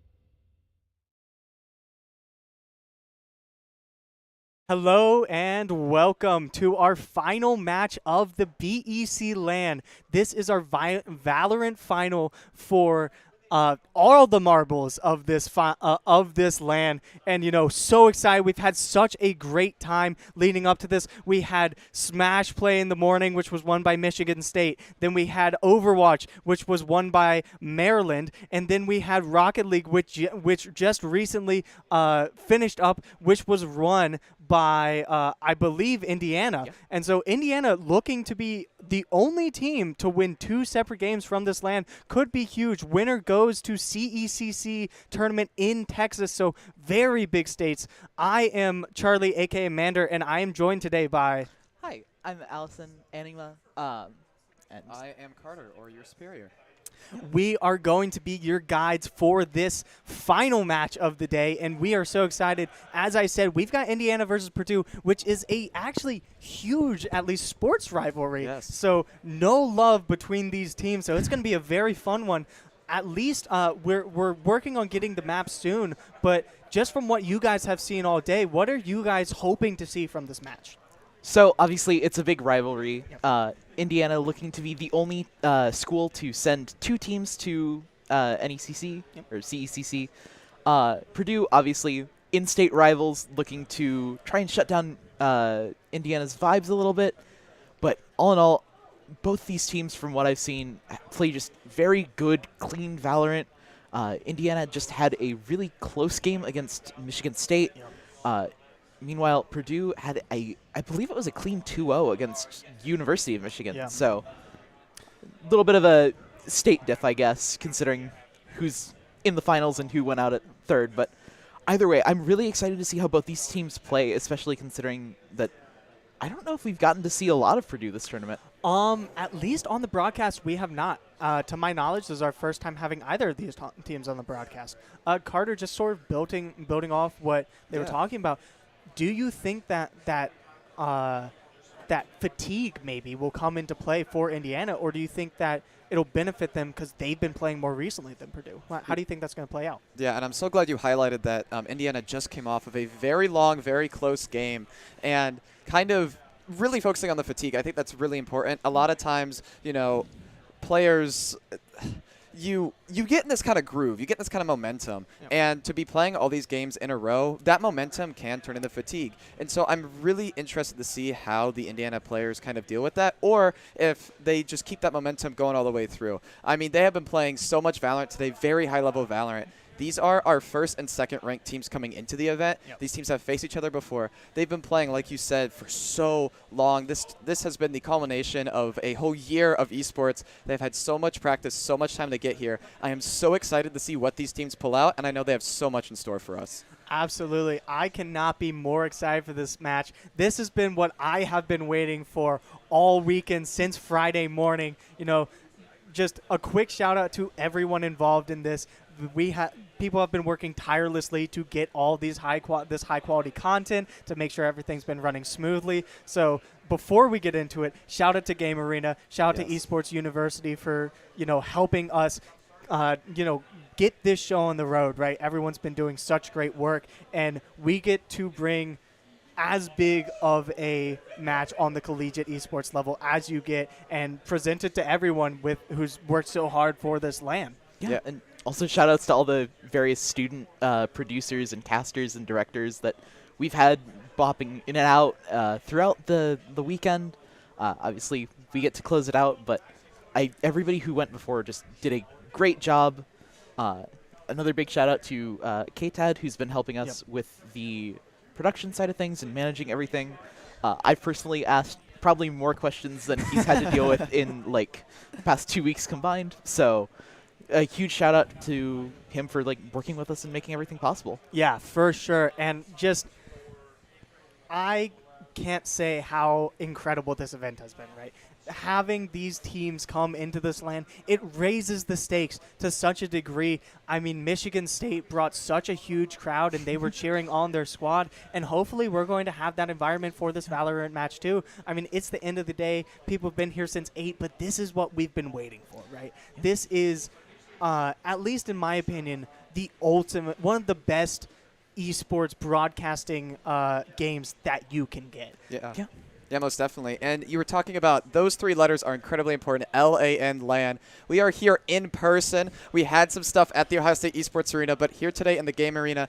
And you guys can attest to this as well. The energy here has been electric. It has been amazing. Watching these matches, everyone being so involved. And I'm so glad that we can bring that now to Valorant and what is setting up to be an incredible grand final. Yeah, and so earlier we were talking about just sort of how the meta has been shaping what we've been seeing today. Is there anything that you guys have seen from these teams or that you just know in general that you're expecting to see at this stage? What team comps or what maps are you expecting? So one of the things that I've noticed looking at the very least Indiana, but just the league in general, there's a big shift towards this the Raze meta. Yeah. And we've seen it a lot in the pro play across Tier 1, Tier 2, even tiers below that. But Raze is just so centralizing right now where it kind of forces this unique sort of reaction. Most of the teams are going to be comfortable playing on maps like Bind or Split or Lotus. Those 3 come up a lot. Sunset 2 a little bit less since it's newer and people are still trying to figure out how to play it. But either way, Raze has been everywhere. That does lead to a couple of other interesting side effects, though. Namely, what happens if you have a duelist who doesn't play Raze? Yeah. Where do you put them? Do you move them to an initiator? Do they pick up a new role? Or do you just go all in? Do you run double duelist? Something like a Raze Reyna on Bind or a Raze Yoru on Split. These are all different things that we've seen at the top level, but I'm excited to see how both of these teams translate that here. Yeah, and I love that you brought that up. And as someone who's been able to cast these Valorant matches along with you here, Mander, for Ohio State, we've seen these schools compete against Ohio State. And if there's one thing that I caught from Purdue especially, it was suffocation. Purdue really just likes to suffocate their opponent. And it's not necessarily playing slow either. I think when you talk that kind of play style, you're thinking, okay, slow, calculated, setting up. But sometimes it's just the aggressiveness at which they take space that really sets them up for these amazing plays. And bringing up kind of Indiana's moves with Raze here, those are also agents that kind of quite literally can fly over said space. And it's going to be incredibly interesting to see how these teams adapt to each other's play style. And as we see, we finally got our maps up. We're starting with Ascent, then going to Breeze, which is going to be interesting. Op Paradise Breeze is. And then ending with our Decider map and Split. These are some weird maps. Carter, what are you sort of expecting to see from these maps, especially Breeze and Ascent, which we never see at this level? Yeah, most definitely. I think what we're going to see is, and I'm just really kind of looking at Purdue. Purdue, interesting with the Breeze pick there. I think in these maps that have a lot of open space, a lot of long-range space, they're going to struggle more to find that kind of aggressive space-taking play style they like to opt into, and it's because, well, of Ops. Ops cover that space so effectively, and it's going to be really hard for them to kind of make plays for that, but we could see a more defensive situation, them baiting Indiana into plays. We talked about the aggressiveness of duelists that Indiana likes to pull out here. So it can really go either way here, but I think we definitely need to watch kind of Purdue's reactive gameplay. Absolutely. And Ali, if you would like to just, talk on what you're seeing, how are you feeling? We've got a Raze, or sorry, not a Raze, a Reyna lock instantly for Purdue, too, which is not something we see often, and it's a pick that I really like personally. Yeah, but even more than the Reyna lock, I'm actually focusing on the Chamber here. You never see him today, or you never see him at this high level. Yeah. But today, I got to watch a little bit of their Chamber gameplay. They run a lot of Chamber. Yeah. On a lot of different maps, and I'm very curious to see how they implement him on a map like Ascent, which even back in 2022 when Chamber was the agent to play, teams wouldn't pick him. Yeah. Teams like Loud, like DRX, like old Optic, they opted for the Killjoy instead because Killjoy was just so good on Ascent that it's just not worth bringing a Chamber. But instead, you're doubling down on this aggression already by bringing Jet and Reyna, and now throwing a Chamber into the mix as well.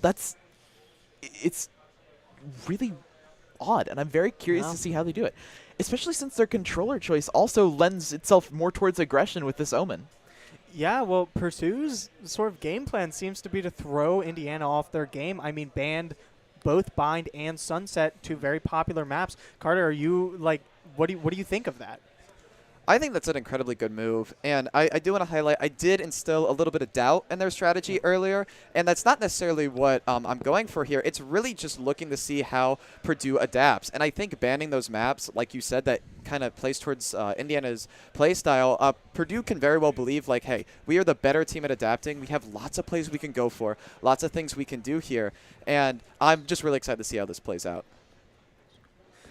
So just to run through, we've got Ladruff James, the IU team right here. They are going to be starting on defense. FM Scopes here for Purdue side. Purdue starting off on the offense. A quick mid hit. Real Honcho leading the way on the Reyna. Looking for a pick. Mike gonna have contact coming out of the wall. Gets picked off by B Smooth. The trade quick to follow by Spaghetti. FM Scopes also gets the trade on Enjoy. Ladruff James holding this spike down all by himself. Cryptic takes him out. The spike's gonna go down soon here for Purdue. Very quick hit, or sorry. Yes, very quick hit by Purdue to get onto that site, and the retake is in works. Pitt takes out FM Scopes to even up the match to 2-3. Pitt very low on health on this KJ. Not a lot of fight utility left for him as well. Just the turret to get a little bit of information, but all of the Purdue squad is camping out in Boathouse, and 2 through the wall picks for Purdue to end off that round. What a way to start off pistol round with 2 wall bangs right there, and a very aggressive, very powerful placement there coming out from Purdue, and that's what I was talking about seeing in them. And that shows exactly why you can adjust some things with the standard metacomp. You can take out the KO, you can put in the Reyna, you can take out the Killjoy, you can put it in the Chamber, but Soba time and time again just stands firm. He's always here, and it's because you can get so much mileage off the paper-thin walls of Ascent. Yeah, for sure. As we saw there, it came through, right? We saw 2 through-the-wall kills to end that very aggressive push here once again by Purdue. But Enjoy gets a shot in the back of the head. He takes 3. Enjoy finally gets picked off with a Vandal after getting 3 members of the Purdue squad. But the guns are still in the favor of Purdue. Spaghetti takes out 2 to even it up. 2-2, and Purdue is on the site. 34 health left for for Indiana. Omen, B Smooth, and Anders trying to get this retake. The spike can go out at any moment, but FM Scope wins the Omen 1v1. They have no information on where B Smooth is. He's rocking a Bulldog that he picked up from Indiana. He can find a pick here if he is careful, and the spike is still not going down for Purdue.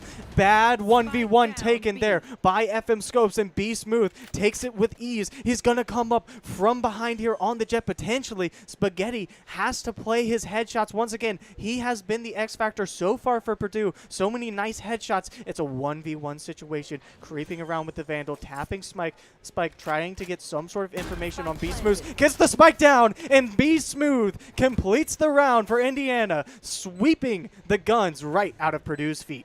This is something I got to see when I casted their game against OSU earlier. They're very, very good in figuring out how to play these gun disadvantage situations. I think they won at, I can't remember if it was 1 or 2 of the anti-eco rounds that OSU should have won, but unfortunately they weren't quite able to because Indiana had such a good plan on how to deal with these gun disadvantage situations. You stack a site, you let them come to you, and you trust that they'll make a mistake if they're playing a hyper-aggressive comp like this. Yeah, IU just won off of a lost pistol round. Incredible. BS Smooth picking up an opponent's Bulldog, and the discipline in the gameplay was just truly incredible. Yeah, and not to mention those headshots with the Sheriff by Enjoy to start out the killing. Big B stack here for Indiana on this attack. But Enjoy gets an early pick on Spaghetti. Real Honcho cleans it up with the headshot out of the Marshall. That's a nice pick because that is a Vandal out of the hands of Purdue. On this save round for on the save round for Purdue, you just want some sort of guns out of the hands of this Iowa defense after that very, very strong offensive win on the lost pistol shot. I apologize. That's actually an outlawed, I think.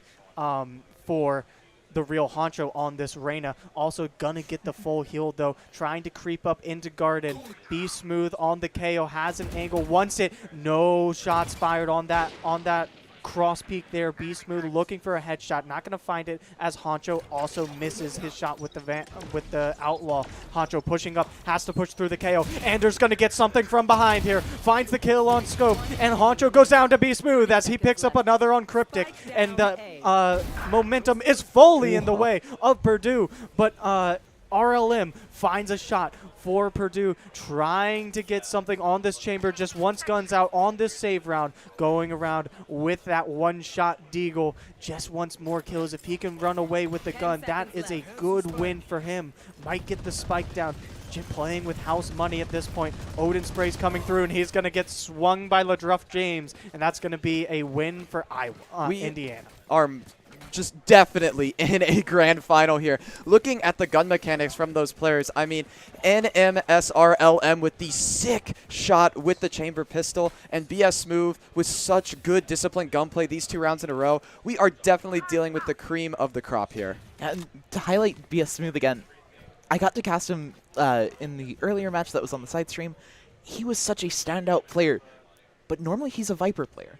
On most of the maps in the meta, he plays Viper. But this is the one map where you don't see a lot of her, so having him willingly go onto the KO and still frag out just shows what a good mechanically gifted player he is. Yeah, and a quick B hit coming out of Purdue here. NSLRLM finds an early pick. Spaghetti takes out Enjoy as well, but Ladruff James finds 2. Camping out on boxes, finally gets taken down by Cryptic's Odin, but he was really able to even up the playing field there for Indiana. What was looking like an easy Purdue win has now become very even. Spike down for Purdue, holding out this site. Odin's all over the place, trying to make the wall Swiss cheese, but the gun was poking out there for Anders, and Cryptic took him out with impunity. Be Smooth playing this KO, sees the headshot, he finds it, he knows where Cryptic's is, he just needs to play this right. He has his utility, he has a Vandal, needs to see him first, but Cryptic gets the shot off first and wins the round for Purdue. Just a little small thing there. Normally a lot of like pros or teachers will advise that you strafe a little bit more when using the Vandal to take the fights a little bit more advantageously. Does not work quite as well against the Odin, unfortunately. So just being able to spam away with the gun right there secures a very, very crucial round for Purdue. Yeah, Cryptic's Odin is nothing to be messed with here. Having watched Cryptic play before and opt for the Odin out of everything else, incredibly skillful with it. I'm so excited to see them on it here. Yeah, the one way for the Omen of Indiana coming out, staying on this A site. Some contact mid makes Real Honcho very low, but the knives in all go to waste as they did not find a pick. Spaghetti also with knives pushing up this site, looking for something. Pitt gonna have to fight on the chamber, wins it with a quick headshot, and Purdue is gonna go down a man early in this save round. Real Honcho still rocking that. Pitt with the kill on Cryptic's Odin. Very strong player goes down there for Purdue. It's going to be a 3v5 situation. Very difficult comeback coming here from Purdue if they can manage. Spike in the hands of Spaghetti. He needs to make a play. FM Scope gets an evening pick on Ladruff James. Big pick off of the Soba. That's a lot of information out of the hands of Indiana now on this attempt here from Purdue. They are going to use the Omen ultimate to take that spike, and it's going to go down very soon. Spaghetti loses the 1v1 there against Anders. Anders, just with a quick trigger, is able to take him out. The stinger here for Be Smooth as he's going to pop the KO ultimate. Enjoy on the flank. Might be able to get a free pick on Honcho's Reyna. It is coming, and it is found by Anders. Oh, and FM Scope finds 2 FM Scopes in a 1v1 to save the round for Indiana. Just needs to find the headshot. He knows where he is. Finds the information. 52 health. Going for the blind. It's not going to catch. 1v1. Just playing these boxes, and Purdue has the advantage. FM Scopes does not need to play super aggressive here, and he finds the kill on Enjoy to complete the 3-5 comeback. If clutch is not the right word, I don't know what is. Really good job by FM Scopes right there, holding down that site and playing the box beautifully. That is a textbook right there on how you play box on that site. And there, I have no commentary on it, frankly. It was perfectly well done. Yeah, but also equally well done. A great heads-up recognition by Spaghetti to drop the spike on the floor despite having it and being stuck. That spike getting stuck there would have been very, very hard for Purdue to deal with, but the pick that Scopes got to start all that off gave him the Omen ult, and that was what got Purdue back into that round. Yeah, we're seeing a soft save here out of Indiana, trying to get some sort of momentum back. Enjoy dashing out with just barely his life. Spaghetti gonna push this, try to get complete the pick up middle, but he's not going to find it. Purdue does have full mid control, so to start the 6th round of this match, Sovatron going in, going to spot no one out. So Purdue Indiana still has this advantage. No one knows where they are. Guns are in the favor of Purdue, but Be Smooth finds Cryptic through a wall. Once again, Sova dead. That's a lot of information out of their hands. Honcho pushing onto the site, stops his spray at the wrong time, and LeDruff James takes him out with the Sheriff. And LeDruff James finds another, trading Spaghetti. It's going to keep being even. Be Smooth gets the pick on Spaghetti, putting the advantage firmly in Indiana's hand for the round. It's just FM Scopes all alone with the Vandal. Has to get the spike back as well. Herculean challenge for him. The smoke at least clears his path to be able to walk into this hallway and try to get some sort of contact to pick that spike up. No information for him. Just walking blind. Might find the KO here on a good timing, and he does. He's opting to not go for the spike. He wants kills. He knows that Indiana is on this B site, but he is just going to decide to save the Vandal, it appears. And this is one of the risks that you run with a hyper-aggressive comp like this. Once that first wave gets shut down, you lack a lot of the utility necessary to re-clear, and that's not going to be helped by the fact that I think Spaghetti just accidentally used an updraft. But you don't have as much utility. You don't have a KJ mullet. You don't have a turret to hold contact on flank. You don't have a KO flash to get a little bit of extra information. You're kind of reliant on the Leer, which, while pretty potent, is not exactly the most reliable. So they need to figure out a better way to keep track of their flanks because they've continually been punished for this. Absolutely. The lurks from Purdue have been working very well against Indiana, and it's been something that will keep happening unless they are more disciplined about their KJ utility. Spaghetti creeping up mid here with a Sheriff. Purdue very happy to play that mid site. Andrew's going to have some contact on Honcho, but he does not see him through the wall. Honcho gets his second pick of the round, starting the killing off for Purdue, as they're going to have this garden for free if they choose to take it. They're pulling off into mid. KJ, the only one holding down that B site, while Indiana is holding down the mid with the Sova. Yeah, look at this just slow push here. Purdue forced to wrap all the way around here, running into all this utility they weren't able to clear. They committed everything to A, and now they're stuck here. Spaghetti, Pitt holding down that middle with the Odin. The spray is going to start as soon as he gets information that they're coming through. Gets Cryptic down to half health. If he keeps that spray up, but no, gets pushed off with the Sova Dart. Honcho looking for a pick so he can get his health back to normal. FM Scopes finds Pitt from behind through the smoke. 5 men up for Purdue. LeDruff James tries to do something, and Joy is just going to be forced to play off here. 1v4 situation. He does have the Vandal in hands, playing as Jet. Still, FM Scopes is holding down that mid site. If he chooses to push through, he might not know that FM Scopes is there. He has to do his due diligence on corners. FM Scopes looks away at the wrong time, but they both miss their shots, and FM Scopes finally gets the peek that kills Enjoy and ends the round for Indiana. Well done by Purdue, and it's even more of a rough situation now for Indiana. They full commit, full bought. BS Smooth is so low on credits now. They were coming off a win. They were trying to push forward a lead, and they weren't able to make it work.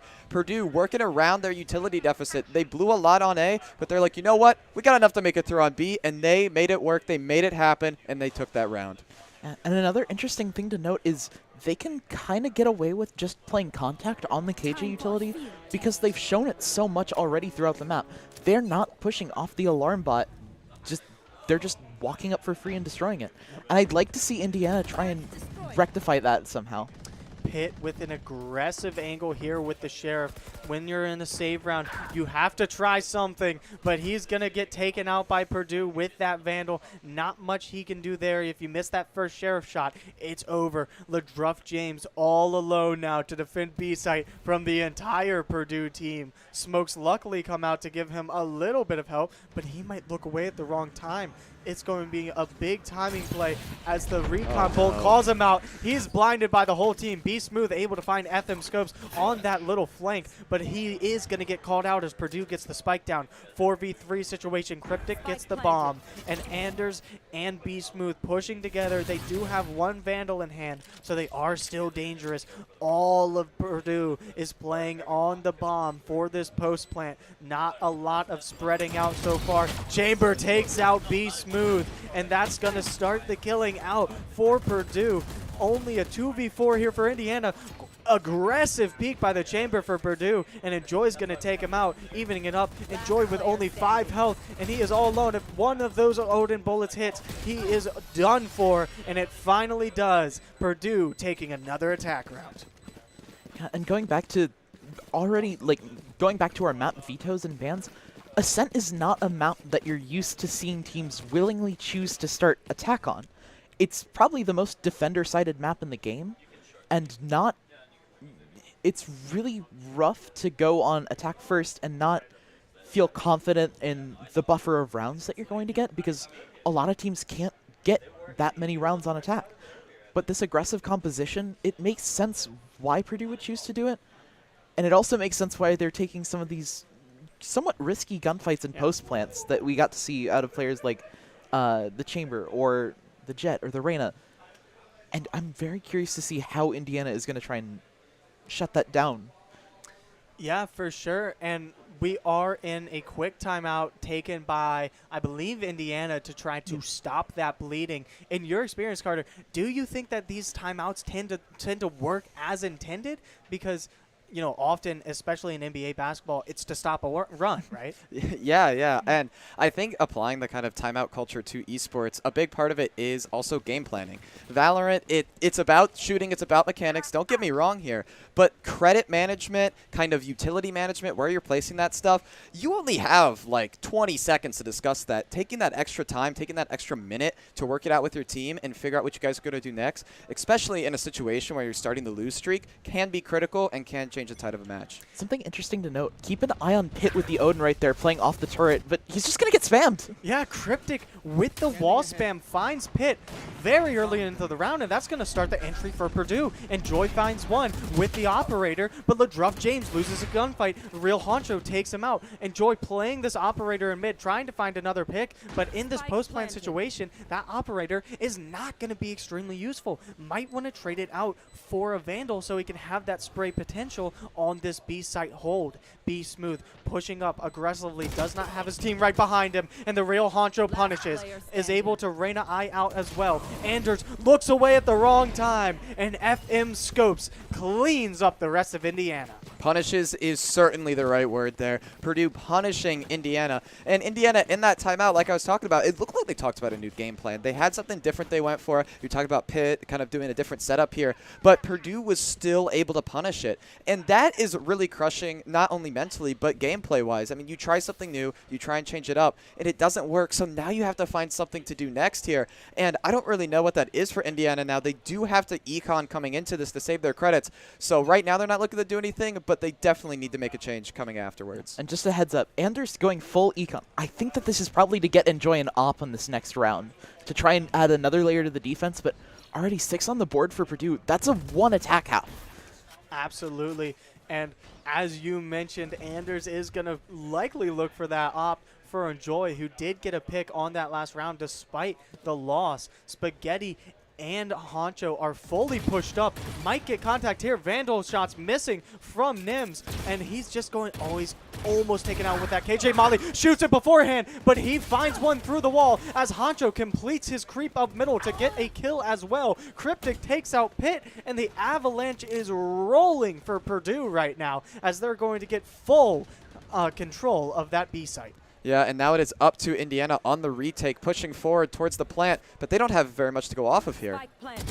Yeah, I mean, just having so few weapons, it's not going to work out very well for them. The round gets closed out very easily. But this is what I was talking about with that alarm bot in mid. You never know, because of how often Indiana is letting Purdue contact up into that alarm bot, you never know how many players are actually behind it. So there, Pitt might think that, oh, I have time to fight B main with these players. Or, like, I'm not going to get pressured from market quite yet. But because Purdue keeps contacting up and destroying the alarm bot, they're doing a very good job at disguising their intentions, and it was also just a really good call by Purdue to speed up in response to them pushing out of B main.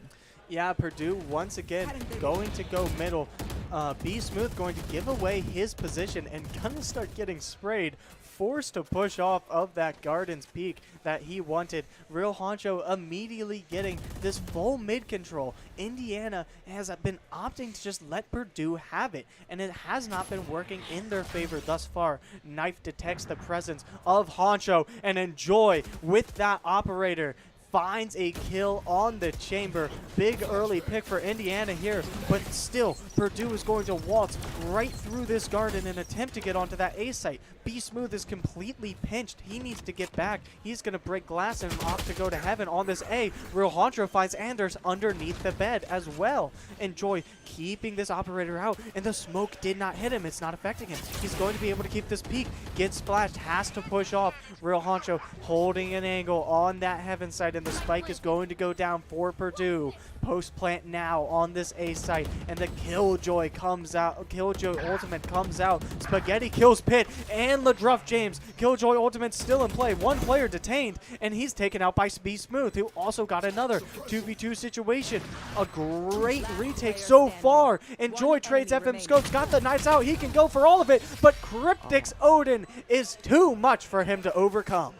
That is just stuck between a rock and a hard place right there. Really hard for Indiana. Like you said, incredible retake, but just really hard to kind of force it through. Really good job by Purdue on holding angles, and I just do need to also, incredible job holding on to that streak. It is as hard to start a streak as it is to keep a streak. Yes, you do have a credit advantage, but you got to keep winning round after round after round after round. The opponent has so many chances to do something different, and to be able to hold this streak up coming all the way through into the swap is just incredible. Yeah, and I really like the idea on the retake for Indiana. I was kind of confused why they didn't use the null command to try and stop the initial hit, but countering any sort of utility that Purdue might have had to take out the lockdown was a great idea, but ultimately they just couldn't do anything about it. Enjoy taking out Spaghetti early through the information of that Sova Dart. And if you notice, Purdue has the bomb all the way in their spawn. Entering the last round, they're playing very aggressive. Oh, aggressive teleport by FM Scopes does not work out. He's going to get right-clicked by B Smooth, but he does give the information to Honcho, who's going to get this long flank into the back line of Indiana. Might find something here. It is getting watched by the Sova for Indiana. We're going to get contact. LaDruff James misses his shots, but so does Honcho. So Real Honcho is called out now. Indiana knows exactly where he is. Going to get some contact on B main soon as Purdue is pulling up through it. Odin and Marshall in hands. Real Honcho has A for free. He's got to know where they are, but they're still just standing there. Indiana playing that dead body, not letting Purdue get any free picks. They have the time advantage right now, and so Purdue is going to be forced to make a play here. Pitt on this judge does not find Cryptic. That quick trigger on the Odin is able to take him out. LaDruff James finds two with the Ares as well, and the spike is down. The rest of Indiana is nowhere close. Ult forced to be popped by the Real Honcho, and he's getting blasted, and Indiana is going to hold. What a weirdly paced round, certainly. Incredibly slow there, and then really explosive action. And it was almost as if both teams needed time to kind of take stock of where each other was. But once they figured out where everyone was, once they figured out what everyone wanted to do, they both executed their plans at the exact same time. And this time, Indiana came out on top heading into our swap. Yeah, and it was a great call by Indiana to realize that they left a little part of that net open. They let Honcho get into Catwalk, into the A site, but they didn't give him anything. Sure, you can get the A site for free, but that doesn't really mean anything if we have a main. It's a perfect avenue to retake from because it limits Purdue to just taking the site, and ultimately it didn't end up mattering. Honcho was essentially a non-factor in that round just because Purdue didn't realize that Indiana knew where they were. Absolutely the good call-outs and team play there from Indiana, as Indiana is also going to opt to take this middle site. And Joy going to find some early contact, and Nims is able to take him out with the pistol. Just a very good early pick, over aggression potentially by Indiana on that attack. And the spike is going to be still in the hands of Indiana as they're going to creep up onto the site, close the door it seems. No, they're opting not to because they have full mid control. Ladruff James and Anders holding down that mid site. Nims finds another on Ladruff James. Long angle was able to take him out. Spaghetti in a gunfight with Anders. Anders wins with the right click. Nims is on ace alert. Takes out B Smooth as well. Cryptic and Real Honcho clean the round up for Purdue on that defense. And great call by Purdue, just realizing where they had control of. It's sort of like the opposite of that last round. This time, they realize where they have control of and where their net has been left open a little bit, and they're fine just shepherding Indiana into right where they want it. On the front side of the B site, where they're essentially too far out to run away, but not any further than that. Yeah, the Boilermakers here turning up the heat as going for a full buy off of that pistol round. There's only 4 rounds left for them to win. Indiana has a lot of comeback to do. Purdue trying to slam this advantage as far as they can and get as much out of it as they can. And Purdue slamming that wall spam as they have done and found success with so far in this match. Indiana going to take full mid control as Purdue's going to give it up. But a quick peek with an outlaw finds 2.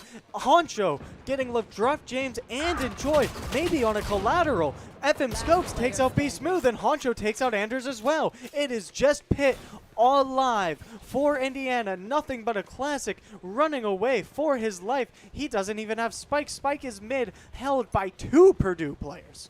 Coming back. Just flipping his knife, running through his own spawn, looking for something, hoping to get a cheeky kill out in that backline. But he's truly just going to grab this orb and maybe get something here to save this just disastrous round so far for Indiana. Yeah, looks like it's going to be a save out of Pitt here. Not really much that they can do as they do walk up towards center here, and it might be something.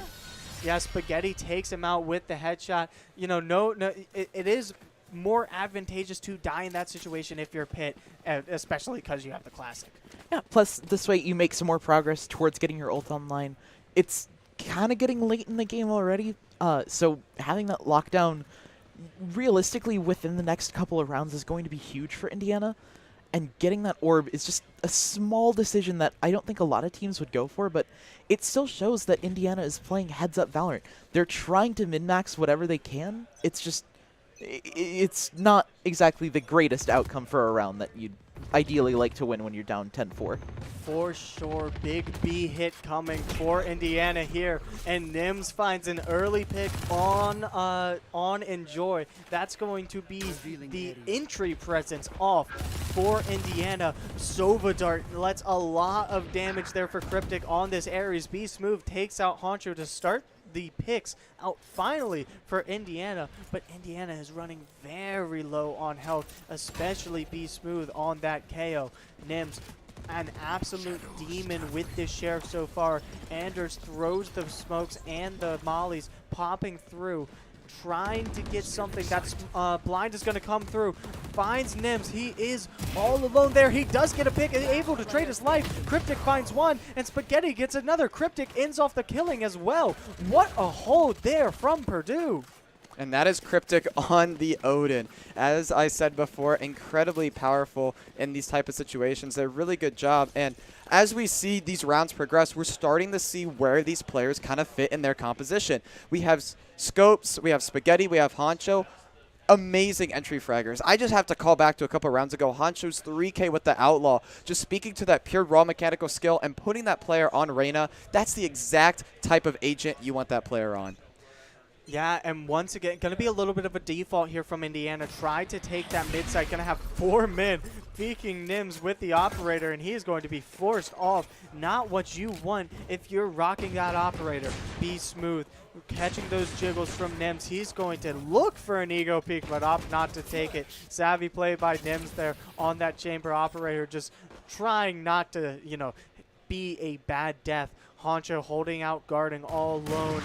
Indiana pushed up far, and Be Smooth is going to get a peek, but Nims is going to punish. Scopes finds a pick on Pit as well, and the attack is starting to fall apart on this save round for Indiana. Pushing up through Garden. All alone is the Jet on that A site, but Honcho is going to be close by. Getting a lot of damage out. Spaghetti gonna find an angle. Not gonna get the shots though. They know where Spaghetti is though. He's forced to push back. Gonna come and break glass. Try to get something. Spike's going down for Indiana on this attack. Once again, they do not have the guns. Still rocking Sheriffs. They also have the man disadvantage. Even with the spike down, they are not in the position they would like to be. Enjoy holding this heaven site while Anders and Ladruff are playing underneath. They want Purdue to make a mistake. That wall is going to go down, and Cryptic is going to wide swing. Finds the headshot on Enjoy, but Honcho gets the headshot on to trade Enjoy. Ladruff James finds one. Anders all alone, and he gets taken out by Spaghetti. And it's a really rough position that Indiana finds themselves in now. They're facing match point. Their econ is probably fine considering they got the plant down and this was not a large buy, but they're going to have to string together 8 rounds in a row against a team that has a whole bunch of stuff going for them. They have an economic buffer that's going to be made even better by the fact that NMSLM has the operator and the Tour de Force online. They're going up against the Odin. Pit, I think, is probably going to look to counter spam off the back of the turret, or off the back of Cryptic spamming instead. Cryptic, a very big spammer through this wall, has been finding a lot of success. Nims smoked off and mollied off before he can find anything on that operator. Savvy play there by Indiana, not letting him get going. Nims all alone in this garden area, though, and he may very well get pushed by the entire Indiana team as they take mid-control, but he finds a kill, finds another, twice, quick trigger on that operator as he finds a third, almost finds a fourth, but Anders able to take him out through a wall, and FM Scope and Honcho gonna be on that Purdue side. Great plays there by RLM with the chamber operator. Pit, nothing but an omen, the spike, and a dream to save this map for Indiana. It's not looking strong. He's going to take up the Vandal, but Purdue here is abandoning the site. He's going to have free entry if he wants, but he also has no information. He's just got to play off of his sound cues and hope that he can take advantageous 1v1s. Yeah, forced to rotate on the B site here. And as you said, talking about advantage, disadvantage, being the one player left is disadvantage enough, but having to quickly set up util, quickly look for a spot to plant as you have 3 wolves closing in on you, it is going to be a tough situation to clutch. Does have the Odin there if he wants it, and the lockdown will actually help a little bit, but he's got to find a way to defend this, and it's just not going to be enough. Yeah, falls to Spaghetti as the last kill. Killjoy ultimate taken down as well. And the spike defuse is going to confirm the first map in favor of Purdue. I'm going to be honest, that went a lot quicker than I was expecting it to, especially since that was Indiana's map pick. Yep. And you want to know something crazy? We're going to Breeze next. Purdue's Breeze comp. We're going the exact same except Viper instead of Omen. And also, I mean, we saw how strong MMS RLM was on that operator. So we're going to see what happens here. I mean, it's Breeze. How do you think this is going to go? We just saw Purdue kind of roll there. What do you think Indiana has to do to take that momentum back? Purdue is stocked with players who are clip machines today. I mean, Honcho and NM finding amazing sniper shots, and they're angles that, I mean, you like think about and consider, but they're approaching them in a way that's different. NM perfectly playing on that barrier of the wall. Just I can't just, it was just beautiful. It was just a beautiful op clip. It's everything you want out of it. And Breeze is the map to do it on, so I am so excited to see if they can do it there. Yeah, and going back to what you said about how all of their roles fit into the comp individually, you have these 3 agents that in various lifetimes have served sort of the same purpose in the comp. They're all the op agent for various different comps, but they're playing them in such a different way that it makes all of the playstyles just individually blend together really well. You have Jet, whose ability to just get in and out really quickly makes her a great rifler in addition to an operator. You've got Reyna, who Honcho is just piloting like somebody who does not care about whether or not they go down, but more so on how many they can take down with them. And then again, NMSRLM, just holding down the traditional opping role, playing it right in that perfect spot where you want Chambers to be playing between hyper-aggressive and hyper-passive in that really niche range that really only Jet and Chamber can fill. Yeah, this is not your silver solo queue Jet here begging for the op in chat. This is grand finals at the BEC, and giving the duelist the op is what you need to do here, and they are doing it perfectly. I mean, just watching these players play is just incredible. And to see, and I have to go back to it again. I'm focused on angles here, all right? Angles that these players are taking are incredible. Just from directions that you would never even think. That amazing box play by Scopes to walk all the way towards the end, kind of try and bait something out, realize no, Jet's not there, and loop back, and then be in position standing ready for Jet to turn that corner. Like, just the thought process, 12 steps in advance is incredible to see. Well, working in the favor of Indiana, however, Purdue used a lot of Odins. They used a lot of LMGs to get those sprays through walls. Do you think, Allison, that is going to, like, really affect them, or do you think that's more of an Ascent gimmick, sort of that's what we like? Either way, whether it affects them or not, it's not going to be something that they're going to have to worry about as much on Breeze. I mean, there were some wallbang shenanigans that you could do, but most of those have been patched out as the maps change, and I don't think it's going to be as much of an issue. However, the main thing that they will have to be worried about is the usage of the Sova, the one that was enabling a lot of those wallbang gimmicks. That's going to be prevalent on Breeze, and some of the darts are even harder to shoot than they are on Ascent. So Purdue can figure out different ways to implement the Sova, and Indiana, I don't know if they're going to be ready, but they're going to have to be. For sure, Indiana, they need to make a hold here. As far as I know, this is a best of 3, right? If Indiana takes one more, or if Indiana lets up one more, Purdue is going to be your BEC LAN Valorant champions. They need to stop that. Once again, as we built up, this is not only a championship, this is a rivalry match. Yes. This is as though you are seeing like Michigan and OSU in a match in a finals game, right? This is huge. And so the stakes are high. And that's what we're seeing, right? We're seeing both teams at the top of their level. Yeah. So just real quick, we are going to roll into a break as we wait for our players to get ready for map 2, but we are excited. Stick around for the rest of this match.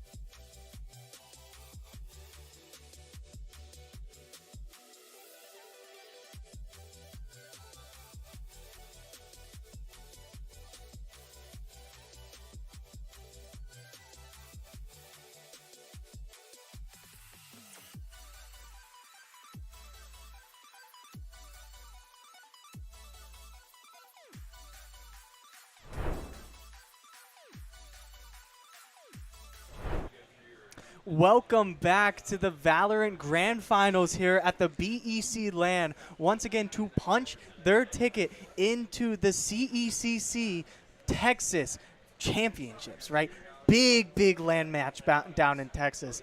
And we're about to hop onto Breeze. Currently, Purdue has a 1-0 lead in a commanding victory they took on Ascent. Allison here, what are you expecting to see on Breeze? We talked a lot about it a little bit before the break, but just remind us, what are we looking for? Yeah, so for those of you who missed it, Purdue on Ascent ran a very unorthodox comp. They ran the Jet, they ran the Omen, they ran the Sova, and then Arena and Chamber. Their Breeze comp is very similar. Jet, Reyna, Viper, Sova, Chamber. So not a lot of switches up for Purdue, and that honestly really helps them. They're already relying a lot on their AWP and their heavy rifling, and Breeze just leans into it. It's not a big surprise to see why they picked this as their map pick. Yeah, absolutely. I mean, we saw how strong that operator was in the hands of MMS RLM, and I mean, when you have that operator, it's such a advantageous thing, especially for Breeze. I mean, I've called it Opera's Paradise because it is, right? Do you think that that is sort of going to change the pace of the game? Because what we saw earlier was some very slow rotations from both teams. Do you think it's going to be a little bit more fast-paced, or do you think it's going to be even slower? Well, in the name of the pun, Breeze should be a breeze for Purdue most definitely here.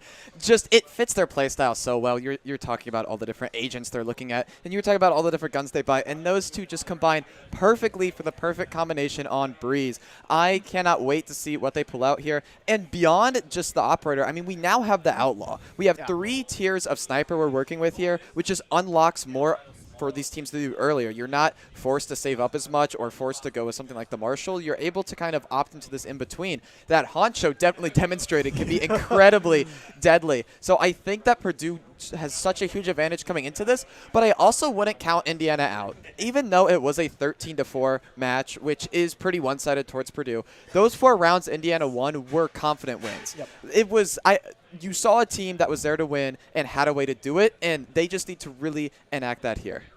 Yeah, and let's not forget, one of the rounds that they did win really early on was the second round.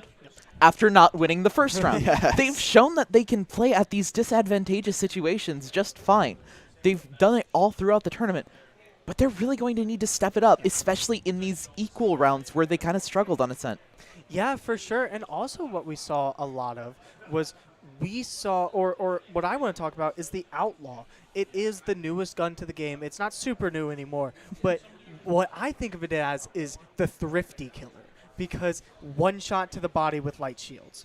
And so, Carter, do you want to just talk about, do you think that has sort of made these thrifty victories even harder for teams to pull off?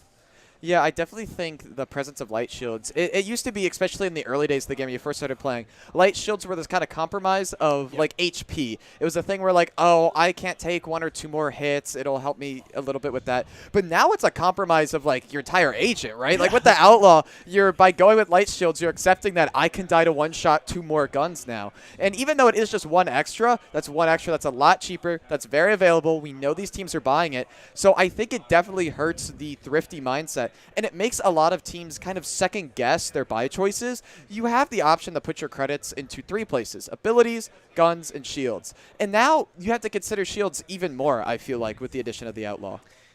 Yeah, and what I've noticed especially is we saw some unorthodox things in the pro scene in the past where if they knew that they were running a Vandal team as opposed to a Phantom team, they would never buy full shields. I have not seen anything like that since the introduction of the Outlaw. So definitely changing up the vibe of the game, changing up what we've seen, and I wouldn't be shocked to see more Outlaw here on Breeze because of those long sightlines, right? Yeah, it's a map where historically snipers are great at. That's not always true on some of the maps, and even still, you'll see some teams occasionally Paper X or Team Liquid, or quite a few teams in EMEA actually, will go out of their way to buy an Outlaw specifically to counter these thrifty rounds on maps that aren't usually favoring sightlines. So what happens when you give them a map that favors sightlines? Yeah, it's going to be an uphill climb for Indiana for sure. But, if any stage we're going to see someone overcome what is a truly massive challenge. It's this one right here. It's a LAN. Anything can happen. These teams are right next to each other, and we've had great sportsmanship. We've had incredible play by everyone here, but with a rivalry, with these stakes, at the end of the day, it's still a rivalry. It's still a rivalry. I wouldn't be surprised if there's a little bit of chatter going on there between the two teams. And being a rivalry, do you guys have any experience, playing in these big matches where, do you think that really does play into how you play? Oh, most definitely. I could speak on when you play a team that you're rivaled against, it means a lot more to win. That's just simple. I mean, well, first off, as an Ohio State student, beating Michigan is the highlight of your year when it happens, As a Northwestern student, I fully support you beating Michigan. So, I mean, being in these rivalry conditions are a lot of fun, and it definitely makes the game a lot more competitive. But I think a lot of the players, you go into that first map thinking that, right? You're like, oh my God, this is so cool. This is so awesome. And then the first map happens, and then you get a shock of reality, right? You're playing Valorant. You're in there. You're competitive now. And while there might be all these emotions around it, you have to focus on the game. And we've been talking a lot about the Outlaw, but I just really want to bring up here the Vandal, all right? It is in the rifle category, but it works in the sniper category. Yeah. And the Vandal play has also been exceptional from both of these teams. So even if Purdue kind of wins out in the sniper category, I am really kind of expecting IU to come in with this very standard kind of full Vandal buys that they've been showing up with and really inflict a lot of damage. Yeah, I mean, but we also did see, not to take away from Indiana, they literally went out of their way, full saved on a round, to get an operator into the hands of Enjoy.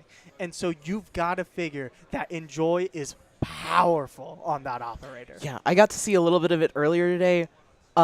You brought up earlier off stream a player from Northwestern named Mio Akiyama. Enjoy is about as good as Mio Akiyama with the op, which is saying something. And for those of you who haven't been here all day, my Ohio State was playing Northwestern, and Mio Akiyama got on an operator and completely shut down the game. I mean, took over Valorant. And that's what the operator can do. Like the op in CSGO, too, it is the powerhouse. It changes rounds. So that's just what we're seeing. We are getting word that Indiana had a game crash, so that is what is delaying us like this. Unfortunately, things like that happen at a LAN, so we are going to run into a quick break while we get everything situated, but we will be right back, so stick around.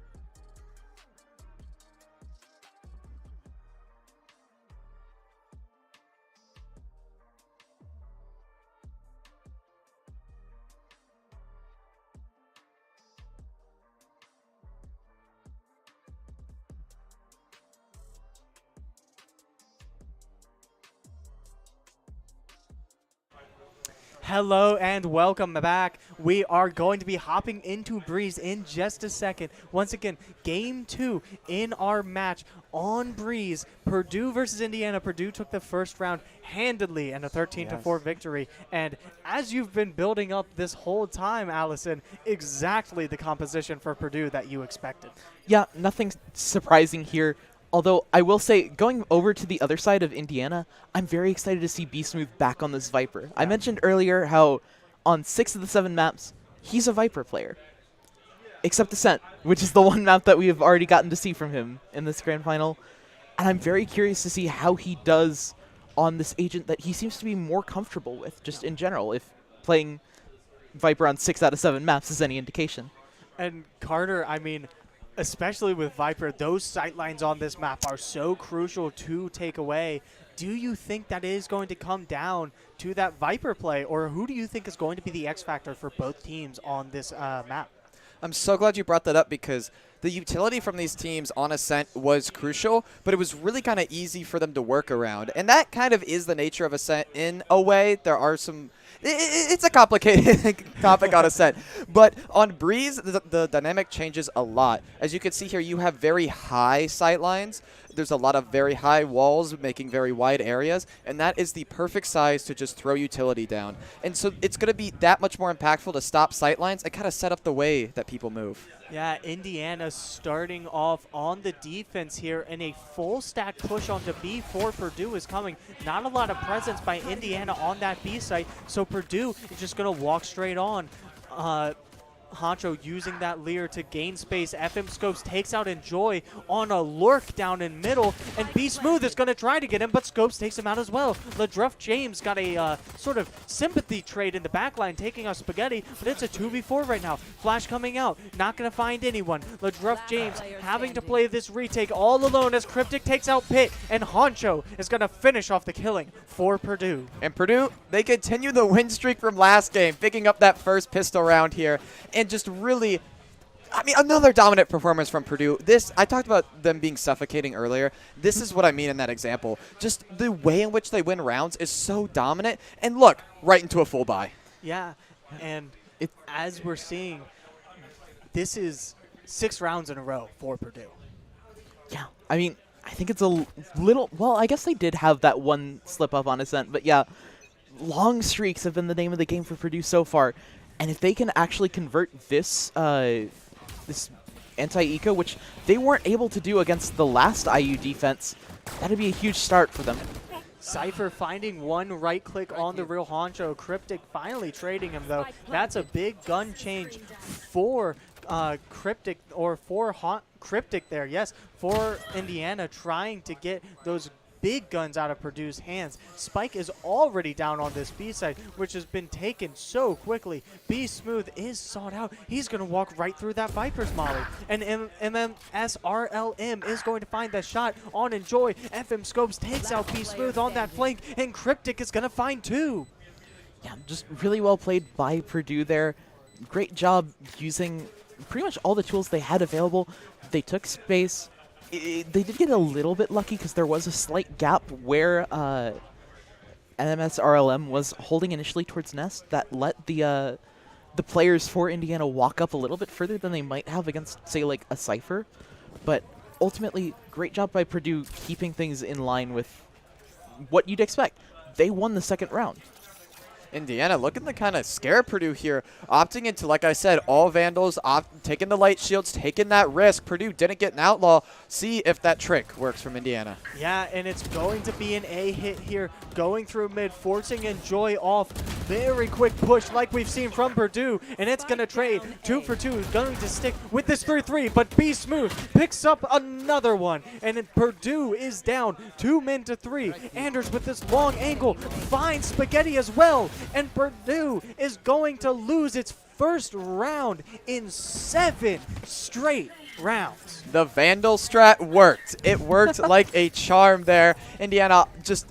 And that's exactly what I said that they needed to do, and they did it perfectly.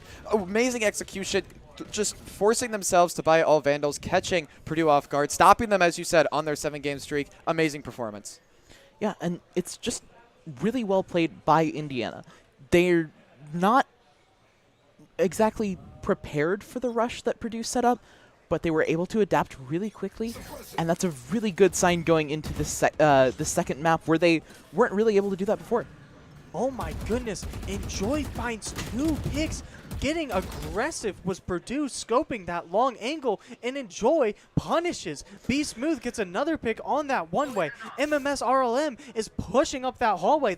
He's not going to find anyone, but that Cypher Trap is still there. If he gets over-aggressive, he could trip off his position. He is going to see it, not going to fall for it. But it is a huge man advantage in the way of Indiana. At least they still have the spike. They might not expect MMS to be pushed up this far, though. He's not trigger the Cypher trick, and he finds this pick on Anders. Cryptic finds Be Smooth as well, so it's going to be 3-2. The round is evened up, but as soon as I say it, LeDruff James and Enjoy finish it off for another Indiana victory.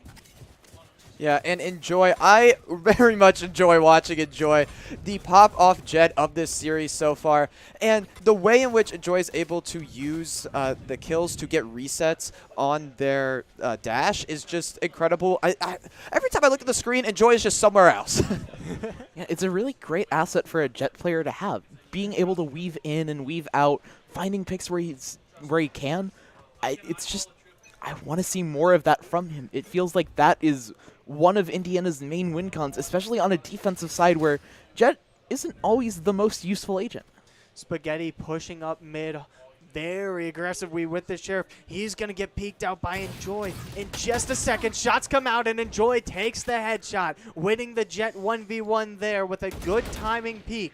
LeDruff James barely keeping his hair as he gets a shave from the real honcho right there. Trying to find these shots, just a jiggle peak battle right there on that A-long, very long hold. And he finally gets the shots he was looking for, taking out the real honcho, making it 3-5 in favor of Indiana on this defense. Purdue going to push hard onto this B side, gets seen by the Cypher, but Cryptic takes out with a running through the wall headshot. Be Smooth takes out Cryptic as well.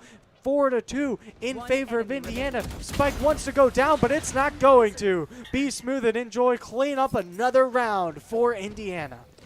Be Smooth was the focal point of this Indiana team last game, and now Enjoy on the Jet, taking a bit of spotlight, but Be Smooth working up the ranks that round and showing that they're still here to compete. They are still one of the, even on something like the Viper, still going to be a top frag on this team. Yeah, and I really like the way Be Smooth played that round. Know what space you have as a Viper player and just keep trying to get a little bit more. It's the same kind of style that you see on maps like Split or Bind when Viper's the lurk agent, and being able to implement elements of that into the defense is really nice. Enjoy with a quick pick, super long angle there for Indiana's Jet. Takes out MMS RLM for Purdue, and an early round disadvantage for Purdue on this attack. Spaghetti evens it up quick, almost finds a second, but Anders peeks away just in time. Enjoy wants another, and he finds it, taking out Spaghetti for the Jet. He's going insane on this operator. We called it out before the map. This is what he wants. He wants that operator, and he wants the hit. Spike still in spawn, finally getting picked up by Purdue. Going to go on this creep, but Be Smooth catches scopes on that good timing. Honcho going to push up. They don't have the spike. It doesn't matter that they have a control. And Indiana just content to play back. They don't even care if they want the spike. They're just going to keep these long angles. And oh no, Trigger Discipline is going to get Honcho too. And he's going to be able to eye away. They know where he is. That is his only downside. He might get shot from behind by Anders, and he does. It is a 1v2 situation despite that play from Honcho. Cryptic gonna get the spike down. Pitt and Anders know exactly where Cryptic should be. Just a man and his Vandal. Double peek surely incoming on Cryptic. Peeking the wrong angle. 2 men pop out, and Pitt is going to take out Cryptic to complete a 4-0 stretch for Indiana with that ball rolling. a series of events that, if you're Purdue, turned out to be unfortunate, but were incredibly fortunate for Indiana here. Honcho, like you said, beautiful trigger discipline, lining them up, finding the perfect just angle. I love angles, finding the perfect angle here. It is extremely well done there. And now going into the timeout here, Purdue, they lost that round, a round that they were set up to win, and they need to find a way to win those. Yeah, and Purdue just, they're so close.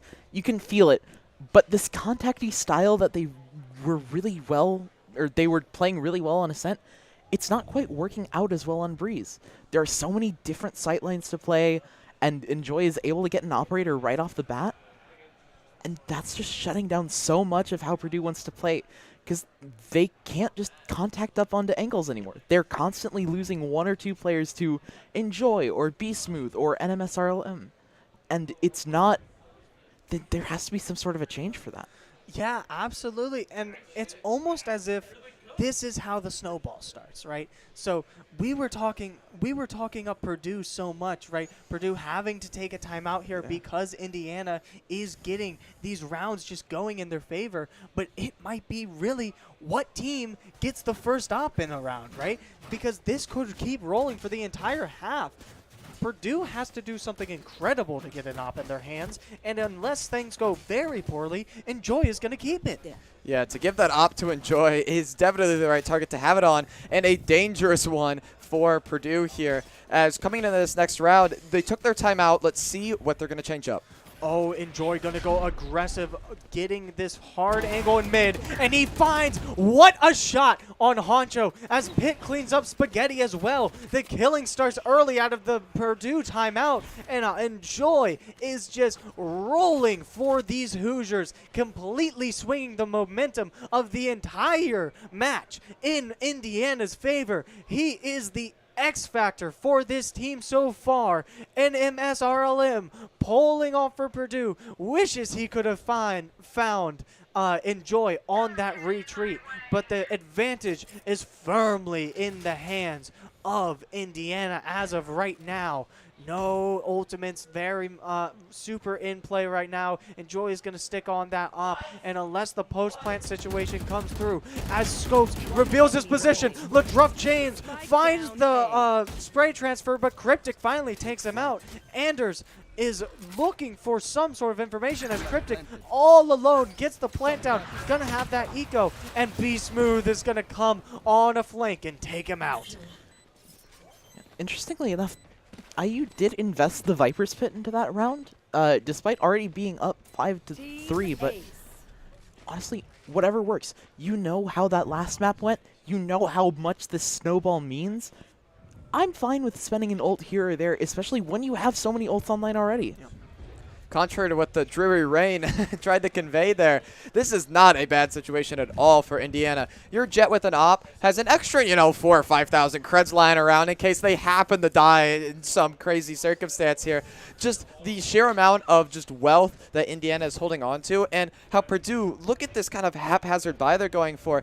They want to save, but they know they have to take a round off. They're trying to find a compromise. It's just a tough spot to be in. Yeah, it's going to be a double ultimate round as the Jet operator and the knives are going to pull through for Purdue. The Viper wall going to bring them straight onto this A site, and the spike is going to come down quick. You have to think Be Smooth, looking for a little rotation from behind, little flank. Viper's pick going up. Location revealed with the Hunters. Anders finds Cryptic. What an ultimate out of Anders to get the Sova out. Be Smooth is spotted on his flank and called out by the Chamber utility. LaDruff James throwing out something, trying to get the Viper's Pit down. MMSRLM takes Be Smooth out from the flank. The Cypher Neuralink tries to get the information, but Enjoy takes out Scopes. The Viper's Pit is down. LaDruff James has a chance to get this round for Indiana and keep the slide rolling. He just needs to get the spike out. He finds the Jiggle Peek. MMSRLM still has that Chamber Op out. They're going to double peek it. Not at the right time. He's not going to have time, though. Despite getting the kill on MMS, the clutch is going to be for Purdue finally catching a round. But you look at what Purdue took into that round, too. Like, the haphazard buy I was talking about, the the struggle to even get that spike down, to be able to come out with the win there is absolutely massive. And you still have so many rounds left in this first half. Honestly, I see the comings of a Purdue comeback. Yeah, and also important to note, there were 9 ultimates online that round. The only one who didn't have their ultimate was Smooth. All of Indiana's are off the board now. Purdue still has a couple left. One is, granted, the Empress, which is not exactly the best ult to build around, but you do have that Hunter's Fury. Yeah, this same wall coming out from Indiana. They want this push. They liked how it looked. Smooth narrowly doesn't find the kill there. Does get some damage. Anders takes out Spaghetti on that, I believe, lurk he was doing. And Anders is going to be very happy with that to start first contact out for Indiana. Getting an early man advantage. Smooth holding that one way as he can. Pit might find himself in the crosshair of MMS RLM. He's not going to get the sightline. He's just holding this Cypher tripwire, which is a little far up. And Indiana has been or Purdue rather, has been taking advantage of it. So what they're going to try and do now is double back to this B site and try and get NMS RLM to cut off these rotating lines. But they don't know that all the Cypher util is still... Well, they might know that all the Cypher util is still there, but Cypher's still there. And look who's peeking out towards mid with that operator. Oh yeah, Enjoy gonna have a chance to ruin the push here for Purdue. Gets an early pick on the Viper. That is huge. No more wall, no more smokes. MMS RLM takes one out on the flank like you mentioned, but takes out Honcho, and Enjoy cleans up Cryptic. It's just MMS RLM, and they know exactly where he is. Enjoy on this operator has been all Indiana needed to turn the tides. My powers of the caster curse have hit Purdue hard here on this one. They had everything lined up for this, but it's just the dominoes kept not falling in their favor, and Indiana picking it back up on their streak. But just so much props to Indiana. And as you talked about, they knew exactly where NM was, and it seemed like they knew exactly where everyone was. Really good use of like just vision and where they are on the map, and then kind of using the utility as a way to force Purdue into an area where, I mean, Indiana's ready to fight. There's got to be something more that Cryptic can be doing to force Enjoy off of these angles. This op has been wrecking Purdue's attack half, and they don't have a lot of util that can drive him off. This Sova has to go big and figure out ways to get Enjoy off of these dangerous sightlines. And no one is going to dare peek Enjoy, but they dared peek Smooth, and it was a mistake as he picks up 2 kills on Purdue. Just over and over for Indiana is getting these early picks, and that chamber is in a very dangerous situation. If they get a peek off, that could be another man down for Purdue. Smooth sitting in a Viper's molly has to push through. Not going to see the Sova pick the spike back up because of that one way by Smooth working out of his favor in that particular instance. Anders going to get the firebolt, get some information on scope. Smooth is in a peeking match. Enjoy might take Cryptic out here if he has good timing. Doesn't. Misses the shot. That is a rare miss on that operator. And a second. Enjoy proving that he's human. But Smooth, so much patience. Gets a 4th. He is on ace alert. Picks up the gun so he doesn't have to reload. But oh no. Cryptic takes him out before he can get it. So it's going to be 4v1. Cryptic gets another. That's some guns out of the hands, but Enjoy cleans him up with that operator finally hitting that shot. Smooth, the clip maker on the Viper here, finding the 4K in that round, holding that angle, and honestly, as amazing as Smooth's gunplay was, that is an angle that you should be checking more as Purdue, and I mean, it is incredible that Smooth was able to, the second they walked out, find the kill. Yeah, and it's really impressive how much more suited to the Viper Smooth looks. He knows what timings and what util he can play around, and it's just enabling him to make these big plays. Absolutely, and looking like a B hit here. B to mid, and Joy's going to be met with a lot of players, but he gets out just in time. Also getting a pick on Honcho. Cryptic still pulling up, but that one-way Cypher is going to save his life, and he's going to get Spaghetti as well. Just playing around this operator, and the Mespa RLM finds one of his own, but he loses the operator due to Enjoy. Enjoy with 3 on the operator, saving the round. Cryptic is going to finally get him down, but Cryptic is all alone in a 1v2. No information as Indiana is holding down the mid site. He's got room, though. He does have lots of room. Gonna be able to creep onto this A. Once again, Enjoy has just turned this round into Indiana's favor, but Cryptic has information now. Because of that, finds the headshot on Anders, and he's turned it into a 1v1. Purdue has life. He can make it into a 4-7. He's going to get this bomb down as well. Nowhere near the site is this Viper for Indiana. It's going to be a 1v1, and Cryptic has all the momentum. He has his recon bolt up. He has a lightning bolt as well. And the Viper for Indiana is not close enough. He doesn't have the sight line. He can also play his ult. That's what we might be seeing. He's backing off. Be Smooth needs to do something here. He needs to make a play, but just the intelligence out of Cryptic to play this slow. He knows he has time on his hands, and look at this angle. Carter, I know you're going to like this if he finds it. Not quite, but he does get the shot, and that arrow is going to peek out. Gonna get damaged, and he's not gonna have it. Cryptic with the 4K to save the round. Just incredible. It's such a necessary round for Purdue, too. They 7-5 gives them a way back in. 8-4, it's not great, but it's still a way back in. But most importantly, Cryptic's online now. That's exactly the type of player that you want coming up. I mentioned earlier about how important the Sova is going to be for Purdue, and as their only way of getting information, Cryptic needs to come up huge, but showing that he can do it with the gunplay as well, that's such a good sign for Purdue going into the second half. Oh, 100%. If he can be online, Purdue could be back in this game. Going to be a big B to mid hit again. Enjoy might get a shot off. He misses this time. That's going to hurt him a lot. He still gets one on Spaghetti. This man is not human. Anders gets taken out by Cryptic, though, as Honcho finally takes out Enjoy. 4v3 finally in the favor of Purdue, but B Smooth takes out Scopes. Pitts takes out 2 as well. LaDruff James takes out Honcho to end the round for Indiana. Just an absolute rolling despite Enjoy going down early. Switching sides. Incredible teamwork there by Indiana. As you could see them, just how they approach that B site. They approach as a group, as a line, together as one, and that is really something that is incredible to see for them and is really what's setting them apart on this map rather than the other one on Ascent. I was talking for a while about how, Purdue is going for these team coordinated plays, and now it seems like Indiana has almost learned from that and is bringing it on to their own game. Yeah, and another thing to note is that Purdue do have to go on this defensive side now. They have a lot of different possible op agents, so playing hide the op could be a decent enough strategy for them to maybe get themselves a few extra rounds, but first they gotta get to the op, and that requires a very strong pistol in second round.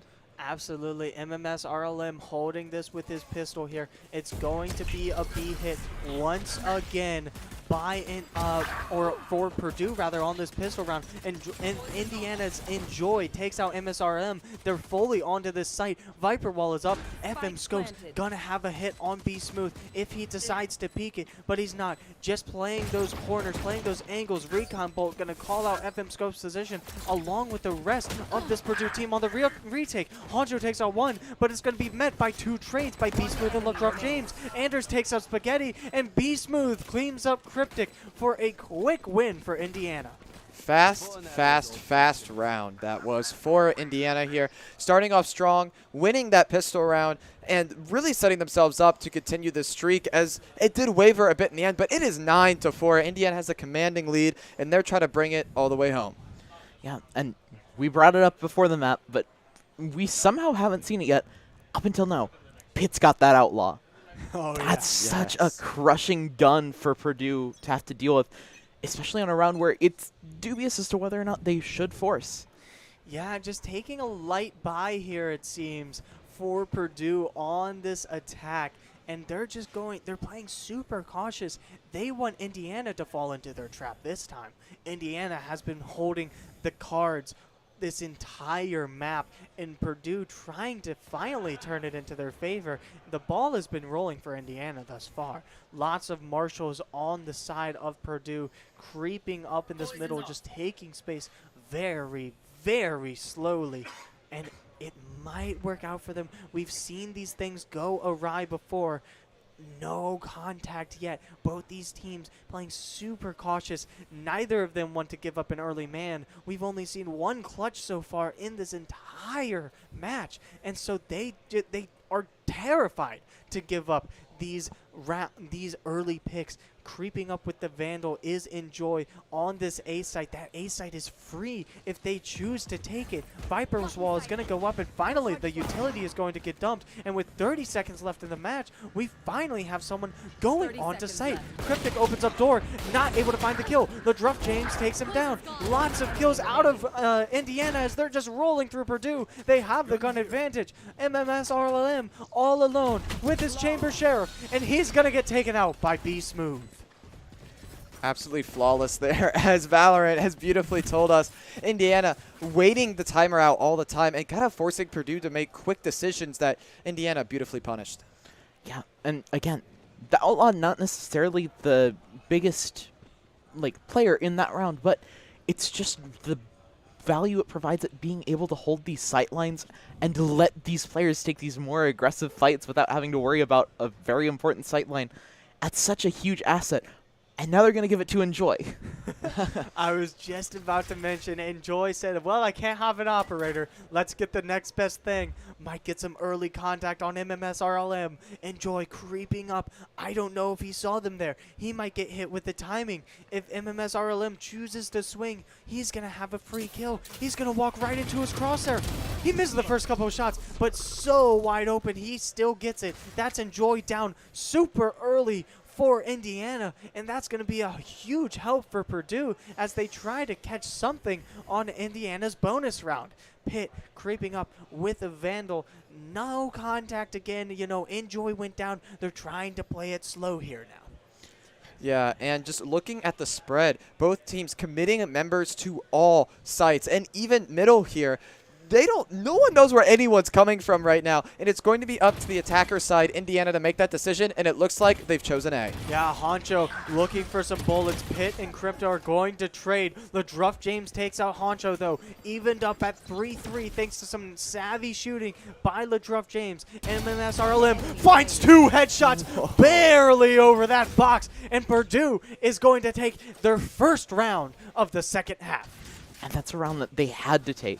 It's not enough just to win any other round. They needed that round specifically. Their econ's not in the best spot right now, but they should have enough to force back up. They have to figure out how to play aggressive, but winning that first gun round is going to do wonders for them in terms of actually giving themselves a foothold back into the rest of this map. Yeah, and MMS RLM is going to take a timeout for Indiana and just, slow the bleeding, right? They finally let a round get taken off of them, and they're like, whoa. Yeah, putting a stop to that is incredibly important because Valorant is a game of streaking. You want to streak wins. You do not want to get a lot of losses in a row here. But to build up that economy, it's incredibly impactful. It gives you so many more options, so many more things you can do in each round, and to stop the bleeding is the perfect term because they don't want to lose anything they've gained. Yeah, when you get a little cut like that, it can turn into a gash, and that is not what Indiana wants to happen, especially without that first map win. Yeah, for sure. Now, setting back up on defense, they're limited a little bit in what they can do by not having a KO or a Cypher, as you see IU does. We got to see a different flavor of defense coming out from them. But Purdue, they're all about taking fights, and it looks like they're going to start putting a little bit more pressure towards mid to let them do so. Yeah, all Vandal buy here from Indiana. As Carter pointed out how much they love to do that. Just going to push up this B sideline in a quick entry by Enjoy. Not going to meet any resistance. Sovadar finds no one, and Indiana's just going to have the B site for free. No one from Purdue is even close, trying to hold these sidelines to get some sort of pick, but Indiana can just walk straight into their post plant. The utility from Cryptic going to try to find some sort of information as Enjoy takes a jiggle peek, almost loses his head there. Spaghetti is deep onto the site, and he's going to get a kill on Pitt. Another one on Anders. Might find another, but finally gets stuffed by Enjoy. 2-2 with Dime taking down for Purdue. Enjoy going to take an engagement, takes out MMS. He knows the spike is being diffused. Real Honcho might stick. He's not going to. Enjoy's going to complete the 4K and win the round for Indiana. Indiana winning on the map that Purdue chose. Purdue having won the map that Indiana chose. And there's an even bigger swap going on here of style in that last round. Indiana, that's the team that we saw come in here with the explosive, fast-paced, rushing the point and just being able to get the spike out as fast as possible and set up. And Purdue, the team that tries to attempt to play slow and suffocate, and just a complete swap of roles. Yeah, and it's fine for Purdue to want to play retake like that, but they really have to take contact a little bit earlier. Yeah, just gave up a lot. Knives coming out here from Enjoy. Looks away to dodge this the flash there, and he's going to get a gun. I think that's an operator. That is not what Purdue wants, but thank goodness the stinger from Real Honcho takes out Enjoy. I don't even think Purdue cares that they were taken out. As long as that gun is not in Enjoy's hand, they're going to be okay with that loss. But Indiana just sweeping things up. Match point.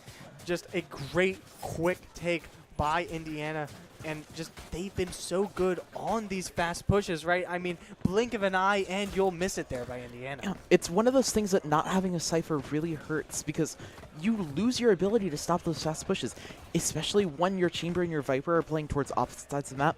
You lose your ability to heavy stall one side in exchange for a little bit of weak stall on both. Yeah, absolutely. Going to be a B hit here once again. They've been so impressive on this B site. Indiana going to be able to just sprint straight in off of this KO ult. Viper walls up, and Purdue's playing retake again. That was fully through smoke. Cryptic finds a headshot on Enjoy, and the top fragger is down for Indiana as the Hunter's mark is coming out here for Purdue. Helps Spaghetti get a kill. MMS RLM takes on LaDruff James as well. Finds another on Pitt, and Honcho almost takes out Be Smooth there, but it's going to be a flawless victory for Purdue to snatch back some momentum. Yeah, Purdue holding steadfast here. They only have one round to drop, and Indiana will take map 2 and bring us to a map number 3. So Purdue wanting to put a stop to that here, and this needs to be the start of their streak to take it in the OT. But as we pull up the buys here, it is looking a little rough for them here. I mean, the credits are low on both sides, but just seeing a Bulldog here, it's just that little bit less on Purdue is going to have an impact. Yeah, they do get knocked back in the hands of NMS RLM though, so that's at least something to work with. Absolutely huge. He's been so impressive with that operator on the chamber too. So the Purdue Boilermakers are not down quite yet as Pitt finds the pick on the operator though. Real Honcho takes out Enjoy for a little bit of that trade. Be Smooth takes out one and Pitt finds another. Only 2 people left for Purdue. Honcho looking for something, just holding down the fort with his jet, with Spaghetti, hoping to save this round, save the map for Purdue, not wanting to go into a third. Indiana has proven how strong they can be. Honcho looking for a pick, might have some contact on these doors, gets a little bit of damage off on the Cypher there for Indiana.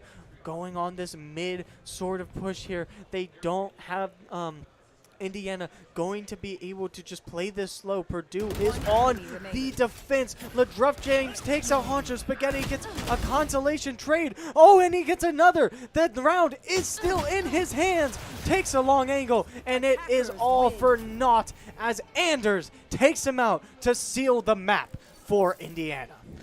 Just calling circles around Purdue there. Are you going to force us onto a map 3? It's exactly what we wanted to see after a very lopsided map 1, an equally lopsided map 2, and I'm very excited to see how these teams handle Split. Yeah, to have map 1 be so lopsided, it does really scare you that, oh, what's going to happen on map 2? Purdue had such a commanding lead, and Indiana shutting all those fears down with a dominant performance on Breeze, a map which, I mean, they were doubted on. It was supposed to be Purdue's map, Purdue's pick. Ascent was Indiana's pick, and so now going to Split, see how these teams adapt, and I am really incredibly interested to see these agent picks. We've seen some unique picks out of them before, and let's see how they change that up to meet the menace of Split. Well, Allison, you've been on the Purdue broadcast before. You've seen what they've picked. Do you have any insight as to what they're going to go here on Split? I haven't been able to see Purdue Split comp, but for the side of Indiana, Enjoy is pretty much their designated opper. Yeah. And we saw that he's a pretty good one at that. I don't know if they run Jet on Split. Interesting. It might be a double duelist. It could also potentially be a chamber. And just another question. Me personally, I'm a Reyna main in Valor. I am... take like a step this way now. I am that guy who insta-locks Reyna when I play, just because I think she's so fun. The fragging potential is there. How do you guys think that's going to play out on Split? Because Split is, at least in my experience, not a good Reyna map. And Reyna, as we've talked about too, not in the meta. So, like, why do you think this it's, at least in my opinion, this is why we're getting these big splits, is because of that Reyna. When she's on, she's winning, and when she's off, she's losing. So, like, how do you guys feel that is changing this atmosphere? Well, as a Sage main, my calm, calculated, and better nature allows me to properly deduce. No. But it is just... Reyna just has this spot here, and especially within Split, that the pop-off potential just kind of gets magnified by the kind of wonkiness of the map and the multiple angles at which you can come at. And I love bringing up Reyna because when you have a kind of chaos element and put it into the game like that, you want something to either stop that or feed the chaos yourself. And from Purdue, I would have expected them to pick something to try and stop that. Pick up like the Killjoy, Viper, play a lot of like Controller, Sentinel to kind of keep the site safe. But recently, and especially on these last couple maps, they've been getting a lot more adventurous than what I've seen from them before. So maybe they feed into it and we get an absolutely wild match. Yeah, and the other thing is, there's actually some precedent for Reyna on Split. We actually got to see it this week in Challengers North America, where YFP brought it out, and it looked pretty good from like what I was able to see. That being said, it's not exactly the most orthodox pick, but more importantly, I think that this gives Purdue a chance to reset their gameplay style. We got to see 2 maps where they were running almost the exact same comp, but because of how Split is, we know that it's not going to be that way. Yeah. Like, I highly doubt we see Jet and Reyna and Sova on Split. Yes. So this map change might be exactly what they need. There's a reason that they floated Split until last, and they were fine letting it through over a map like Bind or Sunset. Yeah. And I'm very interested to see who picks up the Rays and how they keep the op going. Yeah, and I'm personally so excited to see Split because we don't have those long sight lines. Like, on Ascent, there's that super long mid sight which can be used for that operator. That's not super common on Split. You can play around that op. And so that's going to be less of a factor. And, you know, I've talked about my opinion as to why there is not that, or there are these huge round splits. Do either of you have any ideas as to why we've been seeing these like massive gaps? Well, like, you know, we're going to head into a break in a second, but just to if either of you have some sort of ideas why we're seeing that, please let me know. Jet diff. See you on 3. Well, with that, we will be right back as we are going to go in a quick break while the teams get ready. But stick around because we're going to have Game 3 for all the marbles here.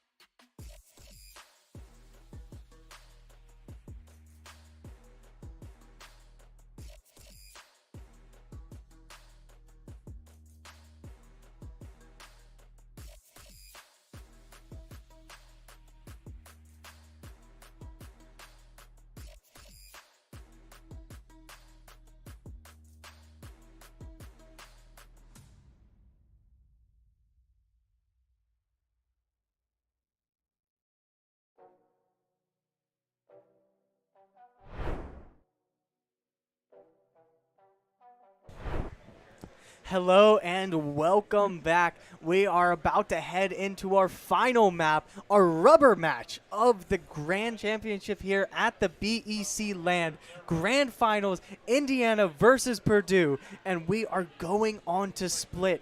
Indiana just snatched a win after getting a little rolled there by Purdue on the first map. We've seen some very heavy round splits and jumping straight into agent select. What are you guys seeing here? Already, I'm seeing a Jet being locked in for Purdue. No race. This is a very odd variant of the Sentinels comp that they won Madrid with, where they run the double controller and the Sentinel, but instead of having a Raze and a Sky, they're running Jet and Gecko. Yeah, really a unique combination here in the get-go, something that we haven't seen in this series and has been a little bit light on the day, but you touched on how they've been able to incorporate it into some of their other matches here. And now Split is an old map, but not old in play style, really having a lot of places for these new agents to pop off. Yeah. And, I mean, we're seeing an Astra from Indiana. I'm a dinosaur. I remember when Astra was everything in the meta. The good old days of Astra Viper. Exactly. You know, the days that everyone loved so much that Split got taken out of the ranked pool. And Astra lost like half of her kit. Exactly. But, I mean, in Astra, how is that going to play into what we're already seeing? So, Astra on Split is still perfectly viable. She doesn't have quite as much utility as Omen, per se. So she tends to lean towards these slightly faster rounds, which is very odd considering that Omen is usually like the aggressive controller. But she has a lot of different set play, and more importantly, it's beast moves on the Astra. Oh my good. Yes, it is. So no Viper here for Indiana. No Viper. It's interesting. They also have no KO. So just a very different team comp. Gonna have some quick hits in the middle. Grenade coming up from Pit. And Cryptic is gonna get 2. Early contact there from the start. And Cryptic gets a 3rd. Taking out Enjoy on the attempt for a retreat. Yeah, a really rough spot now for Indiana to be in. Forced to just back off and look for something, but they're on completely different sides of the map. They're not going to be able to survive anything. Yeah, Astra trying to do something here. Might get a pick on Spaghetti, and he does. Scopes takes the trade, and it's going to be a 1v4 situation for Anders. We've seen it happen before, so it's not impossible. But Anders, with an uphill climb, just going to play it super safe, creeping through this middle, maybe just playing for picks here, or just anything that he can find. And he's creeping sort of in that back line, hoping to get some sort of contact. Not going to find it. A very disciplined post plant by Purdue so far on this pistol round. It's looking like it's basically going to be a save. I think Knows he's going he to die to does not Spike. have a chance. And, he could die to Spike. Is that out of the woods? I think he is just barely out of the range of that spike. And he is going to hold that. Don't jump out. He's going to lose his life. He plays the... Now that's good, though. It's better for him to die than for him to save. Which is why in some situations like that, it's better for them to just not kill him. Yeah. Like, sure, it is an Ultorb, and it is an Ultorb on somebody who's a little bit more useful ult-wise than the Cypher, but even still... that could have been even worse for Indiana University. Yeah, for sure. And just, in your opinion, why not go for a play there? I don't know. It's pistol round. You got nothing to lose. You might as well go for it. Yeah, fair enough. Another mid push coming here. No one is holding that peak, but Cypher might have some contact with Astra through that B main, looking for something as he creeps up. Ladruff James holding that jiggle peak. Nothing gonna happen there. Honcho might be in line for a right click from B Smooth. He doesn't check his corners. That could be a knife. Oh, he almost sold it. Gets the Spectre B Smooth on that kill. MSRLM gets the kill on Enjoy in that middle site as well. Might have some contact here. Pit takes out FM Scopes with that. MMSRLM gets the trade as well. A-Site is in control of Purdue, and it's going to be a long rotate here for Indiana. And this time, NM is the one taking up the Viper and being incredibly powerful on it, finding 3 kills so far in this round and holding an amazing position here. And it's going to be hard for Indiana to fight this one back. Double peek here, Be Smooth, and MMSRLM gets his 4th, looking for an ace there, and he hits the shot. MMSRLM going haywire for Purdue. Incredible with a Ghost Spectre lineup to get an ace like that in round number 2. Yeah, and Carter, going back to what you were saying about how it's not the typical agent that we see NMSRLM on, I'd argue that Viper and Chamber can both do a lot of the same things. They're both this agent that's going to be taking space gradually across the map, looking to put themselves into contact as a form of reconnaissance, essentially. and it fits NMS RLM's playstyle relatively well outside of the lack of off ability. Yeah, and Be Smooth sticking on this Astra, playing smokes is Spaghetti right here, just in the middle. Sprays coming through from Pit. They're not going to find anything, but that Boom Got is going to get information in the middle of the site. So it's just holding these long angles, waiting for smokes to drop. No one wants to make an aggressive push quite this early in the round, but the smoke drops right in time for Real Honcho to get taken out by Ledruff. Be Smooth wants something here. Not much contact, but the push comes in fast. Pit takes out 2, going to chase after Spaghetti, but he's going to raise Satch or Jet away to keep his life. 2v5 here for Purdue. Just trying to play this A site now, looking for some sort of sight lines, and they're not going to find them. Yeah, and already you can kind of see what Purdue is trying to do. I know this round didn't quite go their way, but you can already get a sense of how these teams want to play. Purdue is actually taking up the slower, defaultier style that we got to see a little bit towards the end of their Breeze attack half, but not really as prevalent. Meanwhile, Indiana, they're just throwing haymakers. Oh, and a double peek here is going to chase Anders back onto that A site. 2v1 situation for him, but he finds the headshot, taking out Spaghetti, and a jumping headshot there to keep his life. And Joy gives him the assist, and that's going to be a round for Indiana. Yeah, and something that we haven't really touched on as much this series, but is incredibly important, is each member of your team that survives, you keep the gun and you keep the shields that, well, you keep the gun for the next round. And any abilities you didn't use. And so the ability to have flawless rounds like that and save all 5 is incredibly impactful. Absolutely, saving all 5 guns on that round, and Indiana is going to be able to keep the momentum going. Finally, you know, picking up that round, making it 1-2. Indiana creeping up onto this or rather on this defense, wants to get something. Purdue creeping up this B site, B main, which they have played so much. Be Smooth using this Astra utility to her advantage. Smokes up, finds some sprays, but Cryptic ultimately takes Be Smooth out. And the plant is going to go down for Purdue. Action keeps up as MMS takes out Pit. And this Heaven pushing. MMS is holding this middle side all alone. Ledruff James spots him out, though, thanks to the call out from MMS. And they're going to have full Heaven control here. IU playing for this retake. Enjoy throwing out the jet smoke. He is not going to get the one way he wanted. Has to waste another one to find it. Gecko Wingman coming out looking for some sort of information. Going to drop right into the crosshairs of FM Scope. But what a flick there to get the plant. Starting to get the defuse. Cryptic takes out Anders. He gets half. He's all alone, and Enjoy is just going to run away and save that Vandal. Yeah, opting for the save here is probably the optimal strategy. Is going to be able to get out from the spike just in the amount of time. But, Allison, you really touched on the kind of agent choices earlier, and we're only 4 rounds in, but are the choices playing out as expected? So, I've toyed around with the idea of Jet Gecko on Split. Gecko can sort of do a lot of the things that you ask Raze to do, but that's more commonly seen on a map like Bind, where you can run, like, Yoru Gecko, and that gives you an extra way to help recover Gecko's utility where you otherwise might not be able to. But I'm very impressed by how Purdue are playing this. They're not necessarily recovering Gecko utility as much. It's usually just a quick throw of the Dizzy where it's recoverable, and then nothing until the site hit. Yeah, and some fake smokes mid there, but Spaghetti is going to instant crawl up. Might have some contact here on Be Smooth. Not going to push into it, though.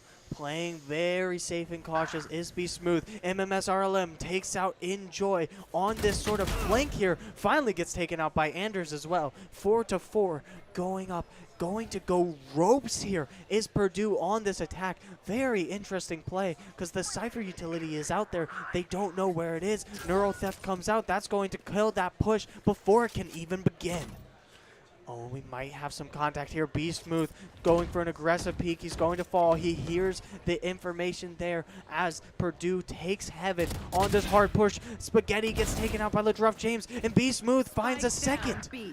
FM Scopes takes out Pitt 2 to even it up. It's 3-2 in the favor of Indiana. Trying to find something, and the Cypher is all the way back in A. So it's basically 2-2, but B Smooth takes out Scopes. 3v1. Honcho needs to do something crazy here, and he's not going to be able to.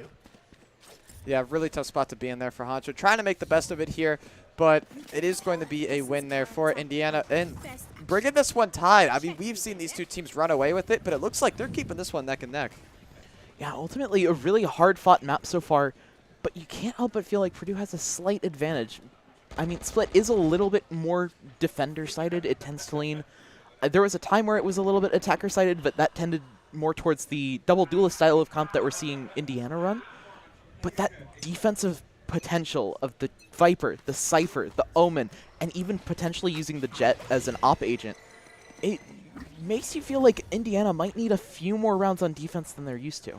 Yeah, Purdue continuing to creep straight in this middle as they've been favoring all game. B Smooth been holding it down so well with this Astra, though, using his stars to his advantage, and the Astra wall is out. The dog's going to come out from Sky. Surely we'll get some information. Sees Spaghetti as it gets shot down. Pitt called out by that. Enjoy with an operator kill, though. LeDruff James, and so much contact happening, taking out 3 Purdue members, and Pitt finds a stinger kill on FM Scopes, going for an aggressive play. MMSRLM all alone, forced out with that grenade, and he gets the headshot on Pitt to make it 1 versus 3. Very low chance of winning, and Enjoy snipes him down with an operator. And that's one of the things that I was talking about, how Purdue could bring up the Jet as an op agent. Well, Indiana also have a Jet of their own, and we've seen what Enjoy can do with the op. So now that he has this op in his hands, that's a really good sign for the future prospects of this Indiana defense. Yeah, and to speak to the different nature of this map, we're seeing 2 Phantom buys here on the side of Indiana from their top fraggers right now, and even a Phantom pickup on the side of Honcho for Purdue.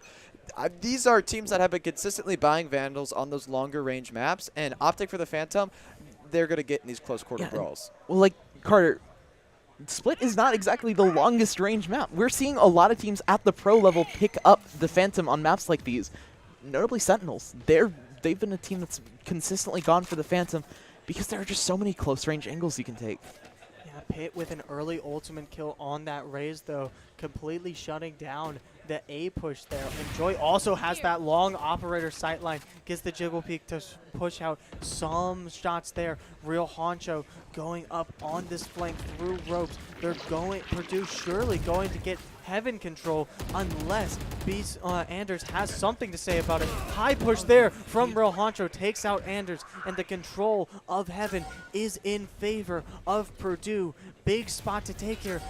Enjoy is called out due to the recon as well. He's going to have to run away with this op.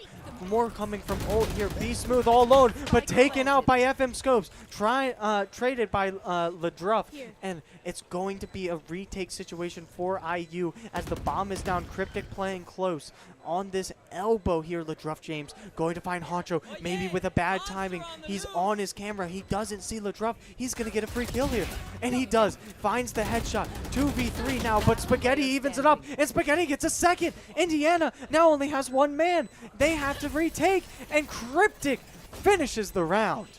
What a great use of the space there by Purdue, and especially Spaghetti here, using the Jet reset to just move around and somehow survive just with 7 HP.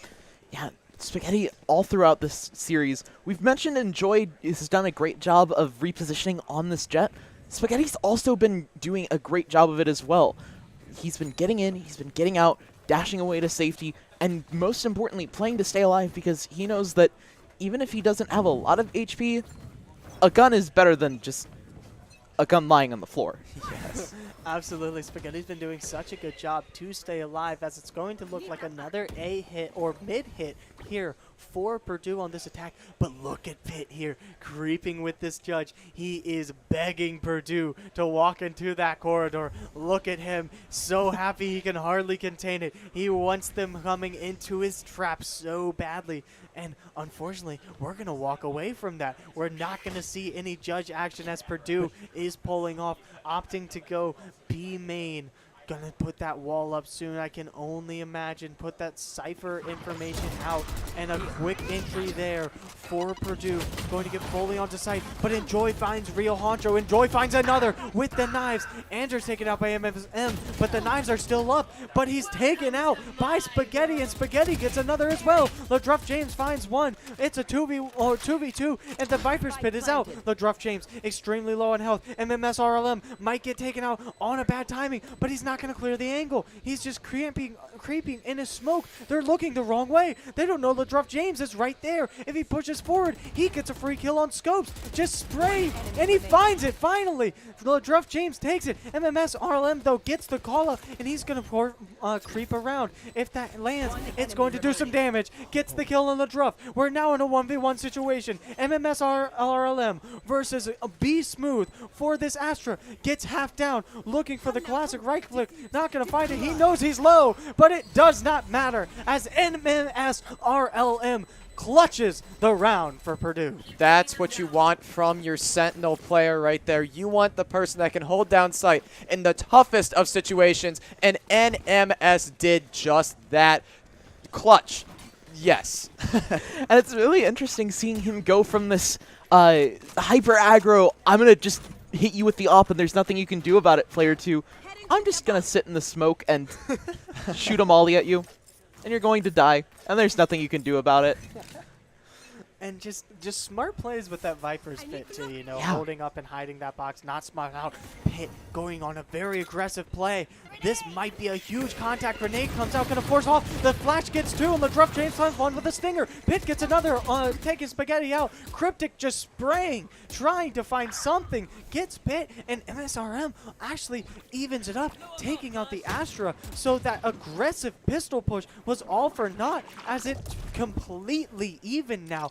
Going in to this round, Purdue wants something there. That just, what a play there by Indiana. Enjoy looking for something, not going to find it. Get some damage on Cryptic, and Honcho is going to take him out.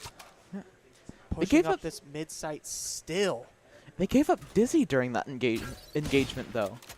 Yeah, Anders hit by a tracking dart too, so his position is called out. Oh my goodness, they're going to go through screens. I don't know if they're if Honcho is going to realize it. Ladruff James creeping on the other side of that wall. He might have a big play. He's looking the wrong way, though. If they peek him, it's over. And MMS RLM takes out Ladruff James. He was looking the wrong direction. Now it's all Anders with nothing but a Sheriff to find a way to win this thrifty round for Indiana. Anders, not a lot of options left, obviously. Is full in the HP department. Could look for a play here. It does have a Sheriff. Could decide if it's worth saving or not, but doesn't even matter, as right lined up, Cryptic finds the headshot. The high-low going to just end that immediately. Yeah, I mean, the high-low very smart, but they didn't plant the spike, so he had no idea where they were. I didn't even realize that. I guess it was quite a ways into the round before they actually did plant the spike, but yeah, Purdue just, it took a moment, but they finally started to figure out how to get this Indiana team out of position. They're absorbing the hits that they're throwing really, really well, and they're not trying to overstay their welcome anywhere. They're getting to the site with about as much speed as they need, but not more than is necessary, and it's doing wonders for their mid-rounding. Yeah, this game has been completely different than the other two in the terms of balance. Balance in how these teams are playing, finding that middle ground. Balance in the terms of the rounds they're winning, and it is just, it's really interesting to see over a 3-game series, and honestly, over days of competition, how these teams are adapting and changing to their environment and to their competitors. Yeah. Yeah, and I mean, Purdue now at 6-3 has the advantage on this attack. I mean, what are you expecting to see? Do you think that split is that, like, defender heavy, or do you think Purdue is just playing so well? I think Purdue is playing really well. Like I said, going into the start of the map, I thought that this might give them a chance to just completely change how they've been playing and throw Indiana off. the Breeze played very similar to their Ascent, and that might have given Indiana a little bit more to work with. But this is a completely different look for Purdue. Oh, looking like a fast jet push here with the knives. Going to be straight onto that site for Purdue. Dash comes through, not able to find anyone. Updraft there, misses his knives, and B-Smooth is going to take him out. Thanks to that flash, Purdue just completely stopped in their tracks by Indiana's defense. Anders, oh, and the spike is down in that corner. Anders might be able to find something here, but no, Cryptic gets the headshot, and Cryptic gets another before getting traded. 2v2 situation. B-Smooth takes out FMS Scopes, takes out Enjoy as well. So B-Smooth is all alone holding down CT against 2 Purdue attackers. Time for B-Smooth to live up to the name and find a way to smoothly get on this point and smoothly find 2 kills here. Is going to rock through the decay right into enemy fire and see if they could survive. Yeah, just walking straight through that orb. Oh, narrowly misses the headshot. So MMS RLM is going to finish up that round for Purdue. Now with 7 rounds, Indiana's starting to get a little bit worried. I mentioned how I thought they might need more rounds on defense than they think they do, but this is not a position that they want to find themselves in whatsoever.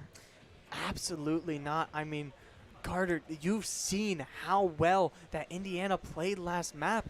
Where's it all gone? Well, I was talking earlier about balance, and the balance has definitely changed. Purdue, it has completely tipped in their favor, and I think Indiana needs to get back to that really team-coordinated play that they were going for. I mean, we saw the just like how Purdue's been like stacking their players and positioning on these sites, and Indiana needs to go back to how they were doing that successfully too to have a chance to compete. Yeah, Pitt's Bulldog might find a target here as MMS RLM is pushing up. Cryptic finds one on the Druff James too in that middle push that Purdue has been favoring so much. Anders all alone on the site with nothing but a Sheriff. Where have we seen this before, right? As Purdue is just going to continue their push up, but Anders finds one on Spaghetti. Anders using his shotguns to get the wingman down, but he's not able to, so the plant is going to go down, leaving Pitt all alone. 1v3 with a spike down, gets one with the Bulldog, but he's going to be gunned down by Honcho. Tough spot for Indiana once again, and just great job by Purdue at creating cracks in Indiana's defense. And you talked about like the wingman, right? Using multiple shots on the wingman. Beautiful job there by Cryptic, seeing that, well, it looks like Honcho's out of bullets. This is my time to strike. And it's just the little plays like that, and you also know that Purdue, you could see it in how they played, that Cryptic called that out to the team, because as soon as Cryptic went in, everyone else went in along with them. Even more importantly, Enjoy has been pretty much shut down for this entire map. Outside of that one round where he was doing really well with the operator, he hasn't even had an operator. Yeah, in a big mid-fight incoming, Pitt taking a lot of damage through that spray, but he's got the ultimate, and he finds Spaghetti with it too. What a play there by Pitt to get something out of a lot of damage that he just took. Gonna get healed up by a Sky too. Just a perfect encounter there for Indiana to find that man. So the early advantage is in Indiana's favor on this round.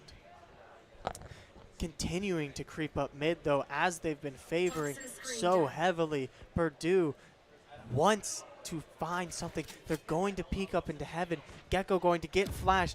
Not going to find the kill is Pitt on that follow-up on the Sky Flash. And here, we're actually going to see an A hit as Viper has, and MMS RLM has fully pushed off. Finds Enjoy through the box. How did he manage that? Pitt's going to push him to try to get the trade, and he's not looking Pitt's way. Oh, Pitt and MMRS going to have a conflict, and RLM finds the kill on Pitt to make Indiana have such a big deficit here. The ultimate out of the Gecko is going to hit B-Smooth, and it's going to be Anders all alone, found through the Neural Theft as well, and Purdue is going to pick up a 9-3.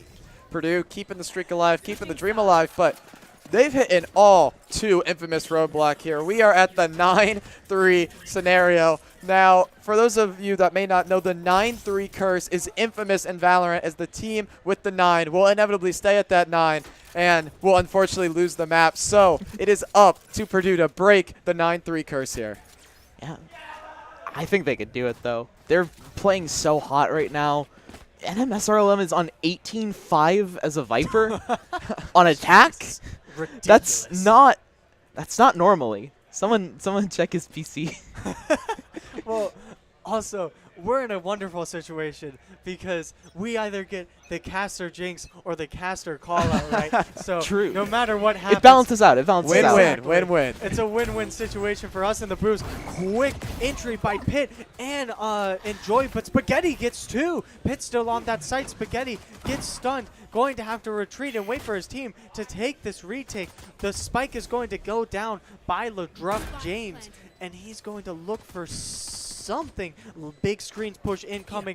Real Honcho might find the hard right push. He knows that people are surely holding that elbow, and it's a double peek with LeDruff James and the Astra with B Smooth here. Spaghetti and Honcho want some sort of double peek here, but just such good post-plant discipline so far by Purdue, finding the headshot as B Smooth, and Pitt is going to get two, so it's going to be a 1v1. Indiana can hold this. The defuse is going down. He's going to get half. FM Scopes, he's going to hold it inside of its own smoke, and Pros don't fake. Purdue gets another round despite having the man disadvantage thanks to Indiana. I believe there that the grenade from Pitt did go off around the time the defuse started, so Pitt possibly could have missed the one audio cue because of that. They were incredibly close, and that would have been tragic here, but that was the round for Indiana to win, and unfortunately, you know, you always stick it. Scope stuck it, and it worked out. Yeah. Luckily, Pitt getting 4 kills on that last round has given him quite a bit of money to play with, so he's going to force up this Stinger and Light Shields, and he's just going to be the tip of the spear for IU as they try to breach this A site once again. Yeah, and a quick entry as we've seen, but it does not work out as MMLRLS takes out Pitt with that Stinger, with his own Stinger. Gonna be a push-up. Honcho takes out LeDruff James as well. We're gonna see a lot of contact here as Honcho's pushing with that judge, gets another on Enjoy, and it's gonna get cleaned up by the rest of Purdue, and Purdue takes an 11-3 lead. This is starting to look like the first map. Wow. Yeah, that's it. Just wow. I mean, there's not really much analysis you can do there. It's just they tried to go in and it didn't work because there are a lot of players there with better guns, and better guns shoot better.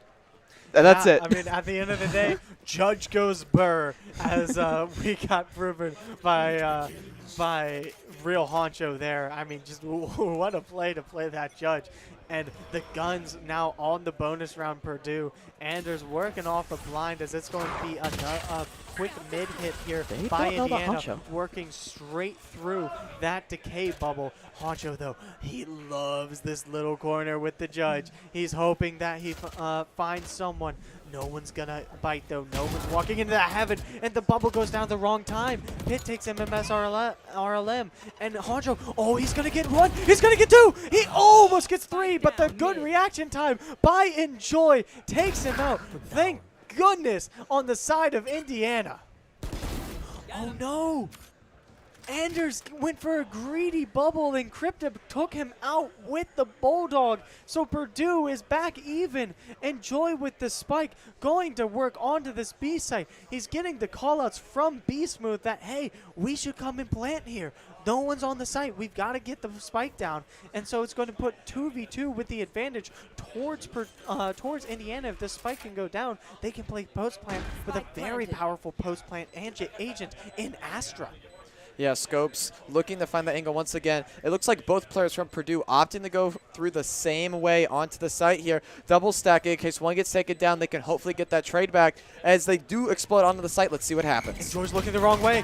Almost gets taken out, but no, he flicks just in time to take Scopes out. Enjoy turning on. Cryptic is all alone. Doesn't have his wingman. It gets taken out, and Enjoy saves the round there for Indiana. Yeah, but even still, that's so much damage that Purdue did. 4 died. Even B Smooth, who was alive by the time they won the round, ended up falling to the mosh pit post-mortem thrown out by Cryptic. Yeah, I mean, still got the gun out, and Indiana is on a sort of weird force buy round, while Purdue comfortable with their economy, right? I mean, just going to go straight into this. Yeah, a full Phantom, well, one exception, a full Phantom 5 except Spaghetti opting for the Vandal here, coming out from Purdue, and that just speaks to how this team has evolved and really wants to brawl on this map. And as you talked about, Allison, the shorter kind of ranges on this map definitely playing towards that play style. Yeah, especially with how much spamming through smokes that you tend to do on a map like this, especially with this double controller Sentinel on one side and the Astra and Cypher on the other. Yeah, enjoy getting this high ground, looking for a bit of a high-low play, opting to keep pushing forward, and finds Honcho on that shot. Going to keep pushing all up in heaven, and Scopes is all alone. Maybe he can find something on B Smooth, but he is in danger. He's about to get pinched by the entire team, and he does. Pitt claiming the kill on Scopes there. Purdue is starting to falter as IU has the spike down, and all 5 men up into this post plant. Indiana loves to take games to the very end here, and they're trying to do that here, make it 5-11, continue that streak, but Spaghetti walking in, and it's going to start a fight.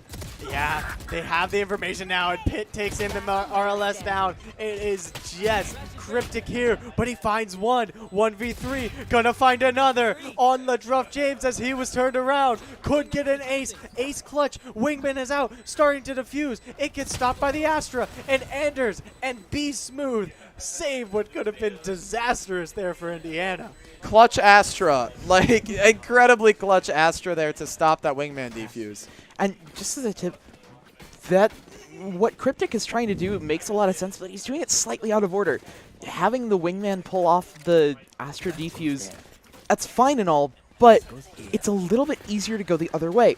If Astra expends the gravity well on you, that means that you have Wingman on the defuse while you can take the fight normally and protect the Wingman as it works its magic. Yeah, you gotta think maybe want to tap that first to bait out the Astra defuse. But another, oh my goodness, Enjoy gets one. Huge team fight happening in the middle. 3 go down for Purdue, and another one with the Enjoy knives. But Spaghetti finds 2 with the Stinger, and he has 4 health, barely surviving. But 3 massive picks by Spaghetti to just get guns out of the hands of Indiana. It's going to be a very tough one for Spaghetti to come back with, but using the Stinger of all guns here to do it is just absolutely incredible. Indiana, though, going to secure the spike and going to look towards a plant. They might make a rotate towards A, as actually it looks like they are committing towards a rotate towards A. Now, this could work out for Spaghetti. Yeah, this could work out for Spaghetti. Not opting to get that orb. He knows he's going to get his ult after this round pretty much no matter what. As B-Smooth going to see him out and just needed one hit to the stomach to take out Spaghetti, whose heroics were just a little bit too late. Yeah, B-Smooth just doing a great job making sure these rounds don't get out of hand. He hasn't had the most impact, unfortunately, but you can see it not necessarily in the scoreboard, but in what comes between it. Where the picks happen, when they happen, the manner of which he has 9 assists, the most on his team, which is surprising when you're playing with this guy who can get assists via the dog, the flashes, and the heals. So B-Smooth, he's been doing great, but he needs to be, it almost feels like he needs to be doing more. Yeah, I can't agree more, B-Smooth. This Astra, he is going to be the X factor for Indiana, and he's going to have to spearhead this comeback. But Enjoy has the operator in hand. If he can avoid this high-low, then he can do some damage. Cryptic crouching up there, looking for someone to creep into the Tiger's den, and it might be Enjoy. They've looked away at a bad time. 2 people for Purdue are creeping there, and it's going to be a quick entry for Pitt on this raise. Spaghetti and the rest of Purdue know that raise ult is out, and it's going to be a -8. Not going to find anyone. Spaghetti gets taken out by Pitt, though, on this little back ult. The Gecko ult not going to find anyone, and MMSRLM is going to push up. Probably going to get taken out by James unless he has good aim. He doesn't have it good enough. Cryptic takes out the Druff on the trade, and Purdue only has 2 left on this defense, and the spike is down and ticking. Yeah, and right there, Purdue was able to get Cryptic, able to reclaim 2 abilities there. See if that becomes impactful as the swing comes out, but Pitt's going to find him. And Anders is going to find Scopes to end the round, another round in favor of IU. We're seeing the comeback as it happens. The first 2 rounds for Purdue, but the last 4 in favor of Indiana. Yeah, I wouldn't be surprised to see Purdue try and, slow things down a little bit more. it seems like they've been mostly trying to steer towards these retakes, which the comp works really well at. That's typically what Gecko excels at because you're able to get so much utility into the retake situation. But they might need a little bit of a change of pace. Yeah, for sure. Full buys here for Indiana as Purdue's economy is shot, but we've got Honcho with this judge.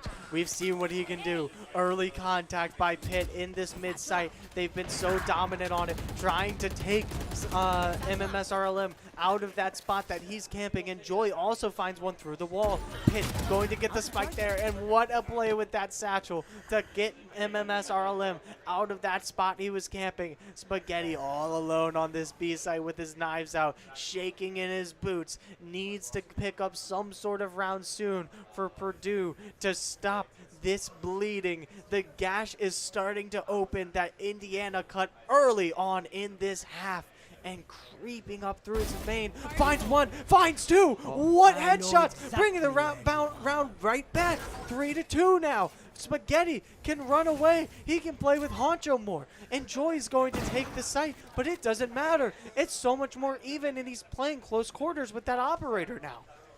Yeah, and it looks like Enjoy is going to wrap all the way around, try and get the high ground here for better use with those knives. Yeah, Honcho and Enjoy now together. Astro Wall finally coming out in the miss op shop. This actually can go in the favor of Purdue here. Spaghetti still has his knives, all 5 of them. Can find a headshot here, narrowly misses it, but the op shot misses as well.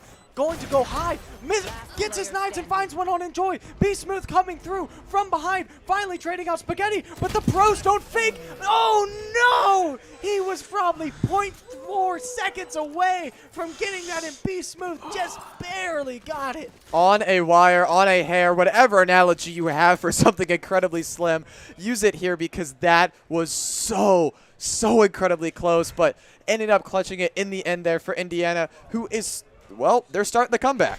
Yeah, and initially it looked like that Astro Wall might actually work against Be Smooth in that situation. It cut him off from the plant. He had no ideas of when they were defusing, and I don't even know if he had any utility left either. But in the end, Enjoy will help frag you out of it. Yeah. And that's pretty much been the story of how Indiana has found their success. They've been centering Enjoy. They've been figuring out ways to play around him and Pitt when he's on Duelist.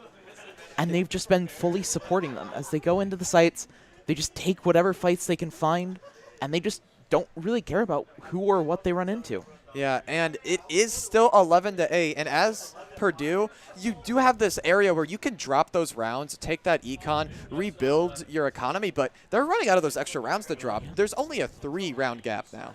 Yeah, Indiana's such a great job to bring it back to 8-11, and it's been off the back of both Enjoy, but also Pitt holding it down on that raise. So many incredible entries, and Indiana is starting to roll with this unconventional Astra comp as they're going to opt for a little bit of a default. Both teams have full guns, and Enjoy has an operator in his hand, and that is a dangerous man with it.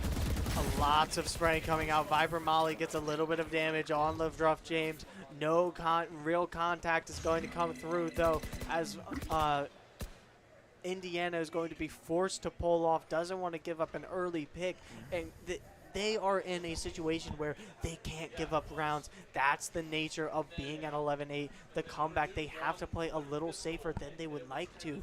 MMS RLM going on a peak, might be able to catch Enjoy if he isn't careful. Enjoy creeping up with this operator. His sight lines are exposed. He's having to run away. Luckily, he had Anders watching his back.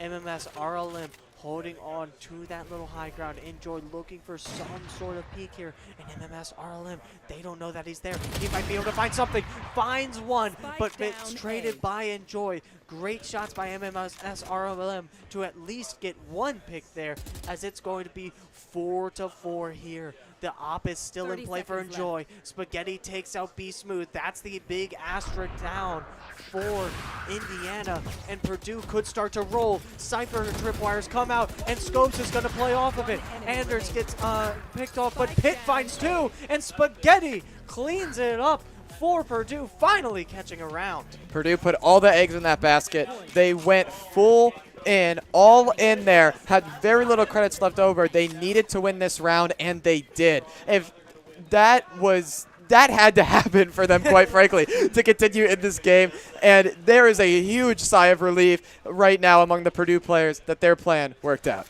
You can lose those 5, but once you win that 1, it suddenly feels like all of Indiana's momentum has been shut down. Sure, like, you just went on a win streak. You got it from 3 to 8. That's great. Now you can't lose another round. And it's going to be another Indiana mid-push, it seems. Lots of smokes coming out and sprays, but no one's going to connect with anything serious. MMS RLM creeping in the smoke like he's done so often. Toxin's going to go down, so Pitt is going to want to get a jump through. He has that ultimate. You got to think he's going to want to throw it out soon, but Spaghetti gets the pick on him before he can use it.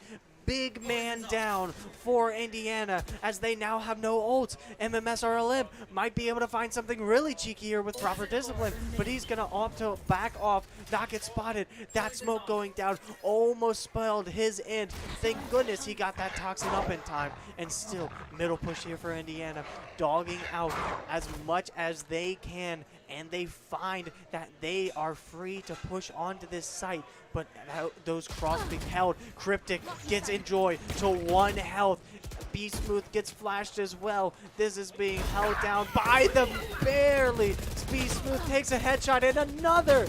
Be Smooth still alive, and Anders takes out Spaghetti. Be Smooth is going absolutely crazy in this round, and the spike's gonna go down. He does not want to lose this game, missing his shot, but it doesn't matter. Anders picks up 1. Viper's Pit is in play. It's a 1v1 situation.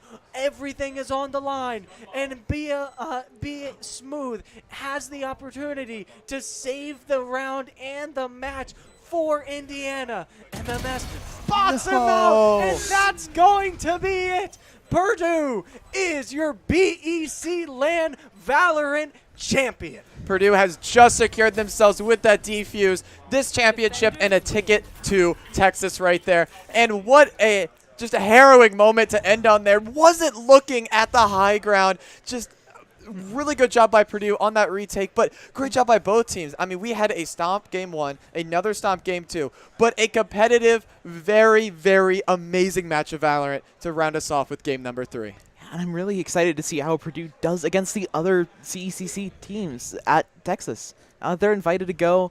I look forward to seeing them there. Yeah, absolutely. And, you know, Midwest tends to be, especially the Big Ten, tends to be a little behind on esports. So I would love to see the Big Ten go in and show up and say, hey, this is our house. We can have some ground in this esports scene. Especially with the wackier comps that Purdue's run. Yeah. Like, none of the comps that they ran today, that I saw at least, are on meta. Yep. They're always, like, just a little bit off. It feels almost Paper-Rex-esque in how they do it. And I want to give props to both these teams. I mean, we went the mile. We went to game number 3. It was 13-8. Like, we really, really went the mile here. These two teams are incredibly competitive against each other. And I just have to highlight again the way they adapted to how each other played. And it, you know, in Valorant, you change to the maps, you change to the agents, but changing to the players on the other side of the screen, it was incredible to watch these two teams evolve. Also, just thanks to Purdue, we're not going to have a repeat champion in anything. Just showing to how great this college scene here is in the Big Ten. So much parity. Everyone can win anything, right? Yeah, especially since Indiana, going into this, were our regular season winners. Yeah. They were the expected favorites to win this event. But in comes Purdue, running Jet, Reyna, Chamber on Ascent. And they just kick Indiana right in the shins, and they just don't let up. Off meta champions for sure. Amazing job by the Purdue Boilermakers to take home this championship. And just, I have to keep emphasizing it. What an amazing game of Valorant. Yeah. Absolutely. And we are going to get some player interviews coming in, hopefully. Carter, if you would like to handle this for you, I'll go ahead and step out and let you get some interviews for, I assume, the Purdue Boilermakers. Oh, all right. Well, Well, Where's the camera? Where do I look? Oh, it's right yeah, right there. Yep, you're good. All right. Well, first of all, as everyone gets all lined up here, congrats, guys. You're champions. How does it feel? pretty amazing. We've never won a LAN before, so this is our first LAN. So obviously that first LAN win feels great. Okay, yeah, and just to get a little bit more into the psychological, you know, those were some very interesting maps. I mean, just how the rounds played out. Stomp first map, Stomp second map, and then the almost comeback by Indiana. But you guys were clutching it out in the end. What was going through your minds on that last map? Well, after the second map, we were obviously a little upset because we felt like we weren't playing with the coordination that we usually did. Like previously in the tournament, we played IU on Breeze and we won in overtime. So we felt pretty confident going in that map. So losing it was pretty demoralizing.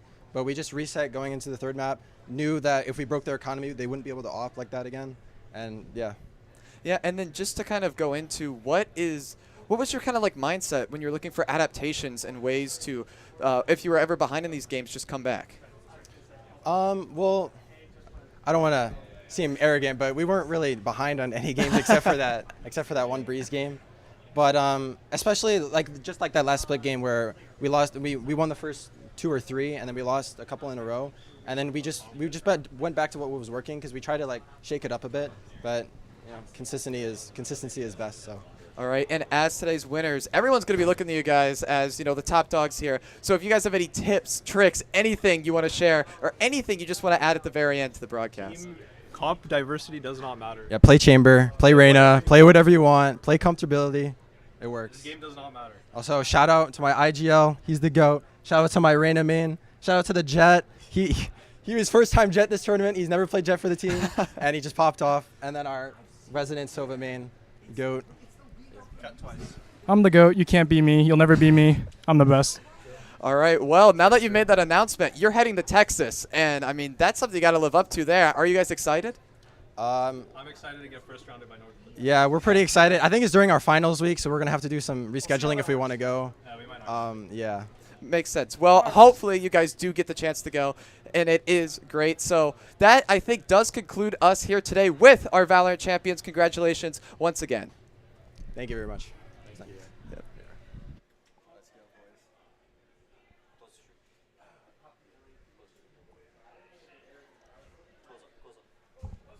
Oh, well, that is it for us here today. And thank you to everyone who has come out. And yeah, and stay tuned for the CECC competition in Texas. Absolutely lovely time being your host here, and we are so grateful to everyone who allowed this event to happen. Yeah, thank you so much to everybody who helped organize, everybody who helped produce. Come on. Thanks so much to the players who all flew out here, presumably outside of y'all. Y'all live here. But yeah. Thank y'all for having us. And one final thank you to the Great Game Arena. And this is us signing out for a great LAN event at the Game Arena BEC.